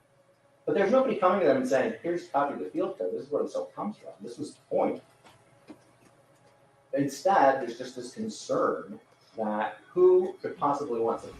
How would we be safe if our communities are only able to indict people beyond reasonable doubt? It's just too much. It's too high a stake. That's hard to believe given how many of these cases are making it up because they were convicted. There's no reports anywhere that I was able to find that in the state of Idaho, all these prosecutors were mistakenly using beyond reasonable doubt. There's just no indictments going on. Nobody was going to prison. Nobody was getting the death penalty. It's a free-for-all, and we had posses riding around and having to deliver justice because the standard was too high at the grand jury proceeding. But that's not what was occurring. What you had was a perfectly well-running system that you had Supreme Court justices that were not aware of where this stuff was going. If somebody had come to them and said it, we'd have a ruling. But nobody did. In fact, we don't have really any state that's ever done the heavy work of this. You've got the New York Court of Appeals is about the only one that was aware because it happened to do. And they've kind of let it drain away over time. Well, other states can do what they want. They can pass new statutes. Their constitutions are older than ours, etc. Our Constitution was written in 1890. So it's going to lock in what the people thought that they had as their law and what they considered to be their standard due process at that time. And the only history we have is we've got the Supreme Court saying, you don't have that right. You got a bunch of prosecutors, of all people, thinking that we do. And that's what you're looking at. The fact that the rest of the country is off doing other things, I don't think necessarily matters. What matters in terms of the courts has to read plain language of the statute. The court has to consider the fact that, at the very least, California knew what it was up to, and that even if the people who wrote our Constitution didn't know what was going on, that doesn't mean that the people who wrote the Idaho revised statutes in 1887 didn't know what they were signing on for. And whether or not they were sitting at the Constitutional Convention is something that I put enough effort into to figure that one out, but I don't think it necessarily answers the question. Anyway, I think the only other thing I wanted to touch on was how, by agreeing with me, the court is able to save the indictment by turning it into a presentment. As a presentment, there's a lot laxer evidentiary rules and everything else. Much of the complaints we would have about it essentially disappeared, and the state has its presentment. And as far as I'm told, one of the reasons why we had a grand jury in this case is because in another case, I had argued that if you don't do a grand jury, you can't have the death penalty, which I still believe. But if you have a presentment, that's also listed. And so the state still gets what it wants. And we get a preliminary hearing, which it seems to me would be worth the candle for us. I think there was some instruction about present for the grand jury, was it not? they were given that option. Well, I think they were told about it. So I don't know, and the court maybe can find it. I can't find a single presentment in the history of Idaho. So I don't know if they've really ever been used. I don't know. And I hadn't really even thought about what they are or what they meant until taking up this argument. But from what I could tell, going back to the field code and looking at everything else in the statutes that we have on hand, I mean, essentially it's like grand jury light. Typically for the presentment, the idea for who is getting the presentment seems to come from the grand jury members themselves.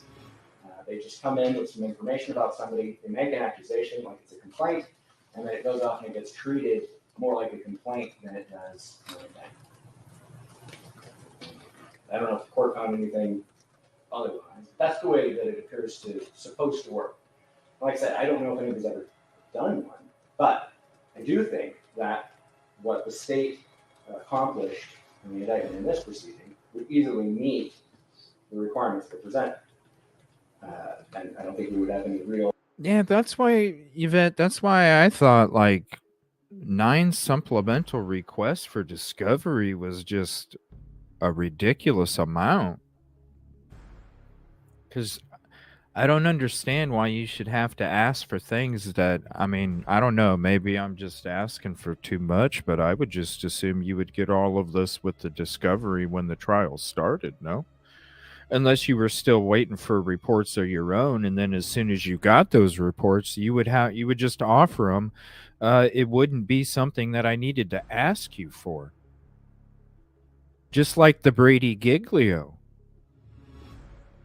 Did we have to ask you that there was an officer that was being investigated by Internal Affairs? No. You, as the prosecution, came up to the court and said, guess what? We have somebody being investigated by Internal Affairs. Like, so did the defense have to request for that? No, you simply offered that because that was something new in the case that needed to be part of the discovery. So when it comes to these reports, okay, if you don't have them when you put them out in the initial discovery, well, then they should be offered with us, even without us even having to ask 9 damn times, yo. I don't know if he's necessarily allowing it. It is a circus right now. I don't know. I think what it is the prosecution is so damn. Listen, when you look up some of these other cases, right, in that area in the past, they're good at this shit. They're good at the delays. They're good at the throwing the heavy, the DPs. They're good at this. They're good at it. So I don't necessarily think, yes, is it a circus? Yes, it's a circus. Do I think he's allowing it? I don't necessarily think he is, just because I think he's being bound by the law, and it's the prosecution that's being the tricky ones because they know.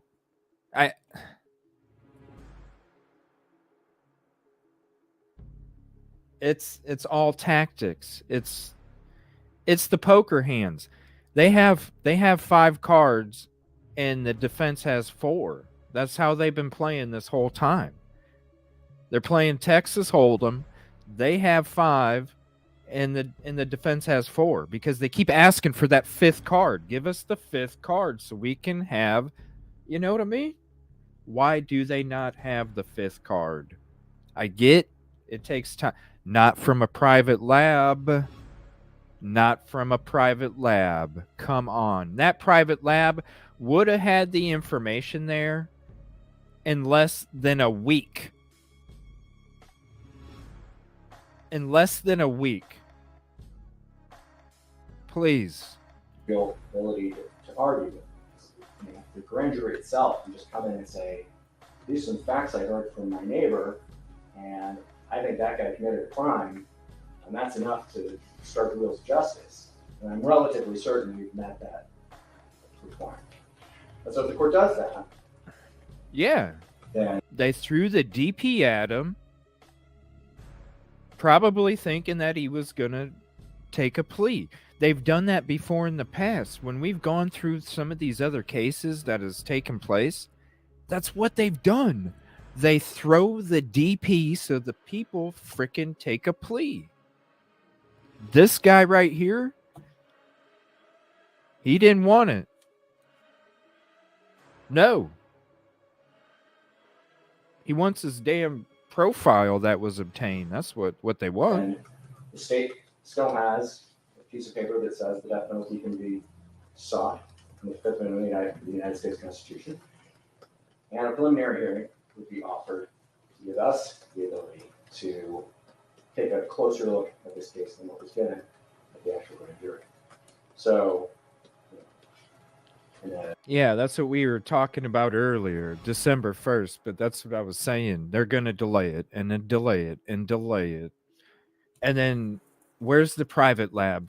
We'll probably never get the shit from the FBI. Let's be honest, everybody. Let's be honest. Let's be fucking honest.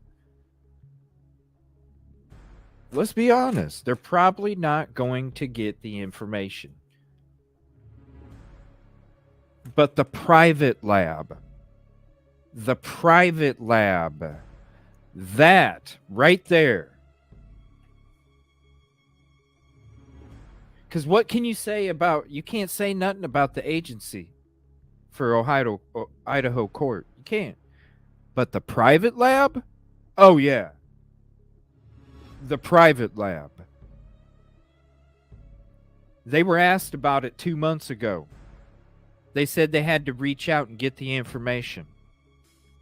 They answered the same way today.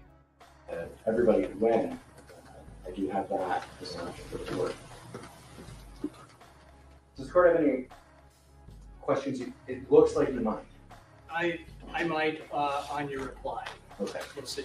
Thank you. Thank you. Mr. Nye?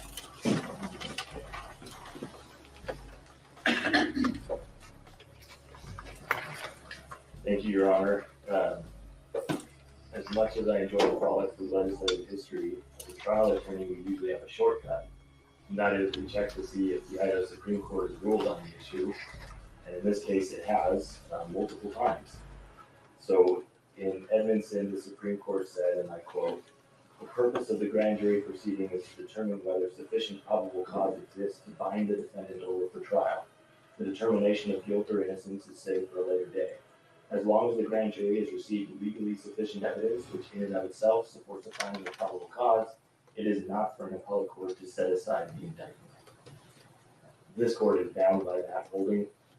The Idaho Supreme Court applied that holding in two subsequent cases, Martinez and Jones, both cited in my brief. The Court of Appeals has applied that holding repeatedly. This court is also bound by its holdings. The only other thing I would add is, to summarize Mr. Allison's arguments, Idaho law supports it as long as you ignore the Idaho Supreme Court. California law supports it as long as you ignore the California Supreme Court. Idaho's constitutional history supports it as long as you ignore the founding fathers. I could go on, but there's nothing to see here. The Idaho Supreme Court has ruled on this, and this court is not right. Unless the court has any questions, I'll respond. Thank you, Mr. Nye. Thank you. Okay, Mr. Loxton, you want to add anything else?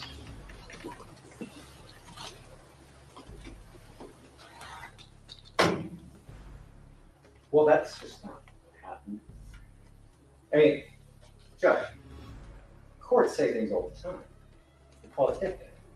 When a court is listing off, Sometimes we call it the law. sometimes, but what we're talking about when we talk about evidence is we're talking about it. I mean, nobody was arguing in that case that probable cause was the standard.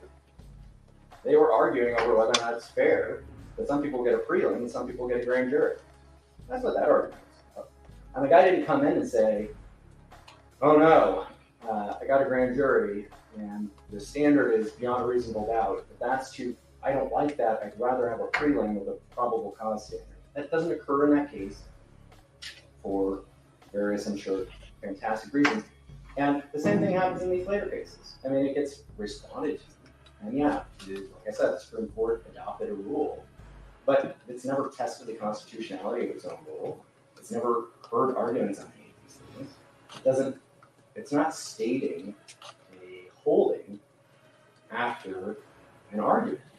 Thank you, Swampside. Just reviewing what it believes the law to be, that nobody's picking a fight about. I'm picking a fight about it.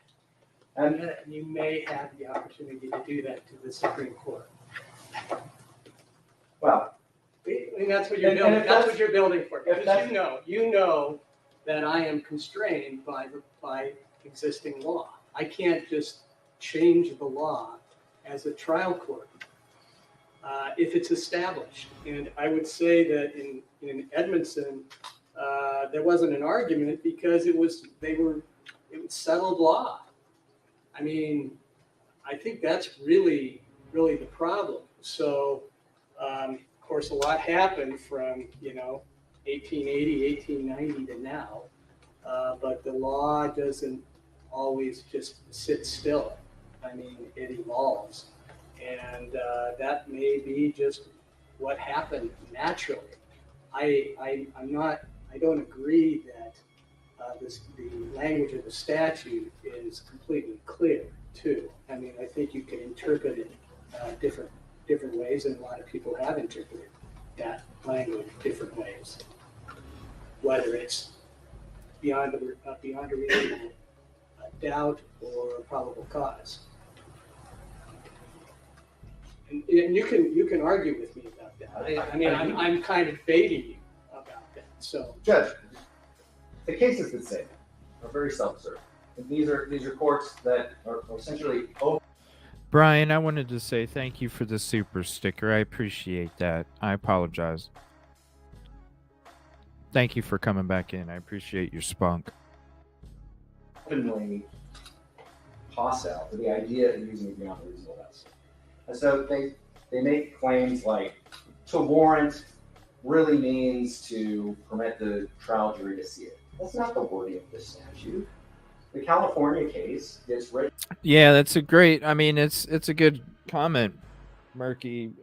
That's why we went over Vargas's stuff, because when you, especially, and you'll know what I mean, Murky, when she was on the stand, right?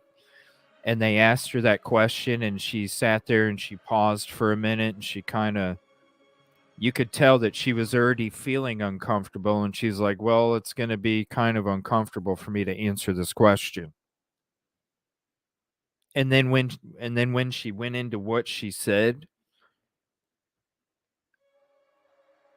it was like, whoa.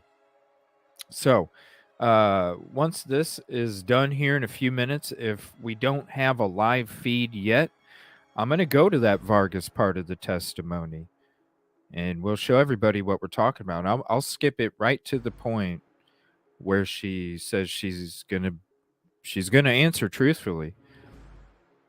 She's uncomfortable answering it because of what she's going to say. And is that why Bill Thompson said, hey, what's going on? Right? Written in the backdrop of a statute being passed in the 1940s that says probable cause is what you're going to look at. Of course it don't exist, BG. So it really doesn't, whether or not the grand jury is being told something else to some extent turns into a moot point. The reality is, just because the courts didn't like what the legislature did out, and in our case, unlike California, unlike New York, but what was part of the concept of due process in our Constitution was written, just because the Supreme Court doesn't like it, doesn't mean it's somehow settled law because it refuses to follow it. It has to actually have a case and determine it. Now, occasionally, they can pass rules like they did. And so that's where this whole question of whether or not this is a substantive right and procedural right. But they never ruled on it. And Your Honor has the ability to look at the whole mess, the totality, and say, what is the law? What was the law in 1890? And when did it change? I don't think what the court can write is an opinion that says, well, we don't know when or how it changed, but by 1890, clearly the probable cause was the same. There has to be something where the Supreme Court considers these things in order for it to be settled law in a way that in which your honor would be right and say, I can't do anything about it. They've never settled this question because nobody ever brought it up. Because it's really hard to get a copy of the field code in 1913. I don't know. But it was, there was, I can't remember the name right at the moment, but in the 1950s, there was dicta where the judge, the appellate judge said, no, that's not the standard because they were using the unreasonable doubt in that case. But anyway, there was a discussion in that case about what the standard of proof is or should be in the grand jury.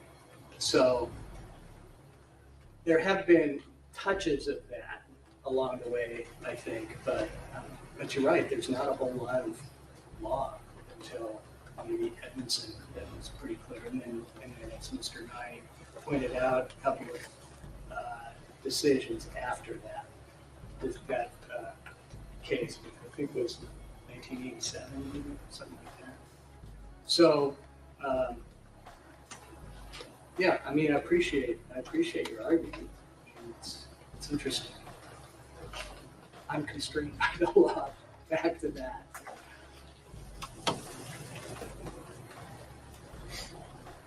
You're making a record. That's good. Judge, Kevin decision held some things. It's true, but nobody was arguing about that standard of proof. The fact that they stated while they're walking through what a grand jury is versus what a preliminary is, that doesn't settle what the standard is. Just because they said it doesn't make it the law. I think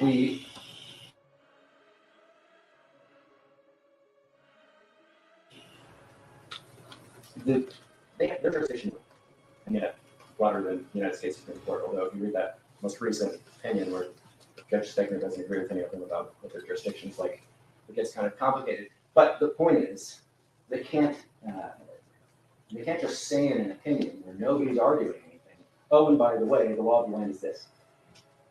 Nobody briefed this issue in essence. Nobody briefed it in any of the cases that came after it. They didn't set in stone via that opinion what the standard is. They tried by adopting the rule. The rule is the question. The court. Look at his grin.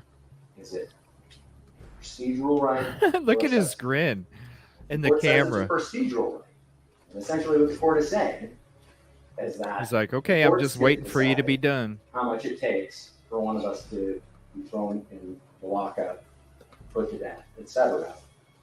Which he's like, okay, I'm just waiting for you to be done. That has ever said that. They've all said that the standards being set by the Constitution or the legislature, setting these standards over and over and over again. So for the Idaho Supreme Court to issue a rule setting the standard of proof, even though there is a statute that says otherwise, they can't do that. That didn't become something that, I mean, they did it, but the court is in a position to consider whether or not they could do it. The court can tell the Idaho Supreme Court this rule isn't constitutional. Courts can do that. I mean, we consider bail issues. We consider bail on appeal, things like that. Statute versus procedural rights. Those things occur. And the lower court can look at that like anybody else can. Who's in the right? The legislature or is it the court? So I think the court can decide all these things. But if the court's going to say it can't, I hope you'll at least write a 32-page order in which you explain how right I am about everything except. Man, maybe she should have argued herself, Thank you. no? I appreciate the argument. I think it's really creative. And I appreciate that Called they're it moving creative. back through history. I think it is an important factor in determining what the law is. Back through history. When you read all these documents,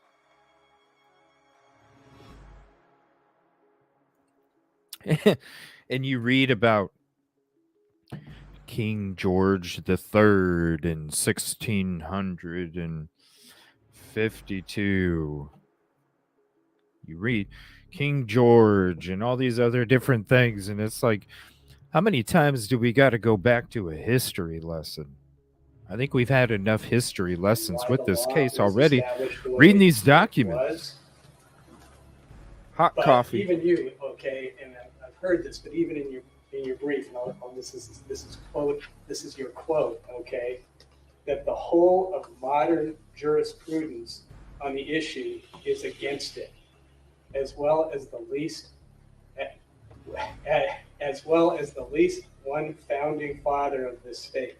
So I get it. I mean, what it comes down to me is that I am constrained by what I believe is settled law in Idaho. I may be wrong, but this is certainly an issue that you would have to bring up with a higher court, like the Idaho Supreme Court, and I look forward to getting that from your perspective settled in Idaho. We'll see. He said, "We'll see."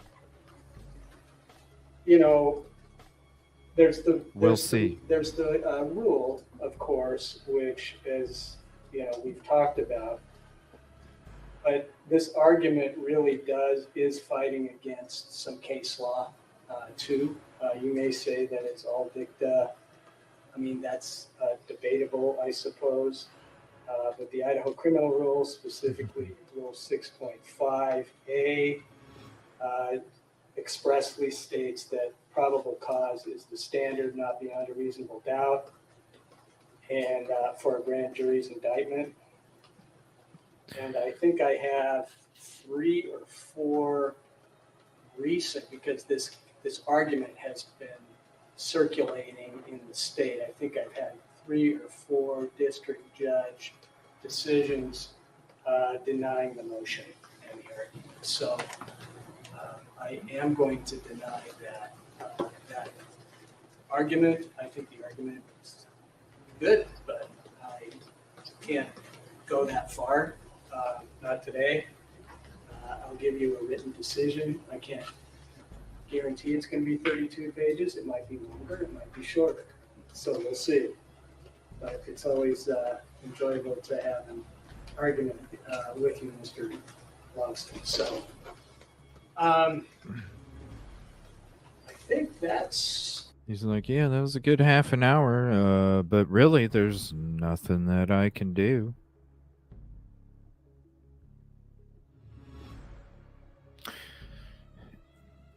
They already knew the result, right? Maybe that's why she had him do it. It's more practice. And look, just more practice. I don't know. Always seems to be somebody different over here too, you know? It's just like a constant rotation. All right, so I'm not seeing a live yet. So I'm going to switch to that Vargas testimony. Now, this is when... Remember when there was a couple court hearings that the audio was just freaking horrible?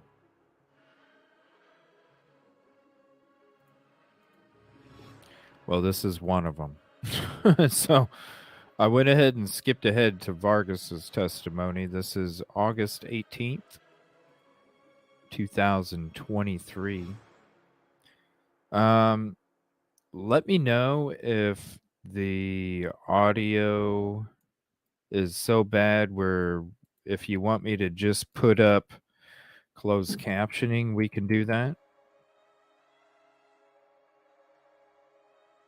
Just let me know. I'm going to go ahead and play it. But it's one of those couple episodes or a couple court hearings where the audio is just like, what are you doing?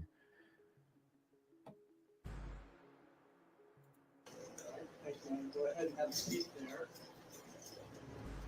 Once you're there, you please state your name and spell your last.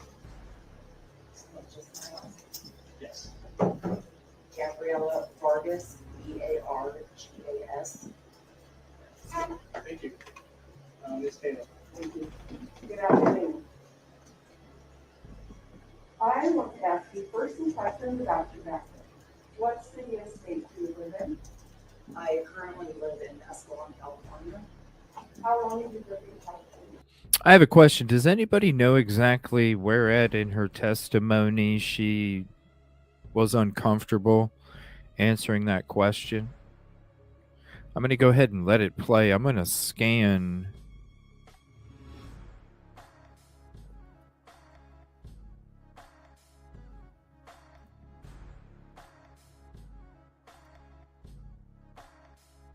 I'm going to go ahead and play it. Yeah, I'm not seeing anything from Brian Enton here. Nothing from Court TV. It shouldn't be too much longer. It's usually about an hour. It's been a little over an hour since it ended. Should be soon. And then we'll play that as well. I'm interested to see where. And if you know if it's live, let me know too, because I can. I'm gonna check once I get this one set.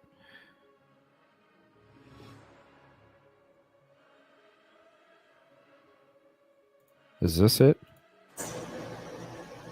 And is that because there's a problem with GetMap? It's just fluke, you upload it and all of a sudden these things that shouldn't happen did? Yep, this is it.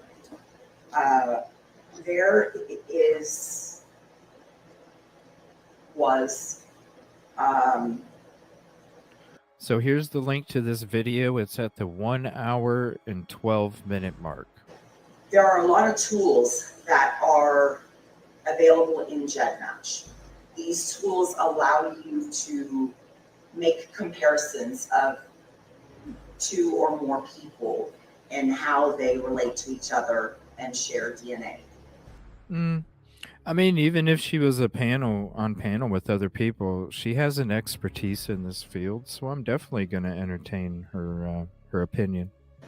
One of these Why not? tools allows you to compare many matches, not only against your DNA profile that you're working, but also against all of their matches to see if their matches match each other. When you utilize this tool, there is a feature that you can edit the list of kits that are originally selected. What does that mean? Edit the list of kits. So when you upload your profile, it takes about 24, 48, 72 hours max to batch and tokenize in the system. It then produces a list of matches, okay? And these matches are biological relatives to the unknown DNA contributor. We don't know right away what relationship they are, but they are all biological relatives, okay? One of the tools is called the matrix tool. And what the matrix does is it compares the match, the DNA profile against a specified number of the profiles matches. So for example, if I run the profiles kit number, they're all given a kit number. If I run the profiles kit number and I compare it to 100 of the profiles top matches, it will in turn compare the profile to all of the matches and all of the matches to everyone on that list of 100 people. Okay? Okay, I see what you're saying. Let me make sure. So you have one person, you get a list of their matches, but this tool also gives you a list of those matches. So it's a multi-step process. So initially, if I am putting my subject's DNA in the system, I don't know who it belongs to, I put their kit number in. You get a kit number after you upload the data, okay? I put the kit number in, I run a tool called one-to-many, and it's gonna show the top 500 matches that this subject has. I then would go to utilize the manipulation tool, the loophole. You would then go click the top match and run their matches. So the top match of your subject's top match, you would run their matches, okay? Once you run their matches, there is a tool that allows you to edit that list of matches. So we're looking at the matches of the subject's top relative, not the subject's matches, right? When you edit the kit list, if you put the subject's kit number into this tool that you're going to now analyze, these matches, it tricks the system and allows you to see matches that you wouldn't have seen when you ran your initial match list. And those can include people that did not agree with law enforcement to see their DNA. Those matches that are revealed are only matches that have been opted out. And that is only the ones you're supposed to see. They're only the ones. If you see that the subject matches one of these people, because again, you're not looking at your subject's matches, you're looking at that person's top cousin, let's say, that top cousin's matches, right? When you put your subject's kit number in there, you're going to see now his kit, her kit, compared against the matches of their top match. When you you then scroll down and you look, oh, here's a match for 100 centimorgans. You go back to your screen where you have your list of your subject matches and you say, I don't have a match with 100 centimorgans. That proves that that person has opted out of law enforcement matching, but I'm still able to see them. And so that's a way to use the tool to get past what law enforcement is supposed to do. Sorry, it's 1:18 of this video, and again, I'll drop the link to this if you want to save it for your playlist. And I'll leave it right there because that's a perfect picture. How do I answer this question? Yeah, we watched when we had a Vargas episode. Gosh, when was it, everybody? A couple weeks ago, maybe? Something like that. We had a Vargas episode. Yeah, that. She's a trip. She's a trip. I struggle with this. Right here. I'm sorry. Right here. It is a tool that is provided in the database that essentially allows you to see things that you're not supposed to see. And as a result of seeing those things, you're then using that match to find to identify your subject. So you're violating the terms of service by seeing these matches. This is in general. This is in gen match. How about family tree DNA? That's the other law enforcement strategy. There's a Same LA. Like first Idaho Supreme Court, then they're gonna have to go to the Supreme Court of the United States. Totally agree with you, LA. I'm gonna double check again, see if we have anything live. According to Brian Enton, let me see.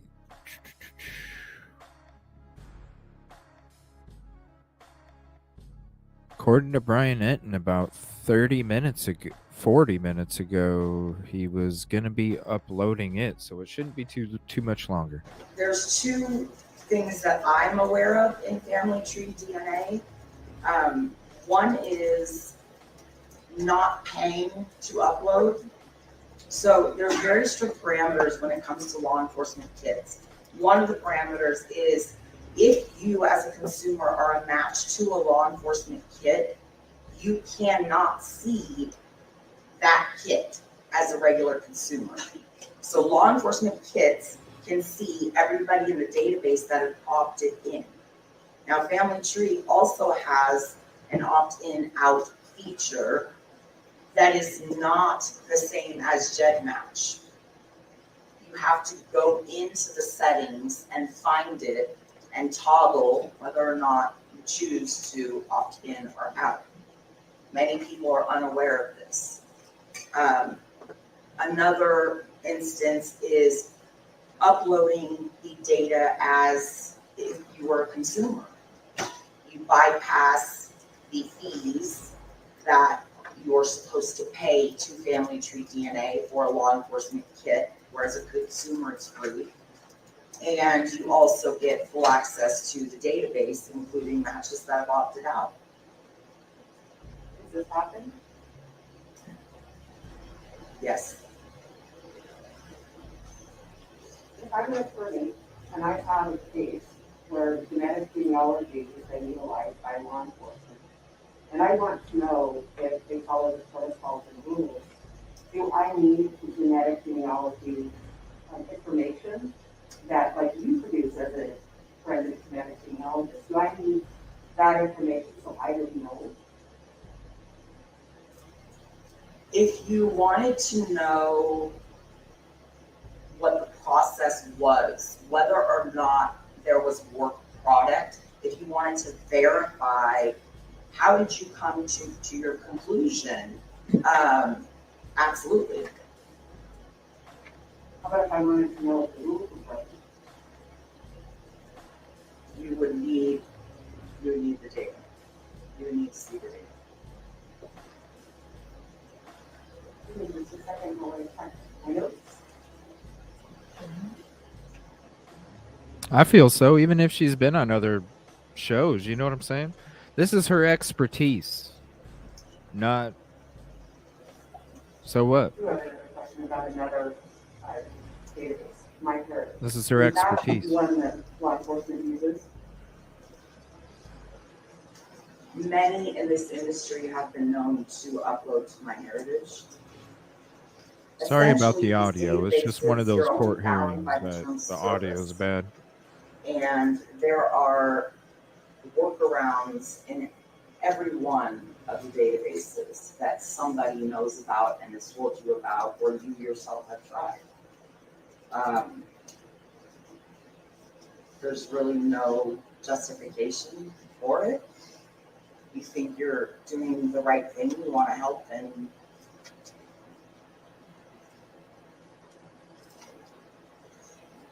There's a lot of information in genetic genealogy.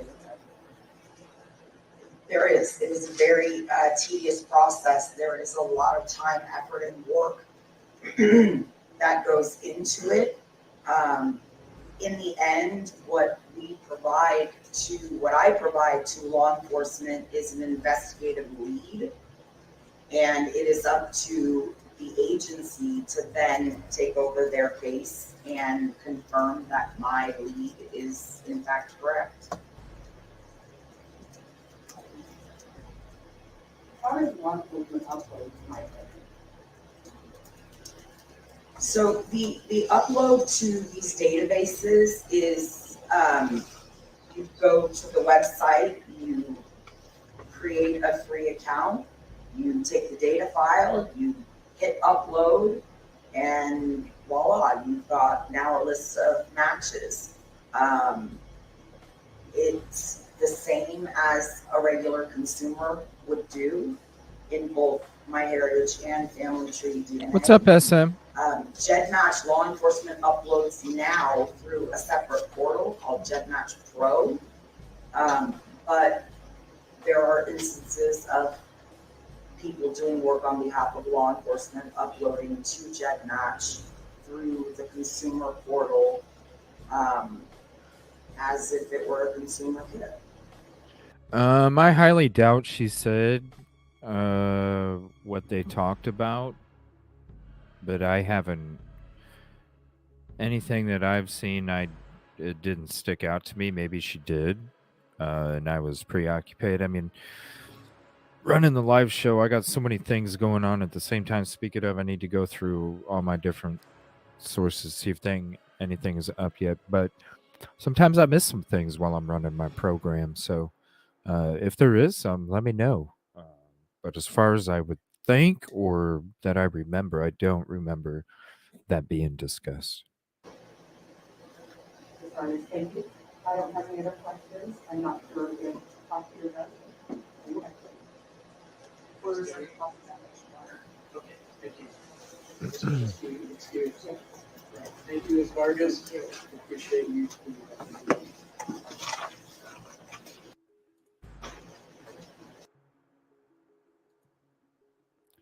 Yeah, you could tell from that 118 mark. She's like, The matches of their top match. When you find, you then scroll down and you look, oh, here's a match for 100 centimorgans. You go back to your screen where you have your list of your subject matches and you say, I don't have a match with 100 centimorgans. That proves that that person has opted out of law enforcement matching, but I'm still able to see them. And so that's a way to use this tool to get past what law enforcement is supposed to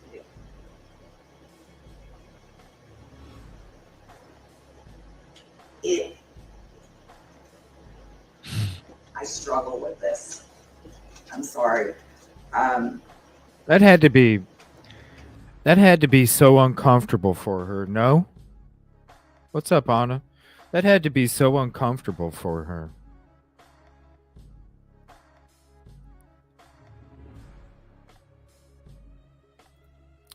But here is the look of the day. List of your subject matches and you say, I don't have a match with 100 centimorgans. That proves that that person has opted out of law enforcement matching, but I'm still able to see them. And so that's a way to use this tool to get past what law enforcement is supposed to do. And that's the way to get past what law enforcement is supposed to do. How do I answer that? No? She is a good person, I feel. So what if she's been on other shows? Does that mean that she knows less about her profession? No. What is it? It makes no sense. That makes no sense. I feel the fact that Santa is saying it could take at least a month. Oh, it's going to keep getting delayed, Mama J. Like from the start of the show, I'm like, this is what's going to happen, everybody. It's so predictable. And I'm telling you right now, it's going to get delayed December. It's going to get delayed in January, and it'll probably get delayed in February too. Period.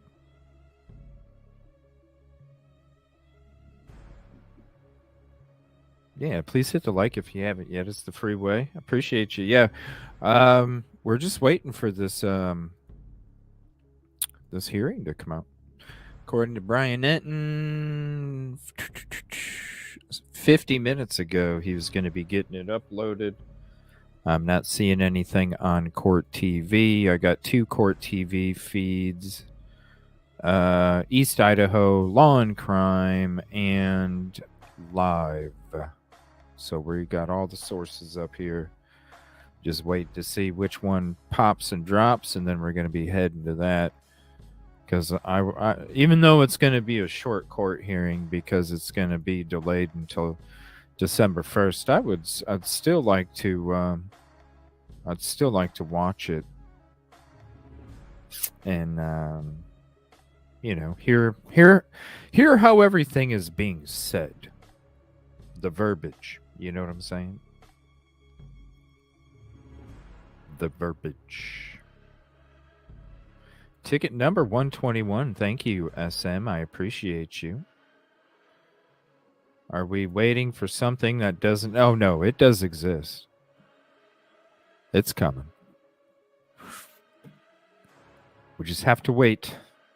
Trust me, I got 1, 2, 3, 4... Wait, 1, 2, 3, 4, 5, 6 different sources I'm waiting for. As soon as it drops, we're going right to it.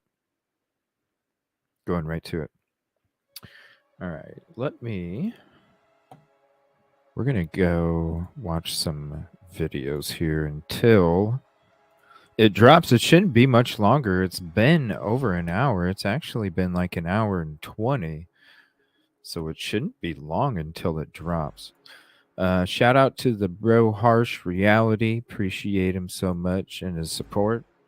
We're going to check out a couple videos from Harsh in the meantime. We will be back on later tonight.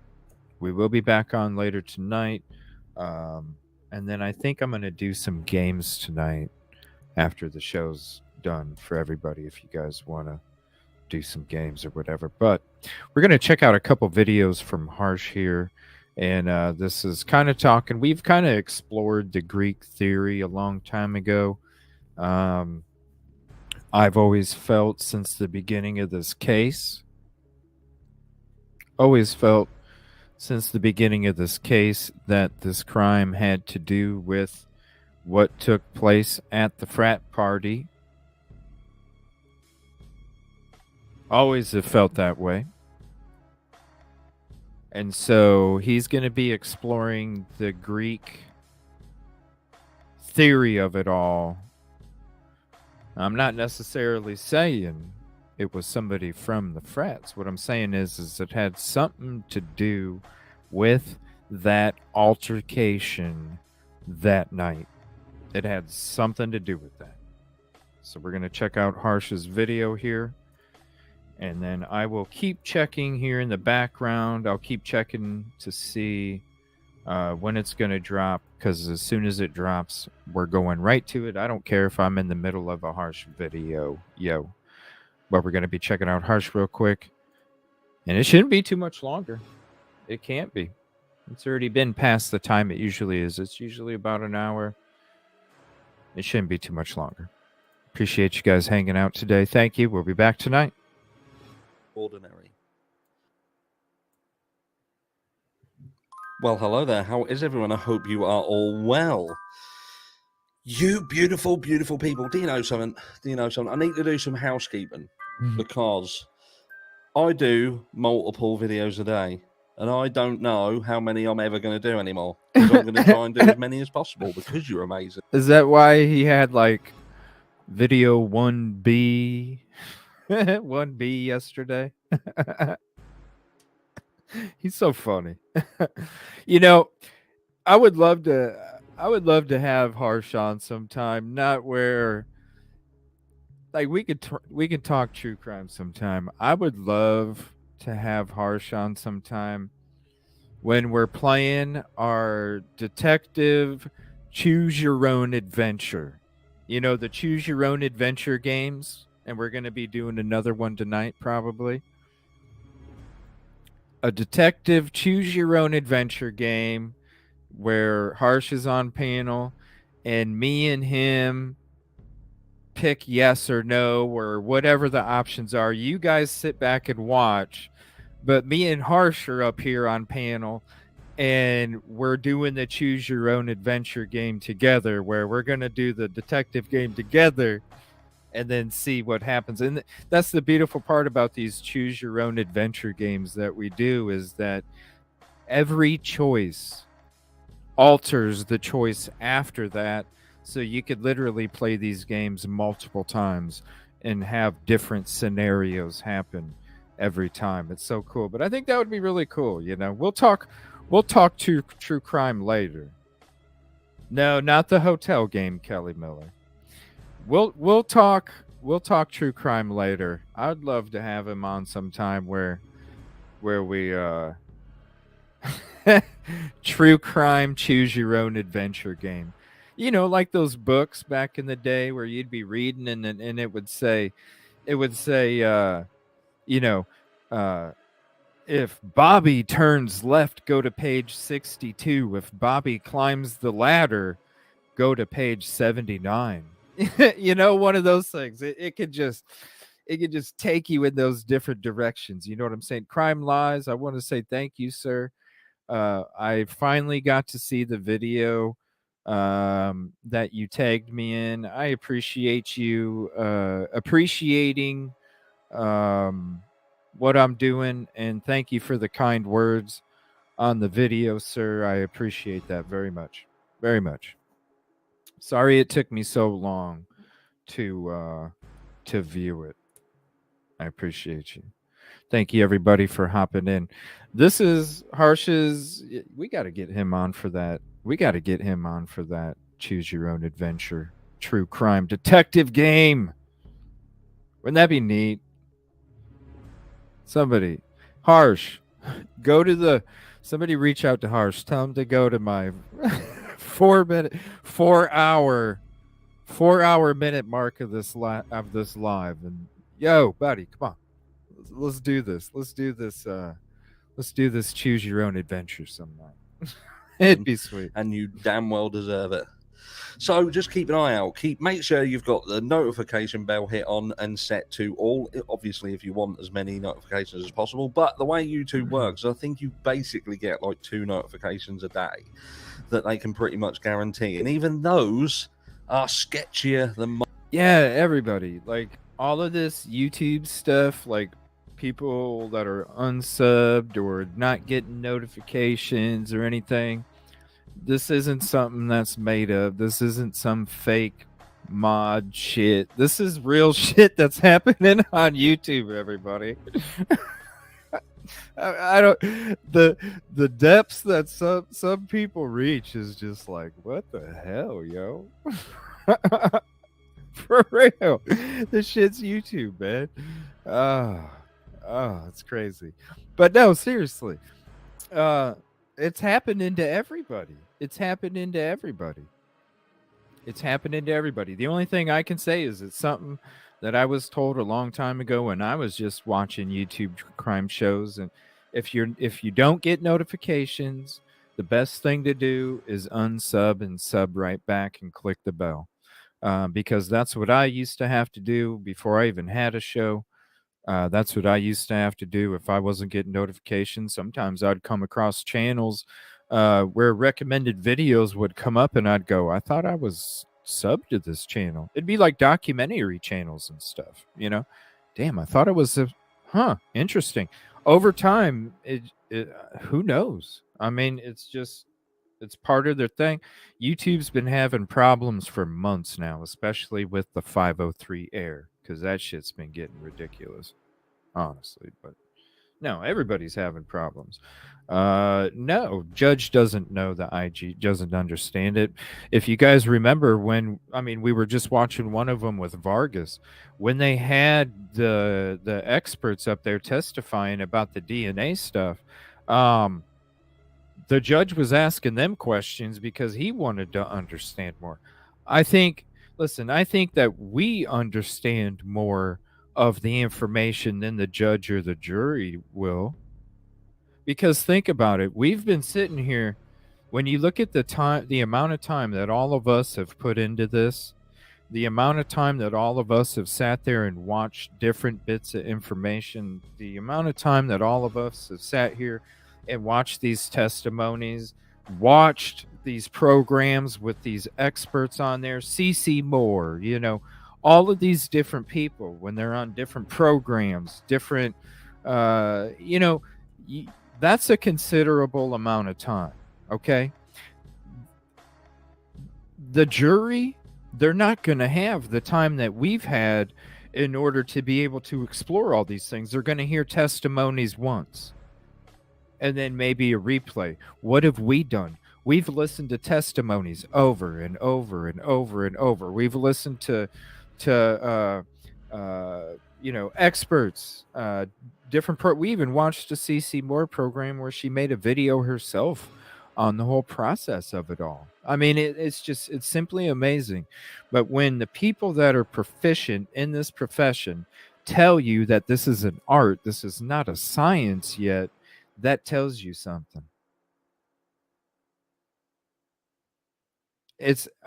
I'm going to refer it all the way down to when you have holes in a tire, and say that tire is a strand of DNA, right? We're gonna go, metaphor, whatever.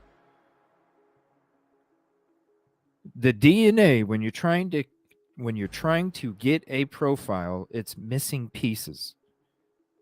That's why you're trying to get the profile. That's why you do test after test after test after test after test after test, because you're trying to take all of that data and you're trying to fill in the missing pieces of that DNA profile.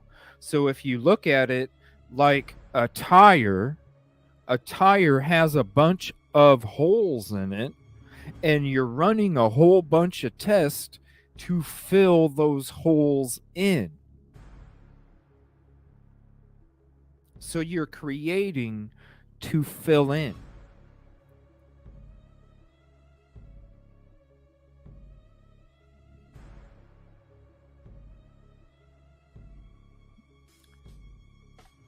Well, I mean, some people have their own, their own view. We all do. That's the one thing. Like, I don't mind if people are in here 100 guilty, 100 innocent, because I know the truth. I know that nobody's at the frickin' water cooler, because if you were, I know you wouldn't be on my show. So I already know you're not from the water cooler either, even if you come in here 100% innocent or guilty. It's just all about being respectful. Now, everybody's going to have their difference of opinion, and they have the right to. That's the freedom of it. But I already know there's no water coolers. And if they are, they're not on YouTube, because they probably wouldn't be having a job very much longer if they were. All right, so I'm not seeing nothing. We're going to get into this. Yes, if you guys are ever having notification problems, if you're ever having issues, you come in, oh my gosh, I'm not sub. No, it's YouTube. They do this, like, it even happens to me. It's like this recycle thing. I don't know. But they need to stop with the 503 error, because it's bad when I even get the 503 error on my own shit, What the hell? Moscow, Idaho. So what I will say is, if you've got them on and you still don't seem to be getting notifications, hit unsubscribe, then resubscribe. That may reset them. Also, make sure that if you're looking on a phone or on a tablet, that your settings for notifications are set to on. Because even if you've got your YouTube settings set to on notifications, if your phone or tablet settings are set to off on notifications on a specific app, then your phone settings will supersede your app settings. Does that make sense? I hope so. Anyway, I'm going to shut up and I'm going to get on with it. Because video one earlier, which I hope that you've all watched, because this will make a lot more sense if you've watched video one. If you haven't watched video one, watch this, then go back and watch that. But we're basically talking about, is there a potential that this Greek setting, this sorority, fraternity, would they lie to cover up a crime? And I think what history has taught us is that is very, very much a likely scenario where something could happen, whether it be something that gets out of hand, or a hazing situation, something like that. And again, I'm not saying that the Idaho4 case was a hazing. I do not think that whatsoever. But do I think that there's a potential there that something broke out, a fight broke out, and it was to do with these fraternities and sororities? They all got involved, and perhaps they helped sort some things out in the house, hence a delay, and they'll all keep quiet, they'll all keep stum, and allow whatever will be. Yes, I think that there's something that you cannot completely take off the table. You know, if Brian Kohberger's innocent, someone else is guilty, and you're going to have to start looking elsewhere. And look, Brian Kohberger could well and truly be guilty. Of course he could. There is circumstantial evidence, and there is some issues, but ultimately someone did it. That's the fact. The fact is someone did it. Mm-hmm. The reality is we don't know who yet. And if Moscow, Idaho have anything to do with it, and the way that things are playing out, we might not ever know, because there will still be people, even if Brian gets convicted and he gets convicted solely on circumstantial evidence, and a lot of people are going to be pissed off. I'm just saying the truth. But anyway, look, with regards to the frat situation, is there things in the Idaho4 case that supports that narrative? Is there things that could potentially lead you to believe that is how this played out? And I think there is. I think the main thing is this. I've seen people comment and say, look, if somebody went in here just to do this crime and maximum damage, so to speak, you got to think to yourself, why would somebody go into this house and go to specific rooms? And I'll tell you what I mean by that. I mean, you've got to consider that someone went into this house and specifically went in the house and walked past specific doors before they got to their first victim. That's a fact. They walked past. They was on a floor that contained what would end up being two more victims, and one surviving roommate. So they've walked past them and gone to a top floor. So that shows that there was some purpose to it. Now, I've said to you in the past that this almost had a military feel to it, and I felt... Well, and yeah, that too. You don't go from Joe Dirt to fucking Batman. It was stated from the beginning, white or light colored car. It's always been in the report as a white or light colored.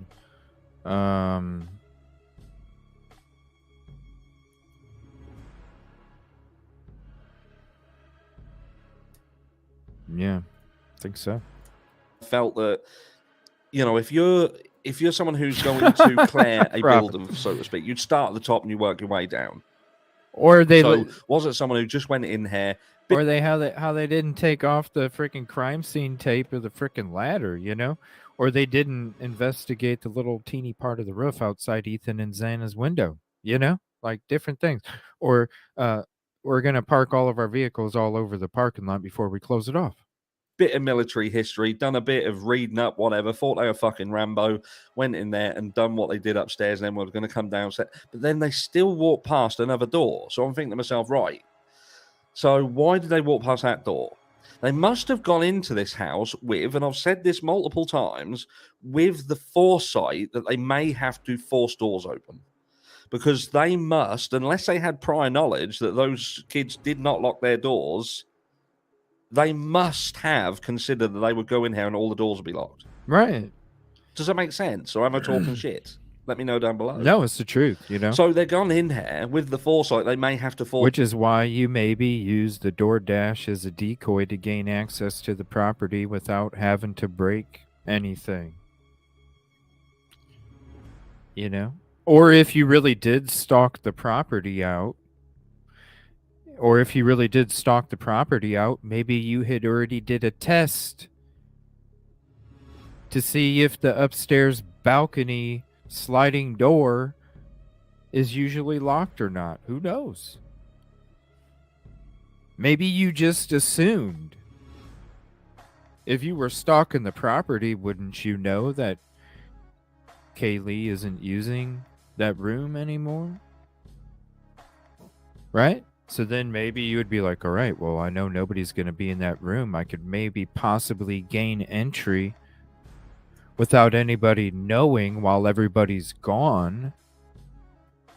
But when you went up there to gain entry, it was like, oh shit, the sliding glass door's already unlocked. Well, fuck. Could be that simple. Force doors open. They go and sort of do the attack upstairs, come down, and the room that's nearest to it, which would have potentially been... I mean, that's why I did the drunk driver... Or, I mean, the DoorDash or the case out. Like, what does it look more like? You know, it's just ridiculous. If they've heard somebody shout out, shut the fuck up and all that, which they may have heard that, if that happened, obviously that seems to be News Nation that sourced that. So I can't say that's 100% accurate, but it would at least, you've got to assume that it was said, something along those lines. Anyway, so they've gone past that door, and then they must have gone all the way to Xana and Ethan's door. And why do I think that? Because I think if this person is buzzing on adrenaline, they've just done what they did upstairs, and Ethan and Xana say they heard something and they came out of their room and they're in sort of the living space, that void between their room and Dylan Mortenson's room, then that altercation is going to happen in that area. The person who did this is not going to be calmly walking them back to their room and that attack happening in that room. Right. To me, this seems like this person went into this house, purposefully went to one room, came down, purposefully ignored another one, and purposefully went to another one and done another attack. And that's... See, and I even think that maybe they could have came in there first, did the crime on the second floor, thought that nobody was on the other bedroom, in the other bedroom of the second floor because the door was locked. So they thought, well, maybe that person's still out. Go upstairs, wait. Person plays with the puppy. That's the first thing that DM states. It sounded like Kaylee was playing with the puppy. Well, you're not going to think somebody breaking in your house is playing with the puppy. They play with the puppy to then go to the next room, which is the next thing DM states she heard is, I think I hear somebody. I think somebody's here. Play with the puppy. Think somebody's here. Enter the room. To me, is that you've got two surviving roommates in this house because they were never going to be intended victims. Never going to be intended victims. Because, again, I say that if this was a case of some mass murderer broke into a house to murder everyone in that house, and they would have gone in every single room, there would have been a randomness to it. It would have been chaos, but there would have been room to room to room to room, and this wasn't. This was very strategic, not only in the fact that this person seemingly had some degree of skill, both physically and mentally, to be able to overcome what they did and find their way through it, and to leave the house relatively scot-free. And if it was Brian Koberger, for instance, we know that there was nothing taken from the house, outside the house, not in his car, not in his apartment, not in his parents' house. So, do you know what I mean? And for me, from a frat perspective, I think of it like this. Someone closer to home would have known what room people were in. They would have known that. Now, Dylan Mortenson, someone had, I can't remember 100% what it was about, but they were talking about Dylan Mortenson potentially thought who she saw was Ethan, sorry. was Ethan. So Dylan has saw someone and perhaps thought they were Ethan. And that's why they weren't reacting to it. Dylan Mortensen could have believed that was anything. She knew that there was parties the night before. They had loads of parties, so it wasn't uncommon to have people in this house. And people who were in this house and who went to these parties and frequented this house would have known that fact, that they could have potentially walked into this house and it wouldn't have mattered. They could have just literally walked in the door, and even if they walked into the house and there was people sitting there, it wouldn't have looked odd. It wouldn't have looked odd. Because they'd have just said, well, we're apart. I've seen houses like this. Almost like a fucking open house. You're getting gassed up. You go out to a club. You go home. You go into this house. You walk in the door. Hey, and people are usually in there and they're partying about and the doors are always open. To me, this makes more sense for someone close by to come in who knew the house, knew who was where, what was going on, and the rest is history. Now, is there any specific reason that they attacked specific people? I don't know. But it's not necessarily about who was the target. It could have simply been about who wasn't. And Dylan Mortensen and the youngest being Bethany Funk, who was right on the bottom floor as well. Maybe they were just odd ones out. Maybe they were just outsiders. And they weren't part of it. Who knows? I don't know. But there were so many options. There were so many things that could have potentially happened. I think it was... what makes me feel that there was a potential is someone closer to home. I don't think it was potentially upstairs. Fraternity, sorority. I hate to say it, but you can't just turn around and say that males are the only people who can kill, because that's not right. But someone close to home would have known who was in that house, where they were in that house. They would have gone in there with some degree of not feeling that if they got caught in that house, it would have been too out of the ordinary. Mm-hmm. Remember, I'm here to help you and things like that being said. Mm-hmm. You know what? Somebody could say that to someone's face if they knew that person. Oh, nice. There Scott would be Roeder? a trust there. That's say cool. Ethan come out and heard something and met someone face to face who he knew, and that person said, I'm here to help, and ushered them back to the room. Ethan is more likely to walk back to the room with someone he knows if he feels that that person he knows is there to help him, because there's some people who are gone into this house to attack a group of people. Ethan, they're kicking off, mate. They're kicking off. But yeah, it just to sit here, and I'm gonna go back to an old video when I'm talking about the frickin' the route. When it comes to it doesn't make any sense. Like, you're gonna tell me that somebody drove like this and committed this crime and nobody knew how they left? There's no license plate, there's no eyewitness, it just don't make sense. I'm still looking. There's still no live yet. I'm surprised. It shouldn't be too much longer. It's already been an hour and a half, getting on 2 hours here. Some maps, because I know you some more video to show us. Let's take a look at this map. This is, again, you see the crime scene. Let's zoom in on that crime scene. Yeah, I got two things from Brian Enton, but I'm just waiting for everybody because I usually go with 7 sources. That way, when one of them goes live, it's going live. I did see Brian Enton tweeted at, let me see here. Enton had tweeted at like 2:40 Eastern that he was going to be uploading something. So we're just still waiting. That's the home. And Shanley keeps talking about Queen Road. So at 4:04 in the morning, there's a 4th time that the suspect vehicle goes down Queen Road and then sort of turns around in front of that apartment complex, 500 Queen Road. Then you see it start to move forward and then stops. And they think it's either attempting to park or make some sort of a maneuver right in front of the car on Queen Road. But then it starts to move again and goes towards the intersection of King and Queen Road, and that's where it makes one of those 3-point turns, a K-turn. It turns around in that intersection and then heads back east on Queen Road, again towards the home. Now, Chanley, I know you put together some video showing all of this, because this is significant. This is 4:04. This is when the car makes its final pass, and then it's time to break it. I'm sorry. This path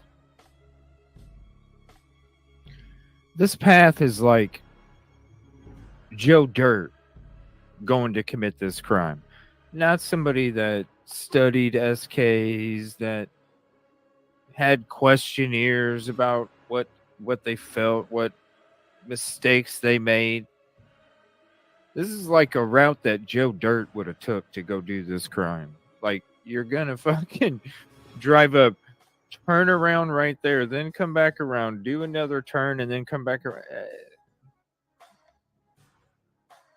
I'm sorry. What's up, I Angel? just assume this dude is smarter than what they're saying he is. Because they're saying he's stupid as fuck. And that's where it makes one of those 3-point turns, a K-turn. It turns around in that intersection and then heads back east on Queen Road, again towards the home. Now, Chanley, I know. I mean, anybody. Like, who does that? What's up, Kelly? Who does that? Who literally, like, you're gonna commit a crime and you're gonna just look at that. Just look at it.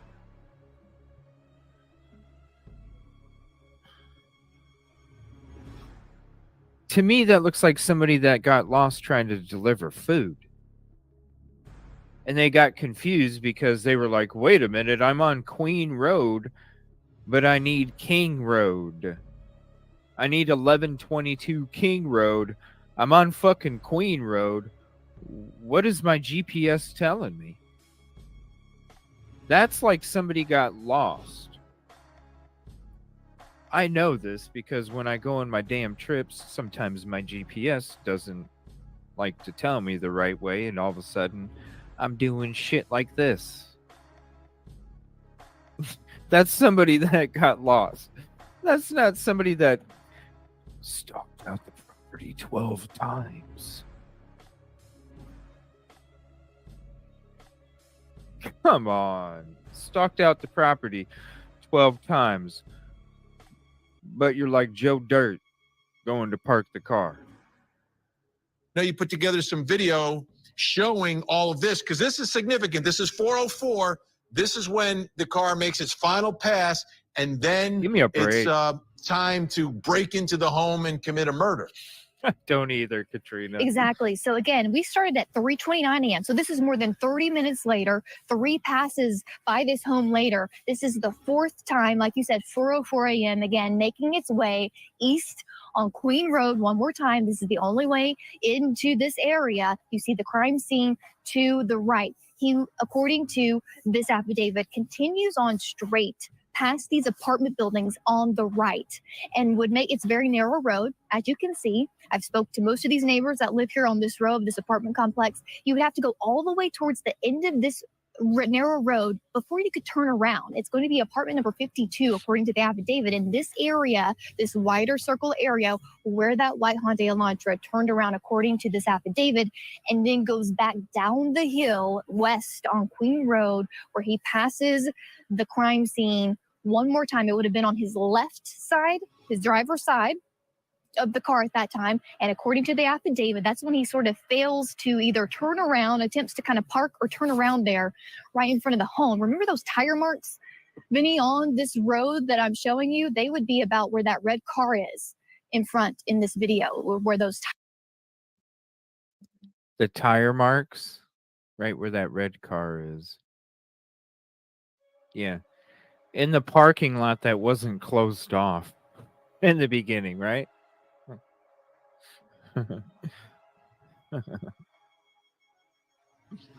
They're the killer's tire marks.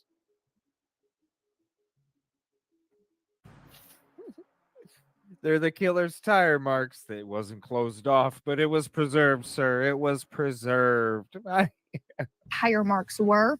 So he would continue down. He'd pass it after this failed attempt to park or turn was around preserved. in front of the home, and then see the intersection further down where King and Queen meet.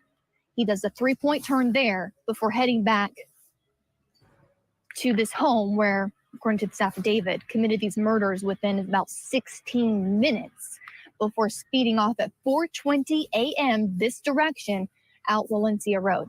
So let me ask you, Chanley, at 4:04, when all this is happening, what we're showing the folks right now, what's going on inside the house?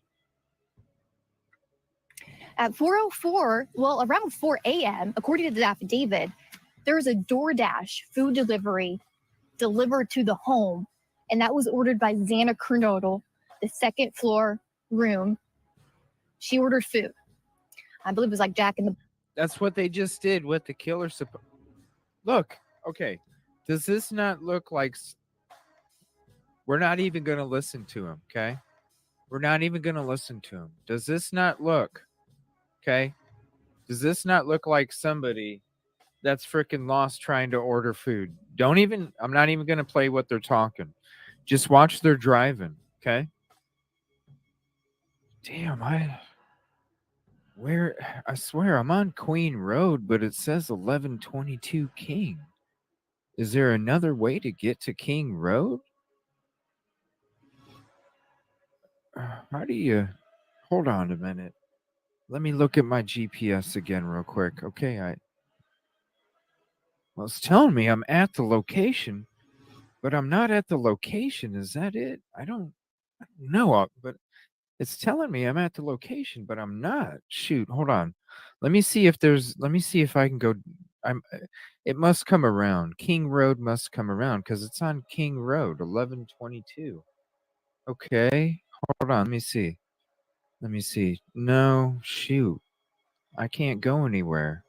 No, it dead ends. Hold on a minute. No, hold on a minute. Let me go back. Hold on. Let me go back. It's got to be this way. It has to be. Hold on. All right. I don't know. I'm on Queen Road now. I'm on Queen Road, but it says 1122 King Road. Huh? Is that it? But it's Queen Road. I'm looking at the numbers on the house and it says 1122, but I'm on Queen Road. I'm lost, y'all.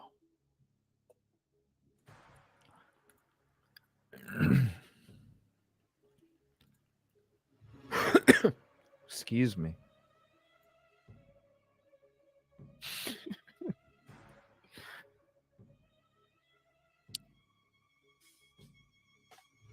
I don't know.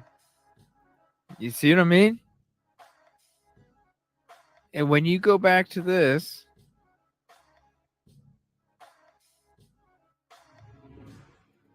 does that not look like somebody that got friggin' lost trying to deliver food?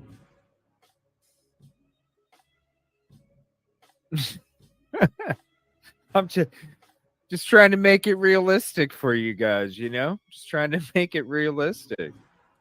It's horrible. Horrible, horrible, horrible. If you want to, leave a comment on that video. I'm still waiting for the live. I don't see it. I do not see it. Let me check one more time here. It's been 2 hours, Brian Enton. Where's this upload, buddy? Why is it taking 2 hours? It's just the court hearing. Unless they're waiting for this Dennis trial to be done, or I don't know. I'm looking at all the sources. I'm not seeing it.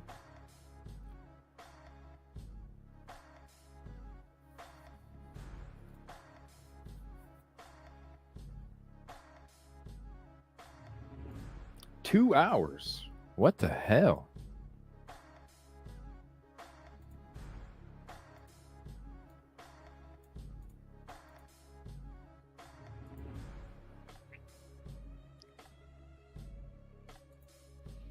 Yeah, do me a favor. Go leave a comment. Tell me what you think. Oh, my Lord. All right. Let me see here. I'm going to take a break here real quick just for a few. I'll be indisposed for a few minutes. It is a live show, and I do it by myself. So I'm going to switch. This is the press conference, local news press conference with the arrest of Brian Kohberger.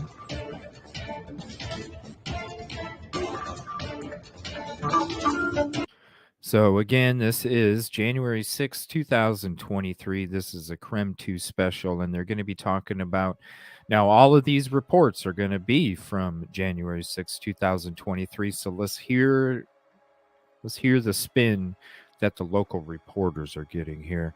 It shouldn't be very much longer. I'm surprised it's 2 hours. I think the last court hearing they did this too, and I ended up shutting down the live stream, and then all of a sudden it popped back up, and we had to watch it the next day. I'm still trying, everybody. I'm still trying to go until this thing comes out. I'm surprised it's taken this long. This is crazy. Never lost faith that this case would be solved. A shocking arrest today made on the other side of the country after the quadruple murder of 4 University of Idaho students last month. Police now believe a current WSU grad student is responsible for the murders. This is not the end of this investigation. In fact, this is a new beginning. Tonight, what we know about the man police believe stabbed and killed the students as they slept inside their off-campus home. I'm just kind of dumbfounded, that this could be going on right here. And a community shocked to find out a possible murderer was living just a few doors down. Tonight, we bring you complete team coverage right here on Creme 2. There is a pending case now in court, and I and my office and the investigators have to live with the restrictions that our Supreme Court places on pretrial publicity. That said, I promise you we will share with you through the court process or otherwise whatever we are allowed to.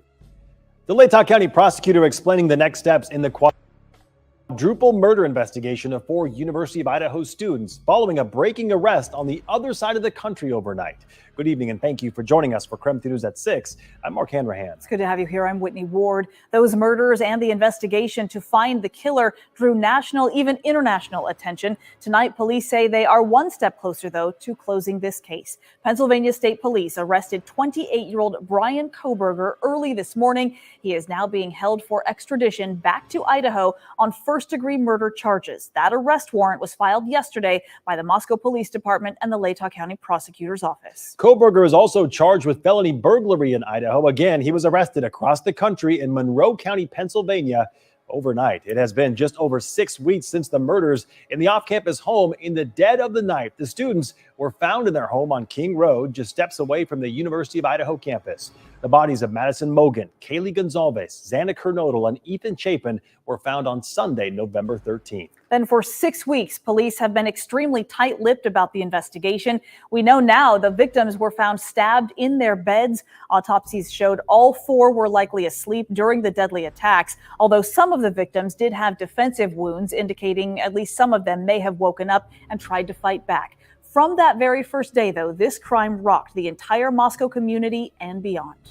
We bring you team coverage tonight. Our Janelle Finch has been reading up on what we know about the suspect. Nathan Hyun is in Coeur d'Alene tonight, where a memorial service was held for 2 of the victims, Kaylee Gonzalez and Madison Mogan. First, though, we begin with Shannon Mowdy, who traveled to Moscow for that press conference with police today. She has a breakdown now from local law enforcement and what they had to say about today's arrest. Not a lot of information coming out in that afternoon press conference today, and we have learned that a lot of what is being held back is because of Idaho law and the fact that suspect Brian Kohberger is still in custody in Pennsylvania tonight. I can tell you, for a lot of law enforcement, it was a fairly sleepless couple of days with as we were leading up to everything that we were doing. But what I can tell you is I have faith in those agencies across the nation. I have faith in our officers. I have faith in the FBI. A day of mixed emotions in Moscow.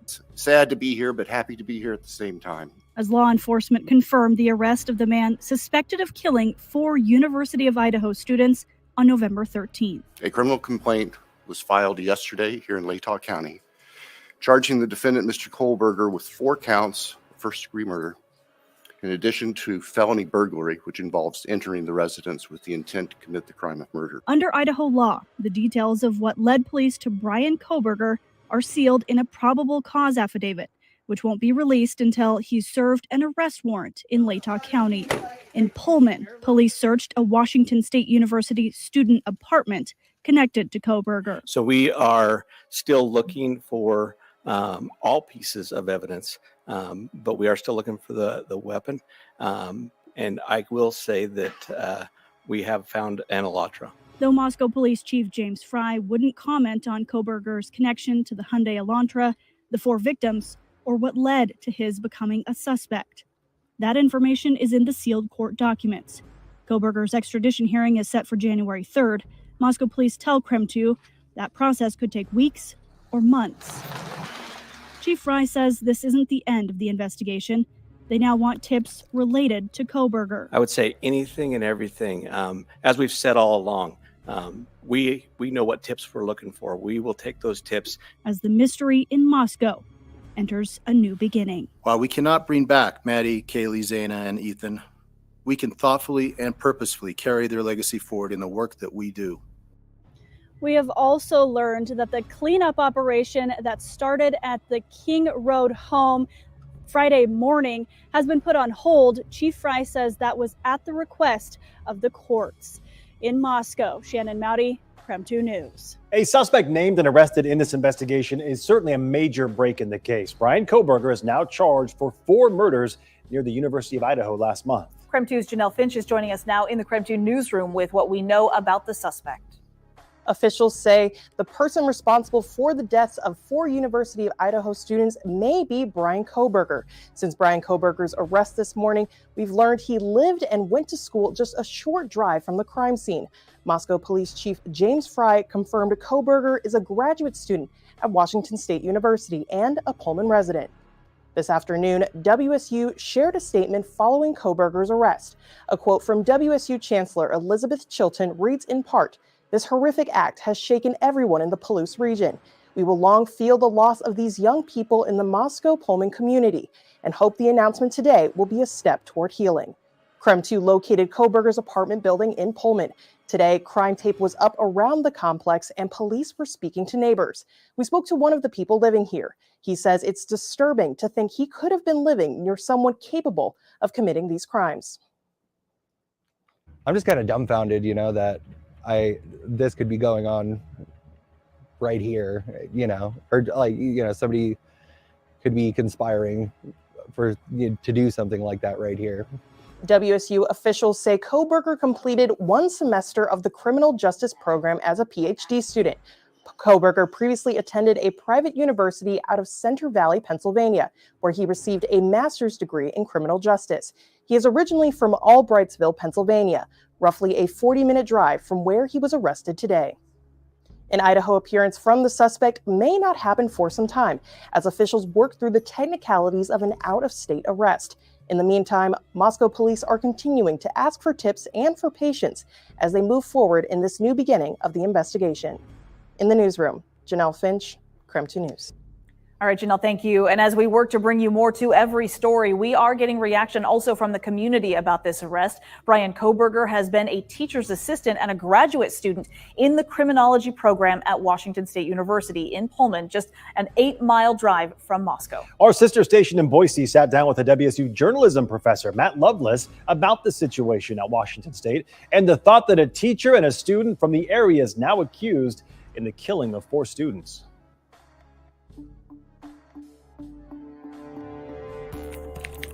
Certainly from some of the officers who I've known for 15 years before this incident, just a sense of relief. Today is a good day. That was from Police Captain Roger Lanier with Moscow. He just goes, today is a good day. And you could just see that relief, community-wide, law enforcement, everybody around here. Matt Lovelace is a journalism professor at the Murrow School at Washington State University. He has navigated being a journalism professor in the midst of incredible tragedy while also reporting himself. Lovelace captured these shots of police on campus at Wazoo earlier, where they searched an office connected to the suspect, Brian Koberger. Well, when the news broke that it was a WSU graduate student, certainly that sent a little bit of a personal shock to me. First thing I did was I came up to campus and I went there. He's got an office in Wilson Short Hall, and that building is closed down. Now, some context for that. We're at reduced operations for this week. And so just because of the holidays, most buildings are closed. I'm in the Murrow building right now. The doors are unlocked. So generally speaking, we can still get inside. They have that locked down. But just thinking about the fact that he, just a few hundred yards away from where I'm sitting talking to you now, this is my office, talking to people who work on campus, fellow faculty members, just the thought that he could have been here even before this happened. And certainly the unanswered question, which I posed right at the end of the press conference, is, did he come back to school? He was a graduate student. And, I'm not passing on any reports. I don't know for sure, but we want to know, did he come back to class? Did he finish out the semester? Was he here locally? That's sort of like a lingering, call it eerie feeling among all of us who teach here. And who knows, walked by him. What groups was he a part of here in town? Social groups. Did I play next to him, having a drink at Rico's? All those little things that sort of infiltrate your brain when you worked in the same place as the guy. After 7 weeks of internet sleuths going nuts about who's here and who did what. I mean, that has been a shocking revelation for today, even though it's not entirely impossible. This is one of the largest employers in the Palouse, and so stands a reason that he could have been here. But yeah, it's just wild to think about. What was the scene at the apartment like for you? Is it pretty calm and quiet, or what was that like? Yeah, fairly calm. Few members of the media there. What appeared to me to be a handful of residents from other units, just sort of standing outside, watching things going on. There wasn't a huge presence there. I mean, it's one of those apartment complexes where there's like a basement level and stairs to the first floor and second. We're full of those here at WSU. And so we just couldn't see much going on. They were taking some things out of the apartment and sort of putting it on a little mezzanine there. Weight off the shoulders for sure. And so I think to your question, it's just that, yeah, I think that there's an overwhelming sense of, I don't know if it's closure, because it certainly isn't that. Like, there's a lot left to figure out about this case, but it feels like the first time in a long time that there's been sort of a milestone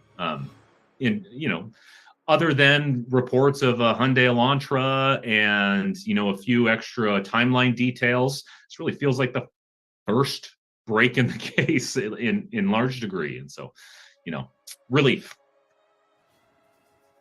So that arrest today comes as a memorial service was already scheduled for 2 of those murder victims, Kaylee Gonsalves of Rathdrum and Madison Mogan of Coeur d'Alene. As Whitney just mentioned, the memorial was planned before word came of the arrest. Friends and family gathered at Lake City Church in Coeur d'Alene to remember the lives of these 2 young women. KREM 2's Nathan Hyun joining us live outside the church tonight with reaction from loved ones. Nathan? Yeah, guys, the memorial today here at Lake City Church in Coeur d'Alene was definitely filled with a lot of emotions. I had a chance to go inside for a moment when it first began, and there were a lot of people crying and hugging each other.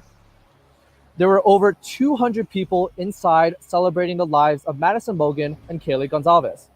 Family and friends shared emotional stories about the 2 college students through tears, and one person who attended says the memorial reminded her that life is precious.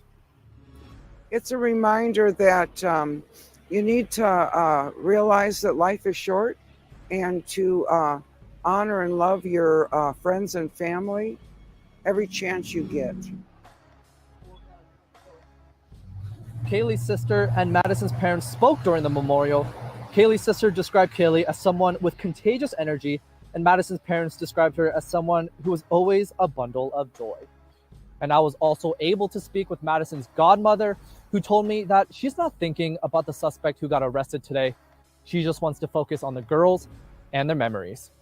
Live in Coeur d'Alene, Nathan Hyun, Creme 2 News.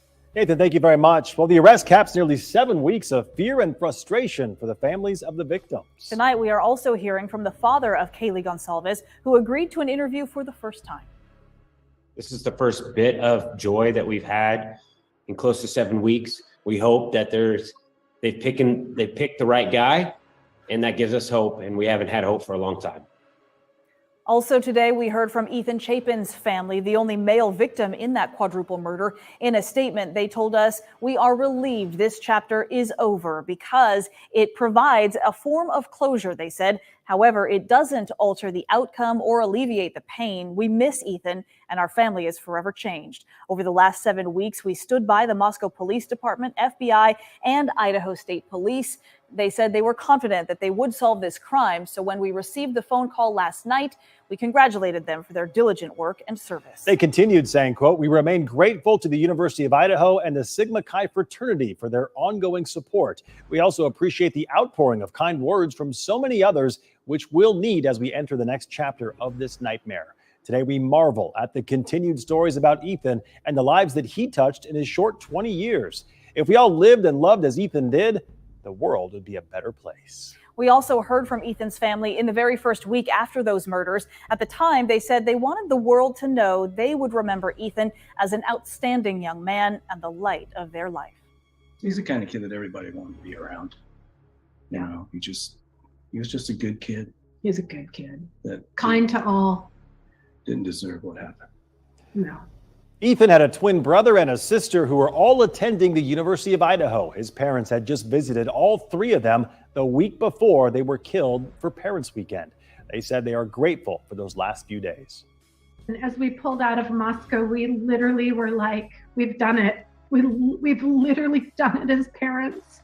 We've created 3 incredible humans that will go on, that we will not let this sink us or sink our kids.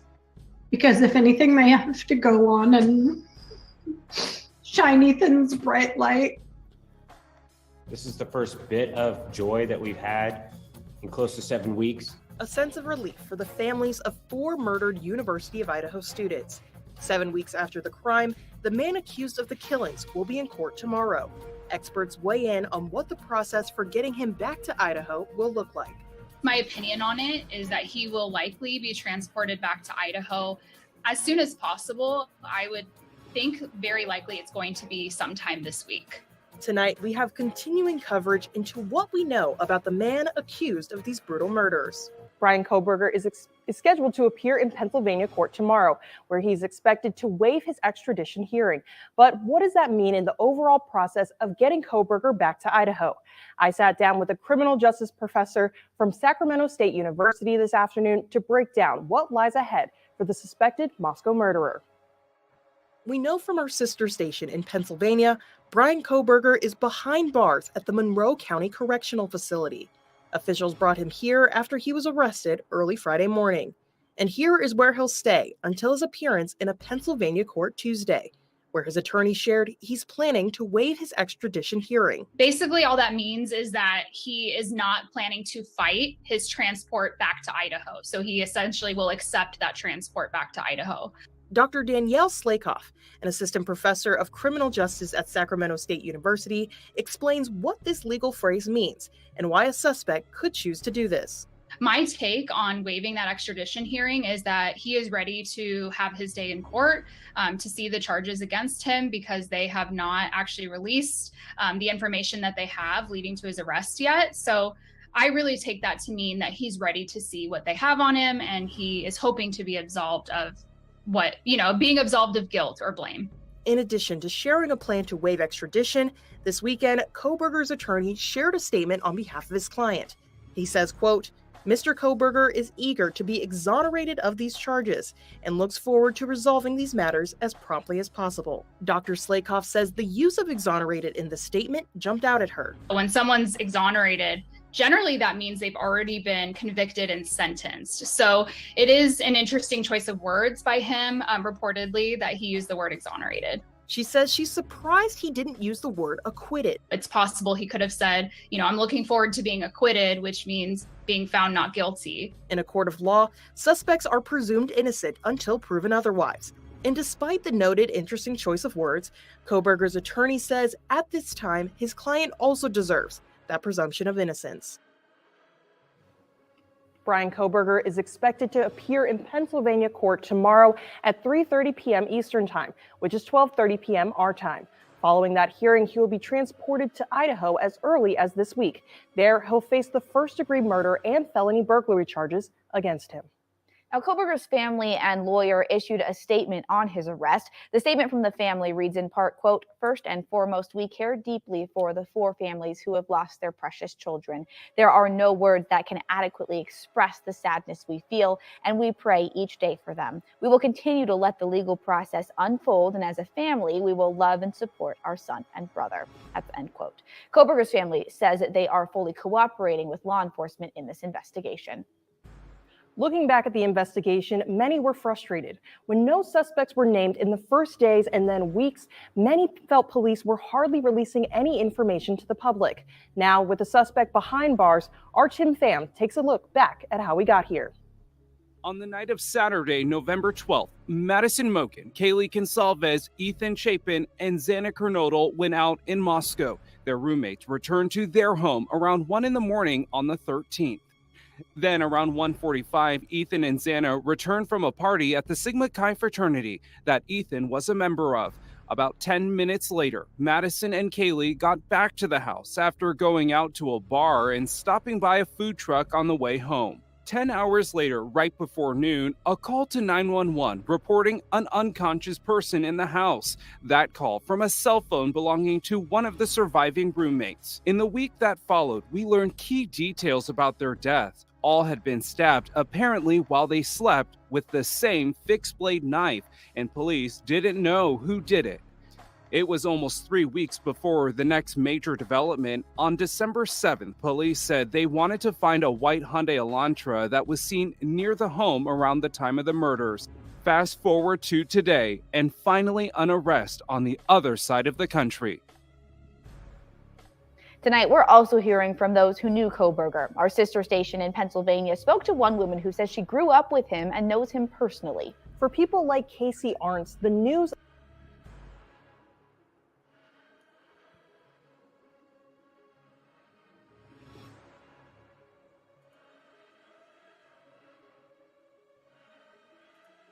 waived his extradition hearing. I'm skipping now that begins part. the process of getting Kohberger to Idaho. Bryan Kohberger, donning a bulletproof vest under a red jail jumpsuit, walked into the Monroe County Courthouse today. Here, he and his attorneys stood in front of a judge and waived his extradition. Doing this puts the wheels in motion to get Kohberger to Idaho, where he'll face first-degree murder and burglary charges. WNEP, our sister station in Pennsylvania, was in the courtroom where no cameras were allowed. They report every seat was filled, and Kohberger's family was in the front row. A CBS News correspondent says Kohberger remained stoic and calm while his mother and sister sobbed through the hearing. Following his first courtroom appearance, Pennsylvania State Police hosted a press conference to share more details on Kohberger's arrest. Tactical assets were then staged in the county in Yeah, Brian. You impress me more and more, Brian. Monroe County into the evening of Thursday, December 29th, last Thursday. And in the early hours of Friday, December 30th, those warrants were executed at the location. Mr. Kohberger was taken into custody without incident. Officials say they understand the public wants to be informed, but sharing certain information could interfere with the court system's due process. We're trying to balance essentially two things: the public's desire for information against the need to maintain the integrity of the investigation, and protect the suspects, accused at this point's due process. Upon waiving his extradition, court order says Koberger will be in Idaho within the next 10 days. But as his Pennsylvania public defender told our sister station, Koberger could be in Idaho as early as tonight or tomorrow. Following today's press conference, law enforcement says travel arrangements are being made. Moscow police say that they're keeping these details quiet for security reasons. In the studio, Janelle Finch, Crime 2 News. All right, Janelle, thank you very much. And new tonight, we have video connecting the Hyundai Elantra Idaho police were looking for to the suspected murderer. Crime 2's Nicole Hernandez has body camera footage tonight from a traffic stop with the suspect and chilling new details about the car's history. Nicole? So you can actually see the trooper pull up and approach the car. Then you see Brian Koberger in the driver's seat right here just for a half a second. Quickly, the officer moves, leans down, and then obstructs the view of the camera there. I'm sorry. Look at this. Just look at this. Could be in Idaho as early as tonight or tomorrow. Following today's press conference, law enforcement says travel arrangements are being made. Moscow police say that they're keeping these details quiet for security reasons. In the studio, Janelle Finch, Crime 2 News. All right, Janelle, thank you very much. And new tonight, we have video connecting the Hyundai Elantra Idaho police were looking for to the suspected murderer. Crime 2's Nicole Hernandez has body camera footage tonight from a traffic stop with the suspect and chilling new details about the car's history. Nicole? So you can actually see the trooper pull up and approach the car. Then you see Brian Koberger in the driver's seat right here just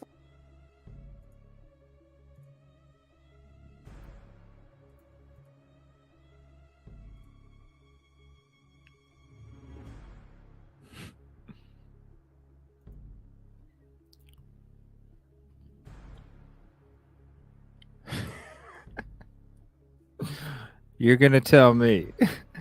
Look at this. Look at how dirty this is.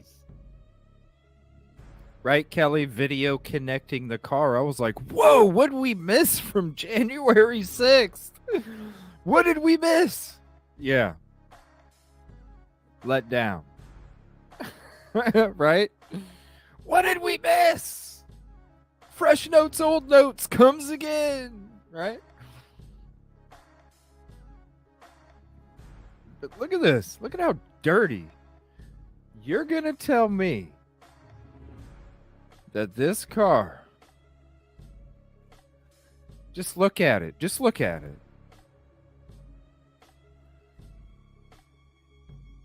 If you can clean your damn car good enough to where there's no DNA in it of any of the victims, I'm sorry. You never get you never get to the point of that. You clean your car a hell of a lot more often than that right there. If you can clean out your car good enough to get every fucking minuscule, minute DNA out of the vehicle of one of the victims, I'm sorry.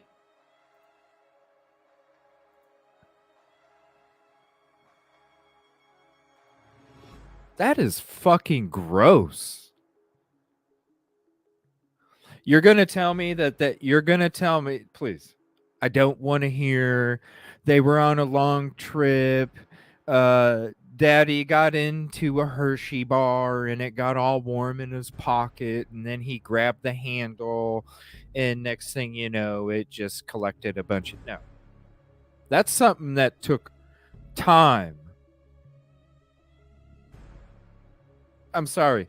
Daddy's not getting his hands full of chocolate from M&M's or a Hershey bar and then putting his hand all over the fucking door handle. He's not eating a set of ribs at some restaurant before he goes back into the car and then cleans his hands after the set of ribs. No, it doesn't. I'm sorry. If you can clean your car that damn good, it never gets to that point. Maybe, yeah. But what I'm saying is if you can clean a car, you're missing the point here. If you can clean the car good enough, anybody could have went back to PA and washed this. And you know the kind, if that's the kind of effort you give to the outside, is what I'm trying to say. If that's the effort you give to the outside of the vehicle, the same amount of effort is given to the inside. The inside is not, you notice that the inside's not, oh my gosh, it's so bright, it's glistening. And then the outside looks like Hoopty 2000. Like you're the vehicle on a ShamWow commercial before it gets washed, you know? Or the wax that replaces the missing paint because of the sun fade. You know? New finish. Look at this, everybody. You wipe it on and all of a sudden, you know, the car's rusty and dirty as shit. It just got done mud bogging, but you get this magic fucking cream that you put on the vehicle and all of a sudden, ooh, showroom finish. Like, come on. You don't, if you give that kind of amount of effort to the outside, you give it to the inside. And I'm sorry, if you give that kind of effort to the inside, you're not proficient in cleaning DNA out of your damn car. That's shit. I don't know what else to tell you. Shazam. Bam. Shit. I don't know what else. I know. That's just dirty as shit, yo. That's dirty as shit. The camera there. There is another person in the driver's seat that we know is Koberger's dad, but we are keeping him anonymous. Again, quickly, that officer does lean down, blocking the camera's view. But what's important to note is the date in the top right corner of the video from December 15th. That is 8 days after the Moscow Police Department started asking the public for information about a white Hyundai Elantra. And this new body camera footage is the second time law enforcement pulled over the suspected killer in the same day. Just minutes before, a deputy from Hancock County Sheriff's Department had stopped Koberger and his dad. In a statement from Indiana State Police, they say the trooper did not have information on Koberger at the time or the license plate number of the car. Idaho detective. Oh, finally, everybody. Finally. Finally. Here is the link. I was about to say, yo, thank you, LA. I just noticed it myself. I was about to say, man, what is going on? I'm like, I'm trying to push here. I'm trying to do a show tonight. Now I'm like, damn, do I even do a show? I'm not trying to drag it out, but we're going to be going. It's going to be about a 6-hour stream. So if I do a show, man,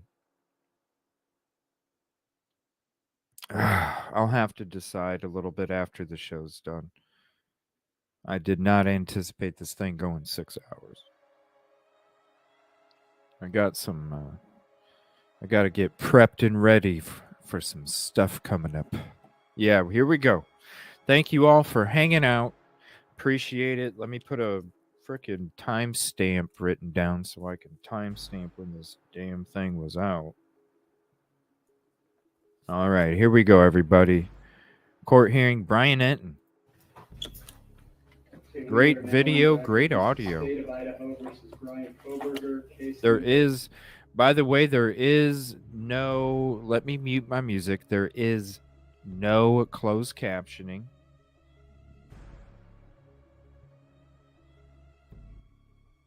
Let me turn down my music here because it is kind of hard to hear. I'll go ahead and mute me as well. CR 2805. We're conducting this status conference over Zoom. There are people in the courtroom, but all counsel are participating on Zoom.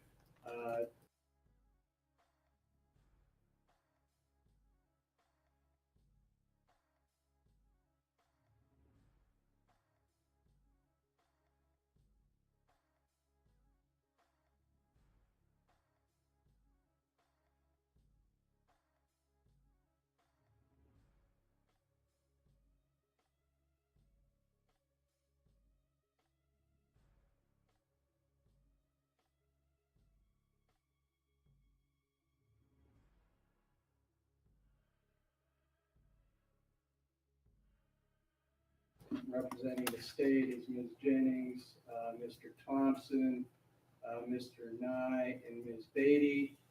Representing Mr. Koberger is Ms. Taylor, Ms. Massa, and I don't see Mr. Logston, so apparently he's not here. I believe that Mr. Koberger is also on Zoom. Is that right, Ms. Taylor? Your Honor, he is. We're in the same room.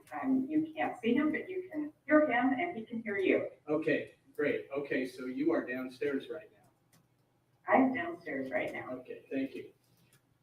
All right, so this is a status conference following the court's order addressing IGG DNA and an order for in-camera review. And when we were talking about this at the last hearing, the state wanted to sort of find out how quickly they could get some of this IGG information back to the court so I could review it. So I'll start with you, Mr. Thompson.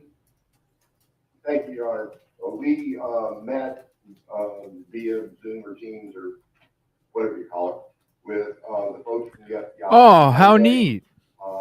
And we had shared with them already a copy of Your Honor's order. How neat.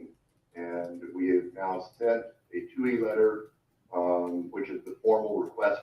Yeah, how neat. They zoomed it in. I'm going to rewind it just a minute. How neat. Yes, this just dropped. I could review it. So I'll start with you, Mr. Thompson. Thank you, Your Honor. We I like how they did this. Via Zoom or Teams or whatever you call it, with the folks from the FBI on Monday. And we had shared with them already a copy of Your Honor's order. And we have now sent. Please hit the like if 2E you letter, haven't yet. It's the freeway. I which is appreciate the it. formal request process we have to go through. They indicated that they would try to see if it could be expedited. The 2E letter has to go all the way back to Department of Justice and route through its bureaucracy. We asked for, give us an estimation, and they said, well, it could take as long as a month. And so that's where we are right now. We're already in the process of making sure we've gathered everything from the private contract DNA company. So we'll have that ready to submit along with what we receive from the FBI once we get it. Okay. Because what I think, and this is just my personal opinion on why I'm surprised that the prosecution is on a Zoom. That's one thing that's surprising me. I understand why the defense would need to be. I understand why the defense would need to be, because the judge was going to rule on what IGG information the defense was going to be able to have access to. So I totally understood why the defense would be on a Zoom, because then they would be muted and screen covered, until they were, it was determined. I was thinking that the prosecution was going to be supplying some kind of information to the court that the judge was going to be able to determine whether, okay, on this part of the evidence, yes, the defense can review this and they can see it. Defense, go ahead and unmute and turn on the screen cover.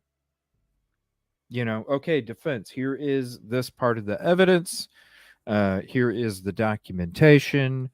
Okay, next part of evidence. Mute the audio and screen cover. And then so that's what I thought was going to take place today.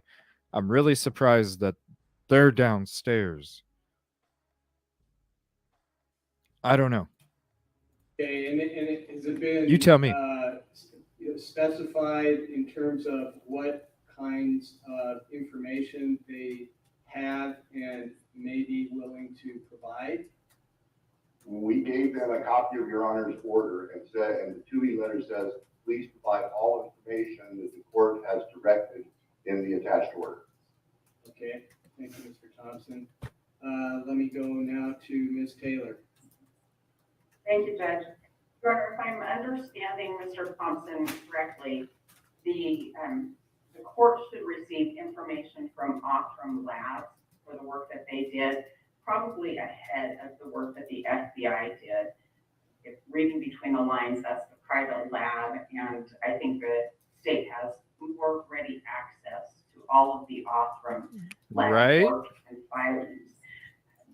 So I guess where I'm at is I would still ask the court to set deadlines for each, and if they're to come in separate pairs or separate sets of information, that's okay. But I think the court could set deadlines for the Othram materials as well as the FBI materials, understanding that Mr. Thompson estimates at least 30 days. I do have some additional questions and requests for that process when the time's right. Okay. Thank you, Ms. Taylor. Yeah, I was going to go back to you, Mr. Thompson. Go ahead.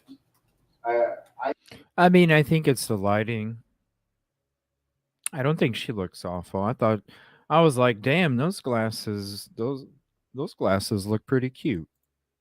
I think that it could be misleading to the court to only have It's not, part I of mean, the it's the information lighting, but I was like, damn, Yeah, those glasses look make cute. complete submission all at once, because Your Honor can't assess all of what's out there without seeing all of what's out there and seeing the interrelationship between it. All right. Because the private All right. lab and the FBI were sort of working together. Is that what? No, I think as Mr. Nye described in his briefing on this, the work began with the private lab, and then there was a transfer to the private lab, from the private lab to the FBI, and there were also reports the private lab prepared, preliminary reports that were sent to the Idaho State Police Laboratory, and they all addressed the same things. And Right. And that's why this is so predictable. Right? Like before it was even happening in the start of the show, this is what's going to happen. They're going to say, here's the tip. If you want the homework, well, we don't have it. You're going to have to ask somebody else. When you look at everything that they've done, like I said, this is chess. When you look at everything that they've done a couple months ago, it was leading up to this already. That's why it was so predictable when they came on this morning, and I'm telling you what's going to happen. And I'm telling you right now after this latest, we're going to wait until December 1st. And then it's going to get delayed until January 1st. And then it's going to get delayed until February 1st. And then I think after that, that's when the court's going to go, okay, we're probably not going to get this other part of the information. So we're just going to have to move on because the state is claiming that they didn't use this information. They just used the tip, and they have all this other stuff that they're going to present. This is why they said in the beginning that they're not going to use the IGG data. I'm telling you, the next 5 months, they're going to get to a point where they're like, okay, this is just stalling the process. Can we come to an agreement? That's what I see. That's what I see happening. overlap. And so My it would opinion, be, that's all. From our perspective, because we've been trying to sort through this ourselves, we're inviting confusion for the court if you don't have everything in front of you.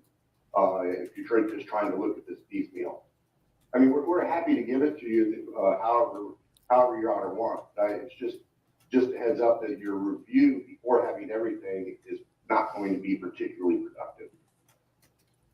All right. You want to respond to that, Ms. Taylor? I do. Thank you. Your Honor, I would not expect a court to make decisions about Othram without having the full scope.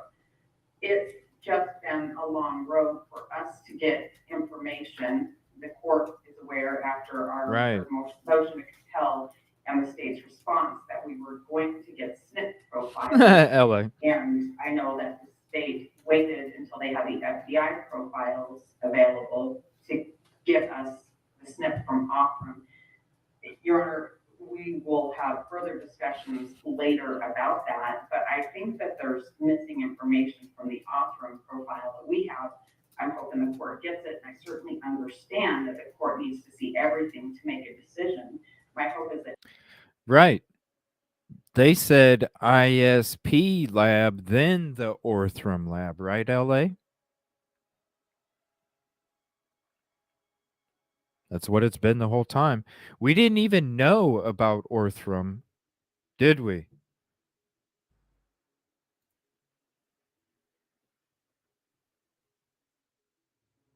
And then we're like, wait a minute, it was sent to another lab when we all found that out? Because they did state ISP, but then they said they sent it off to another company and didn't even feel like putting that company in the documentation. So we didn't know. And then we found out Orthram. So then it went from ISP to Orthram, then the FBI, because the ISP, this is the story, ISP couldn't come up with a profile. ISP could not come up with a profile. So they sent it to Orthram, which then Orthram was doing the work.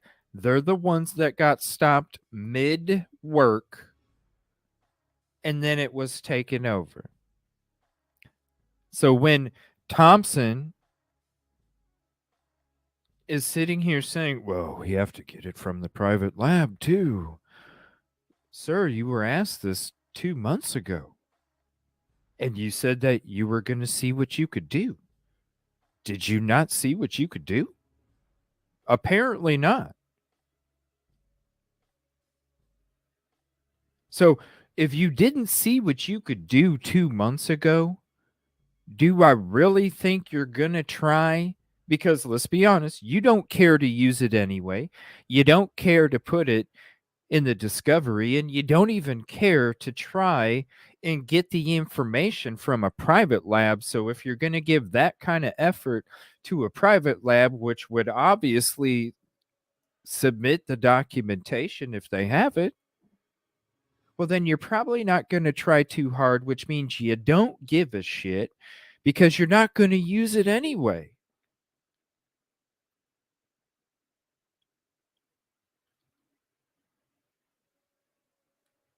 So you're just going to have to stall and delay and delay. That's why I'm saying watch it be February until the court gets to a point where they says, "Okay, we're not waiting anymore."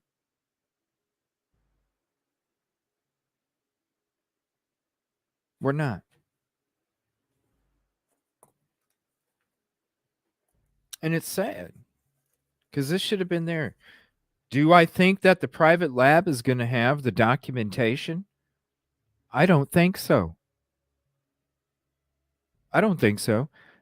They were stopped mid-process. They probably handed off all of that work and then we're done with it. They transferred the custody of the work that they performed and they were just done with it. So do I really honestly think that the private lab has that documentation? Probably not. So are we going to get anything from the private lab? Probably not. Is that why Bill Thompson was still stating he had to reach out to the private lab a couple months later? Probably. Because he probably knows that they don't have it. So am I really going to try my ass off to get documentation? Or tell the courts that the last 2 months I've tried to get the documentation if I really didn't try? Why would I need to try and get the documentation if I know it doesn't exist anyway? I'm just going to wait until the next court date and then stall. If you don't care to use it, you didn't care to include it in the discovery, and you quote had it before you came up with the tip that you got, that you're talking back in December. So if it was done to get the tip, you're talking back in December. So what are you waiting on? You know what I'm saying? If the private lab had the documentation there would be no reason to ask. Kicking the can down the road, exactly. That everything includes communication so that you can follow the path of what happened while you make your response that we were going however your honor wants. It's just a heads up that your review before having everything is not going to be particularly productive. All right. You want to respond to that, Ms. Taylor? I do. Thank you. Your Honor, I would not expect the court to make decisions about Othram without having the full scope. It's just been a long road for us to get information. The court is aware after our third motion to compel and the state's response that we were going to get SNP profiles. And You know, she's so patient, you know. That's just patience right there. That's what I'm saying. That's why Bill Thompson said way back then, how can we simply offer something we don't have? He offers he offers a case as a response to the defense asking for the IGG information. He replies with another case and an example of how they didn't have to offer it and how another agency's the one that not only performed but also has the documentation that they couldn't offer to the courts because they couldn't get the documentation. That's what I'm saying. It's chess. If you look at all the previous moves, it's leading up to today. It's leading up to December 1st. It's leading up to what I anticipate being January 1st. It's leading up to what I anticipate it being February 1st. And then leading up to what I'm anticipating is the court saying, you know what? It's obvious we're not going to get that information. We need to move on. And I hate feeling that way. I hate thinking that way. But when you look at it realistically and you look at it like a chess match, that's what the most probable. It's sad to say it.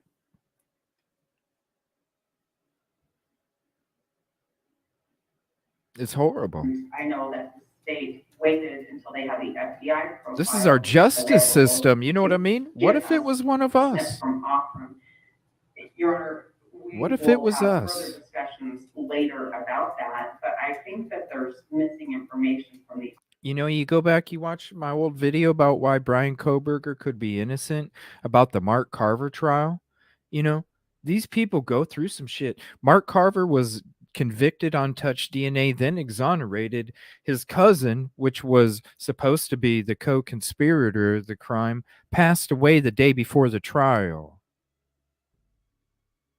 This ain't no joke. It's not like, oh, we're just gonna. This is. Oh man, this is what really disturbs me about the justice system, man. Othram profile that we have. I'm hoping the court gets it. I certainly understand that the court needs to see everything to make a decision. My hope is that everything includes communication so that you can follow the path of what happened while you make your decision. You know what I'm saying, I Robin? wouldn't expect you to release it or decide what portions would be released Something or what needs. orders might apply until you see it all. I just am hoping that there will be some deadlines in place so that you can begin getting the information. All right, thank you. My understanding is that that the private lab SNP profile was already provided to you. Is that right, Ms. Taylor? Your Honor, I received in discovery a SNP profile, SNP profile that I believe came from Othram and one that came from the FBI. The Othram is not the FASTQ file, which is the general format that those come out in. It's a different kind of file, and it's a smaller data file than the FBI data file. And so I think that there's some issues with what we received from Othram. We have that. We have what the FBI file is, although it's missing a good percentage of information. And we'll be talking to the state about some of that later, but they've provided some things. We think it's sufficient. Okay. obviously, I'm asking to look at all this because I can't make informed decisions if I don't. And that's why I tried explaining the whole tire with holes in it. You're literally taking bits and filling it in. You know what I'm saying? You need to know the bits that you have that you use to fill it in to, you know what I'm saying? Like, why is that? Especially with this case and this crime. That would be one of the most important things I would have under lock and key. I would have that under lock and key. So that way, if I ever needed to supply that information, it was available at all moments. When you're talking about DNA, that is the most damning evidence you can have. Why would that not be under lock and key? Especially with this horrific crime. Is my understanding was maybe there was one SNP profile, but now I'm hearing that maybe there are two, one from the FBI and one from the private lab. That's correct, Your Honor. And the difference is the one from the private lab is the initial profile of the private lab. Two SNP profiles. Where it gets it, and I certainly understand that the court needs to see everything to make a decision. My hope is that everything includes communication so that you can follow the path of what happened while you make your decision as well. I wouldn't expect you to release it or decide what portions would be released or what orders might apply until you see it all. I just am hoping that there will be some deadlines in place so that you can begin getting the information. All right, thank you. My understanding is that that the private lab SNP profile was already provided to you. Is that right, Ms. Taylor? Your Honor, I received in discovery a SNP profile, SNP profile that I believe came from Optum and one that came from the FBI. The Optum is not the FASTQ file, which is the general format that those come out in. It's a different kind of file, and it's a smaller data file than the FBI data file. Okay. And so I think that there's some issues with what we received from Optum. We have that. We have what the Exactly. With the amount of tests that have to be done and done and done and done and done and done. It's a great question. FBI file is, although it's missing a good percentage of information, and we'll be talking to the state about some of that later, but they've provided some things. We think insufficient. Okay. Obviously, I'm asking to look at all this because I can't make informed decisions if I don't. Is my understanding was maybe there was one SNP profile, but now I'm hearing that maybe there are two, one from the FBI and one from the private lab. That's correct, Your Honor. And the difference is the one from the private lab is the initial profile of the private lab analyst created from the DNA, the portion of the DNA sample. Right. Then what was transferred to the FBI was after that original SNP had been uploaded to a database, access to the database was transferred. And it's our understanding that once a SNP is put into one of these databases, What's up, Ohana? The database adjusts the SNP to their right. criteria are for them to do their searches. Thank you for hopping in. Right? Again, his understanding. 3 words. Very powerful, Ohana. So there are differences 3 words. between the Powerful. the entirety of the two SNP. Mr. Nye, you're very knowledgeable on this. Jump in if I'm not stating it clearly. And so in an exercise of caution, wanted to make sure the defense had both. Had what the original SNP that the lab, private lab created, and also the SNP that was transferred via transfer in the database to the FBI. We wanted to make sure that we weren't overlooking anything, and the FBI saw, or the defense saw both of them. And we are told, we understand that, like I just said, the databases adopt the SNPs to their search components, and so they're going to look slightly different. Okay, thank you. You want to add anything to that, Mr. Nye? No, Your Honor. I thought that was very well said. Okay, thank you. Well, we're all learning a lot about DNA, that's for sure. So, He's like, why is the camera still on me? you know, I don't know that. Why is the I camera have still the on me? Capacity to really examine the information piecemeal.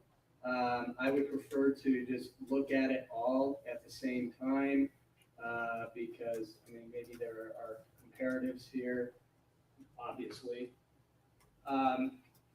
So what I'm going to do, and I know that, I mean, this is complicated too, and we've heard this already, just getting complete information from FBI, but apparently it's in process.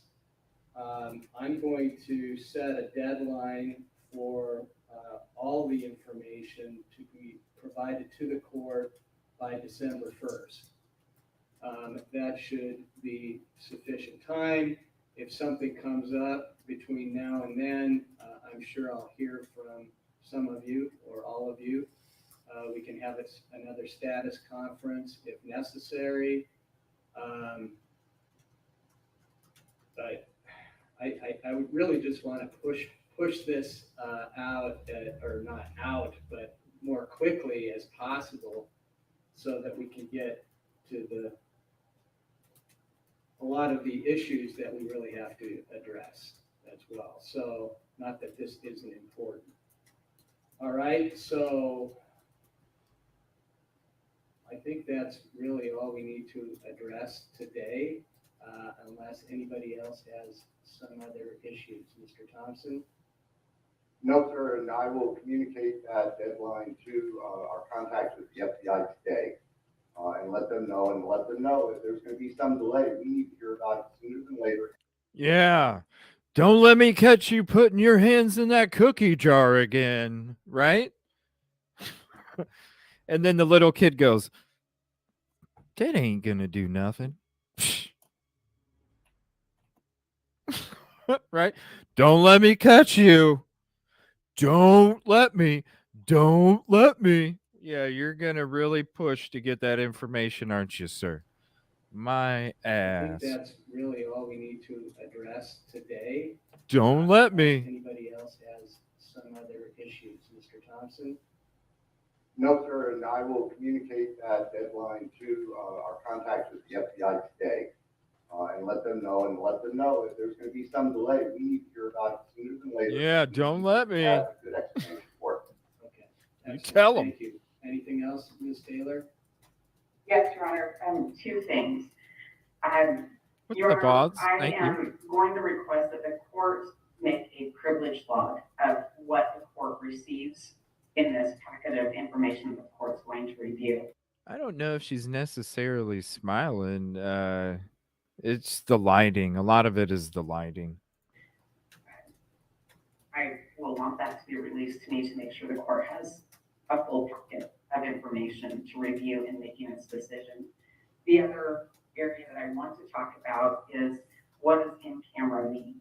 This is really complicated, and I would like to know how the court is going to learn about these things. If the court has to consult with anybody, I want to make sure that there's not going to be an FBI agent in the room with the court or anything like that to try to do the in-camera review to make heads or tails of what this stuff means. Well, that's a good question. I don't know the answer to that. A lot of what Probably just being polite. I'm reading. Well, you have to understand too, odds. Like they probably already knew I mean, let's be honest. She had already asked so many times before this for the data. And when you're listening to what Bill Thompson said, well, yeah, we're gonna tell them, we're gonna let them know. It's probably like I'd be sitting over there on the other side going, I can't believe I'm still hearing this shit. I can't believe I'm still hearing it. This is comical. This is ridiculous. It's not a laugh that's full of joy. It's a laugh that's like, is this really happening? Like, is this really happening? And I would you got to imagine how frustrated she is too. What's up, Lisa and Cannoli? You got to imagine how frustrated she is too, having to ask for this over and over and over. Bill Thompson was supposed to supply this private lab stuff a while ago, and he's talking like like you never even reached out. No, it's because they're not using it. They don't care about trying to obtain it. There is no urgency because they're not using it. I don't know. Do me a favor if it is odds, because I'm all about exploring other cases, just like we did Mark Carver with the conviction on touch DNA and exoneration on touch DNA, where he was completely innocent of the case as well. I'm all about exploring all of them. So if there are a whole bunch of cases that are like this, please send it to my link right here, and I'll definitely go through them for real. Discord, Twitter, Gmail. I love having both sides. Seriously. So if there is, I don't know of any other case like this except for what we did read, which that person wasn't guilty. If there is another case that's like this and anybody has something, please, if it's an article, if it's a YouTube video, if it's a website, please send this information to me, because I am all about exploring both sides 100%, because I don't know either way. And learning from I really all don't. the information that both sides I'm have about exploring it all. submitted to me, or telling me in these hearings. So I'm not pulling information from outside of that, because that's not on the record. I suppose if I have to bring somebody in to help me understand this, you will know that. Both sides will know that. Yeah, because he's not going to understand. Like I was telling you guys earlier when I was talking about what we've put time into and the time that they're going to have available, they're not going to be able to accumulate all the time that we've gone into all these different things. It's going to, especially with the judge too, it's going to make some changes, positive and negative, for the future when it comes to trials. Another way to look at this is I could have another hearing, and you all can help me understand this if that's necessary. I think I have a fundamental understanding about all of this, and that's I think expressed in the order. But I understand this is Ooh, nice, thank you. Stuff, and it's somewhat controversial. So I will do my best. That's the best I can do. All right. Anything else then? Your Honor, I'm not sure what counsel means by a privilege log. It seems to me to be the purpose of the in-camera review is Thank you. The court tells the defense everything that it received. I mean, that seems contrary. So I don't know what's being contemplated there. We are going to give you everything we get. And if the court has questions, the court can ask those questions however it feels it needs to. If the court wants to bring in outside help to understand in the way of an expert or something, we don't have a problem with that. We want the court to be able to make an independent decision on this, taking into account and considering the concerns that we have expressed through our briefing. Right, and he's probably in the back of his mind going, their confusion is going to be our benefit. And understanding the court's interest in ensuring defense has access to what it legally would be entitled to, and that appropriate protections are put in place on sensitive or personal or private information as the court deems appropriate, so that third parties are not injured by what is occurring. Okay, thank you, Mr. Thompson. I interpreted that as that the state needs to document everything that they're getting just in case, so that if there is an issue down the line, that is documented.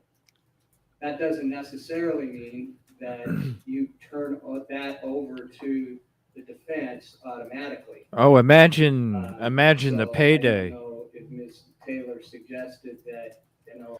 I honestly think if he doesn't get convicted of this crime, I honestly think that there's going to be a civil lawsuit, because I don't see the prosecution going after some. Just look at the prior cases. Look at Ann Taylor's 2017 acquittal. The prosecution in that case basically said, well, the person that we feel wasn't convicted, we feel was the person that committed the crime, so we don't feel it's necessary to go explore other suspects or other leads. So if it gets to the point where he doesn't get convicted of this crime, I don't see them going after somebody else, which means I see them taking him in a civil case, which, I mean, let's be honest, when it comes to civil cases, the burden of proof. You know what I mean? You provide all that information to Ms. Taylor before I make a decision in camera. I don't know. You want to clarify that? I could see maybe he might lose in a civil trial, and any of the cha-ching he might go to the families, You know what I mean? If you think about it, he gets exonerated, right? They then use this same information in a civil trial. Look what happened to OJ. Okay. He got found not guilty. They took him to a civil trial, and then he was convicted and had to pay fees and all that other stuff. It's civil, so it's money, right? He was able to be out there free, but he had to pay the money to the families. Okay.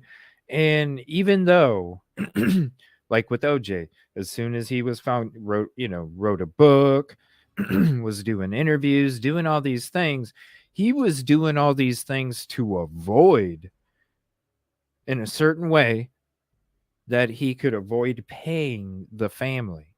Living in Florida, they couldn't go after him.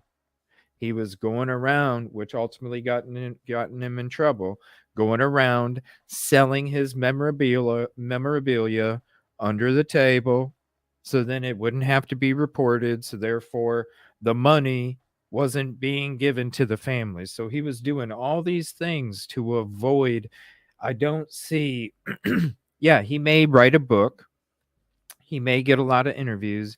He may get a lot of money for movies and all these other things. But I'm telling you right now, every single bit of that money is going to go right to the families. And when you're talking about the cut that you get, you're not going to, it ruined his life. Like, if he really didn't commit this crime, like if he truly didn't commit this crime, it ruined his life. Because he's probably going to get found where he has to pay to the families in a civil trial. Therefore, what can you do? It's like when anybody that's had tax problems. You know what I'm saying? You're paying off the tax man. They don't give a fuck, man. They're coming after. I've seen some of my friends have to work all these damn jobs because the IRS, they don't give a shit. Same thing's going to happen when it comes to a civil lawsuit. They're going to take a whole bunch. It basically did. If he is not guilty, truly. Ms. Taylor? Yes, thank you. Remember, what I am hoping that the court will do is just create a list or a log of what the court receives, not the detail of the content, but things like the raw data SNP profile from Othram, the communications between Othram and the FBI, not the content, just that you have those. The statistical analysis that happened within the profiles when making decisions, when the genealogists made decisions about the family tree, that you have the statistical analysis, that you have the bioinformatics for the microarray, that you have access to those things. That's it. That's what I'm thinking that the court would do, is make a list of those kinds of things received. The court should also include that the FBI complied with the requirements in my family tree. Those kinds of things, not copies of them. That's what the court's looking at in camera and making decisions for. And I certainly understand the need for information to be protected. During the course of this case, I've signed orders agreeing things are held in a protected way so they're not used without further order of the court. I certainly understand that need, and that's one of the things that I think the court may get to with this. But the privilege log isn't the content, just the list of the things that you've been able to review to make a decision about. Hi, Tiffany. All right. Well, What's up, Susie? that may happen. I'm not. It's hard for me to make decisions in the abstract. Gemini. So, I'm going to see what I receive, what I get, and then I'm sure that the state is going to document all of that, and then I'll make a decision about what is disclosed. I mean, that's the reason for the in-camera review, but I do think that it's appropriate for you to understand exactly what. And that's why if this gentleman is found innocent, I don't have to take down none of my videos because I didn't slander. If I got to take anything down, it's something from the beginning of the year when I was sucked into the mainstream media narrative. It's been a long time since that's happened. What was provided, even if you might not get to see it. But I just don't know what that is. So I'm not gonna, bind myself yet. Okay, until I see what I get and when I get it. And that goes with, if I need to bring somebody in to, an independent DNA scientist, then, you all will get to know that. But I'm assuming that you are all very educated about this already, so maybe I don't need to do that. We'll see. All right. But if this can be provided sooner than December 1, that would be fantastic. It's not. Yes, sir, and that would be our intention. As soon as we have everything that is out there, our intention is to put it together and submit it to the court and have kind of a list of table of contents or index, whatever you want to call it, of everything that's being provided to the court. I will say, listening to Ms. Taylor's recitation of all sorts of specific types of stuff, that based on our understanding, there are items that she thinks ought to be there that do not exist in the way of documentation form in any fashion. We will give you everything that we are provided with, and we have asked for everything that exists, both from the private lab and from the FBI, and that's our intention.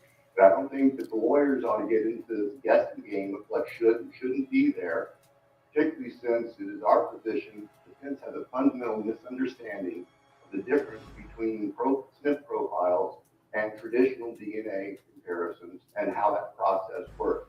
When we start talking with statistics and those sorts of things, those don't necessarily apply in the investigative genealogy world. So I don't want there to be... Yeah, they're going to inform us. I certainly don't want the court to be misled that things of relevance exist that do not. Well, I understand that issue to some degree because... Yeah, he wants to let the court know what's important and what's not important, right? I've been reading your briefs back and forth. So just like when the grand jury was asking for more evidence, right? No, this is what's important. The other stuff, it's not important. Trust us, we're letting you know what's important. We can keep moving on. understand that is a repeated kind of. You don't need the other evidence. Come on, that's not important. Excuse me if I'm It's wrong not about important. this, Ms. Taylor, but they want to be able to see. It's not what important.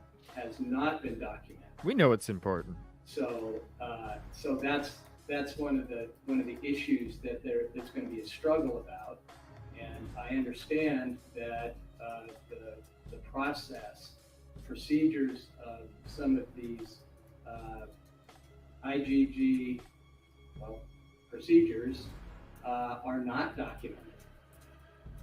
There might be. Yeah, for the record, we were live about 15 minutes before he was 20, 15, 10, something like that. That's when because we were already playing it, and it was like, boom, live. I'm like, what? Okay. We were even on a pause, too, because we talked for a minute. Some notes. That's what I'm saying. Whenever we have these court hearings, people think I'm bullshitting when I tell y'all we have it first. Like, seriously, it's been like that ever since the trials and the court hearings started. Everybody always goes, damn, you got to. Yeah, we do. Of course we do. Of course we do. So let's start. Got the best mods where out we here. know we Shit. have things, and Shout then out mods. Yes, sir. And that's how we prefer to proceed. I was just reacting to the laundry list of things that Ms. Taylor was reciting that based on what our experts have told us, don't necessarily. It's just facts, baby. I can't. Genealogy. You didn't hear me. I'm not going out there saying I was the first. I don't give a shit. I'm just ready.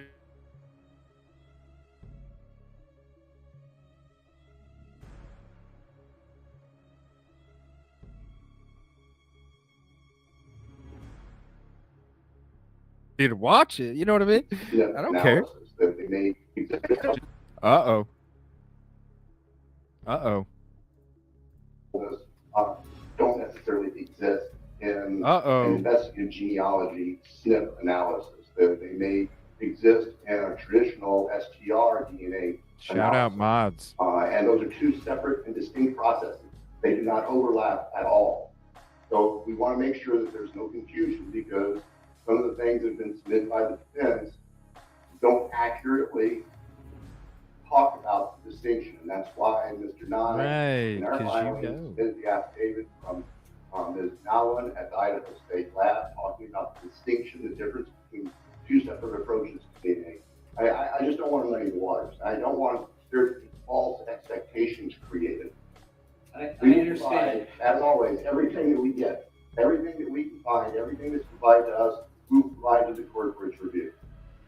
You know, and that's why I appreciate you guys, because, you know, I just want to say shout out to the community and you guys, because even though, you know, there's only, you know, a little less than 4,000 here that's part of the family. And so maybe the Evil CJ show doesn't pop out on those lives. So then maybe somebody else might know that they're not the first one to stream it. But I just want to say thank you, because you all that are a part of this community right now, in the future, when I do get to 40, 50, 60, 70K, you can all say, you know what? We were there with fucking CJ when he just had a couple, you know? I appreciate you guys, for real. It will be that day. There will be that day, trust me. Thank you. And Thank I you for understand being they're here very different. during that Okay, process. I mean, I think that's really clear in the order addressing IGG DNA. Everywhere, I also CJ. understand that the state and the defense have Will be a different name. lists. So I will look at it and I'll muddle through it as best I can. And but I do understand the difference and the reason why IGG DNA profiles aren't the same, okay, as our more traditional DNA profiles that law enforcement use and courts have been used for years. Thank you. Yeah. All right. Your Honor, may I respond? Sure. I want to respond to the accusations that we're misleading the court and that we're trying to muddy the waters. I didn't take it that way. This is about the third time that these kind of pokes are happening at the defense. And Your Honor, I just want to respond that the information that I talked to you about, this laundry list, as Mr. Thompson says, a lot of that comes from expectations based on reading Department of Justice policy that was included for the court with our briefing before the August 18th hearing. Right. A lot of that information comes from the testimony of the two genetic genealogists. Coming that we put soon. on and the information that they provided to the court. To you. These aren't made up things. We absolutely understand that the genetic genealogy investigative process is different than what the Idaho State Police Lab does with STR profiles. But there's analysis that happens along the way in building out these family trees to identify somebody. That was talked about in depth. We are not trying to mislead the court. We have been absolutely clear, and we've relied on Department of Justice policy and our expectations. Thank you, Juan. I appreciate that. Thank you so much. Okay. Your Honor, I'm not suggesting if they were intentionally trying to. And Robin. Our provision. Also, I want to say, Robin, thank you for the $10 super chat. I appreciate it. Thank you for your hospitality and just the peace, positive, and progressive atmosphere that you contribute to. I appreciate it so much. Thank you.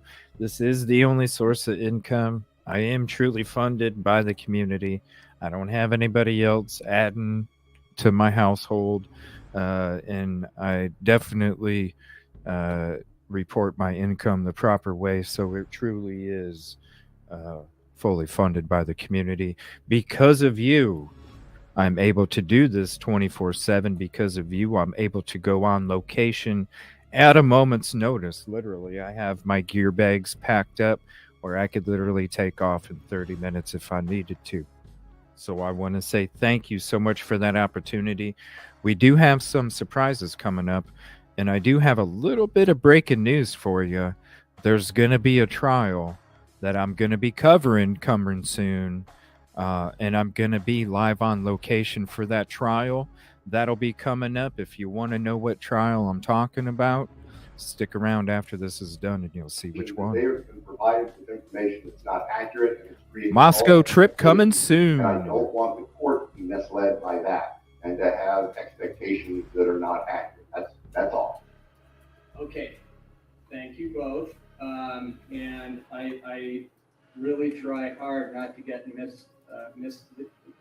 misleading information and then rely on it. So I will be very careful about this. This is really important. And No, you're right. He doesn't It understand. is, well, as I said in the order, this is first impression in Idaho, and I want to make sure that we do it right the first time. That is exactly why I requested some information, the IGG DNA information, so that I could go through that and understand it better and make an informed decision for what should go to the defense and what maybe shouldn't. I can't make a decision about that yet. So, but I appreciate the separate positions that you both have, and we'll, like I said, do our best. So if something comes up between now and December 1st, as I said, He always you ends can these ask for another like drawn status out. conference or a status conference like this, so that we can kind of iron out the wrinkles if there are any. particularly if we find out from FBI that it's going to be, much longer period of time before we get it. Now, I sure hope that doesn't happen. So we'll see. It sounds like they're working at it. So that's reassuring to some degree. I will be speaking with them this afternoon, Your Honor, to let them know and impress them. And I think they understand that this is time sensitive and we would like to see it happen sooner than not. My impression is they did not want to underestimate what the amount of time might be, and that's why we're looking at an initial ETA of up to a month. They're so slick. Great. Up to a month. Watch, it's going to get dragged out. All right. With that, anything else? Sorry, we just can't get the information. Okay. We just can't get the information. No, Your Honor, thank you. Okay, well, thank you all, and hope you have a nice rest of your week and nice weekend. Thank you. And that be it, everybody. Thank you for hanging out and waiting so long for that to come out. I didn't anticipate it taking that long either. So I'm going to switch to the breaking news here. We're going to end the show, and then I'm going to be back tonight. I'm not sure when yet because it's literally almost 5 Central, 6 Eastern, and I would have been starting another show pretty soon. I didn't anticipate it going this long, but I wanted to make sure that I hung out with all of you today until it was done this time. So thank you, everybody. Well, I'm going to switch to the breaking news. And when there's a date set for this trial, I will be there covering it because today they pleaded not guilty. So it'll be going to trial, everybody.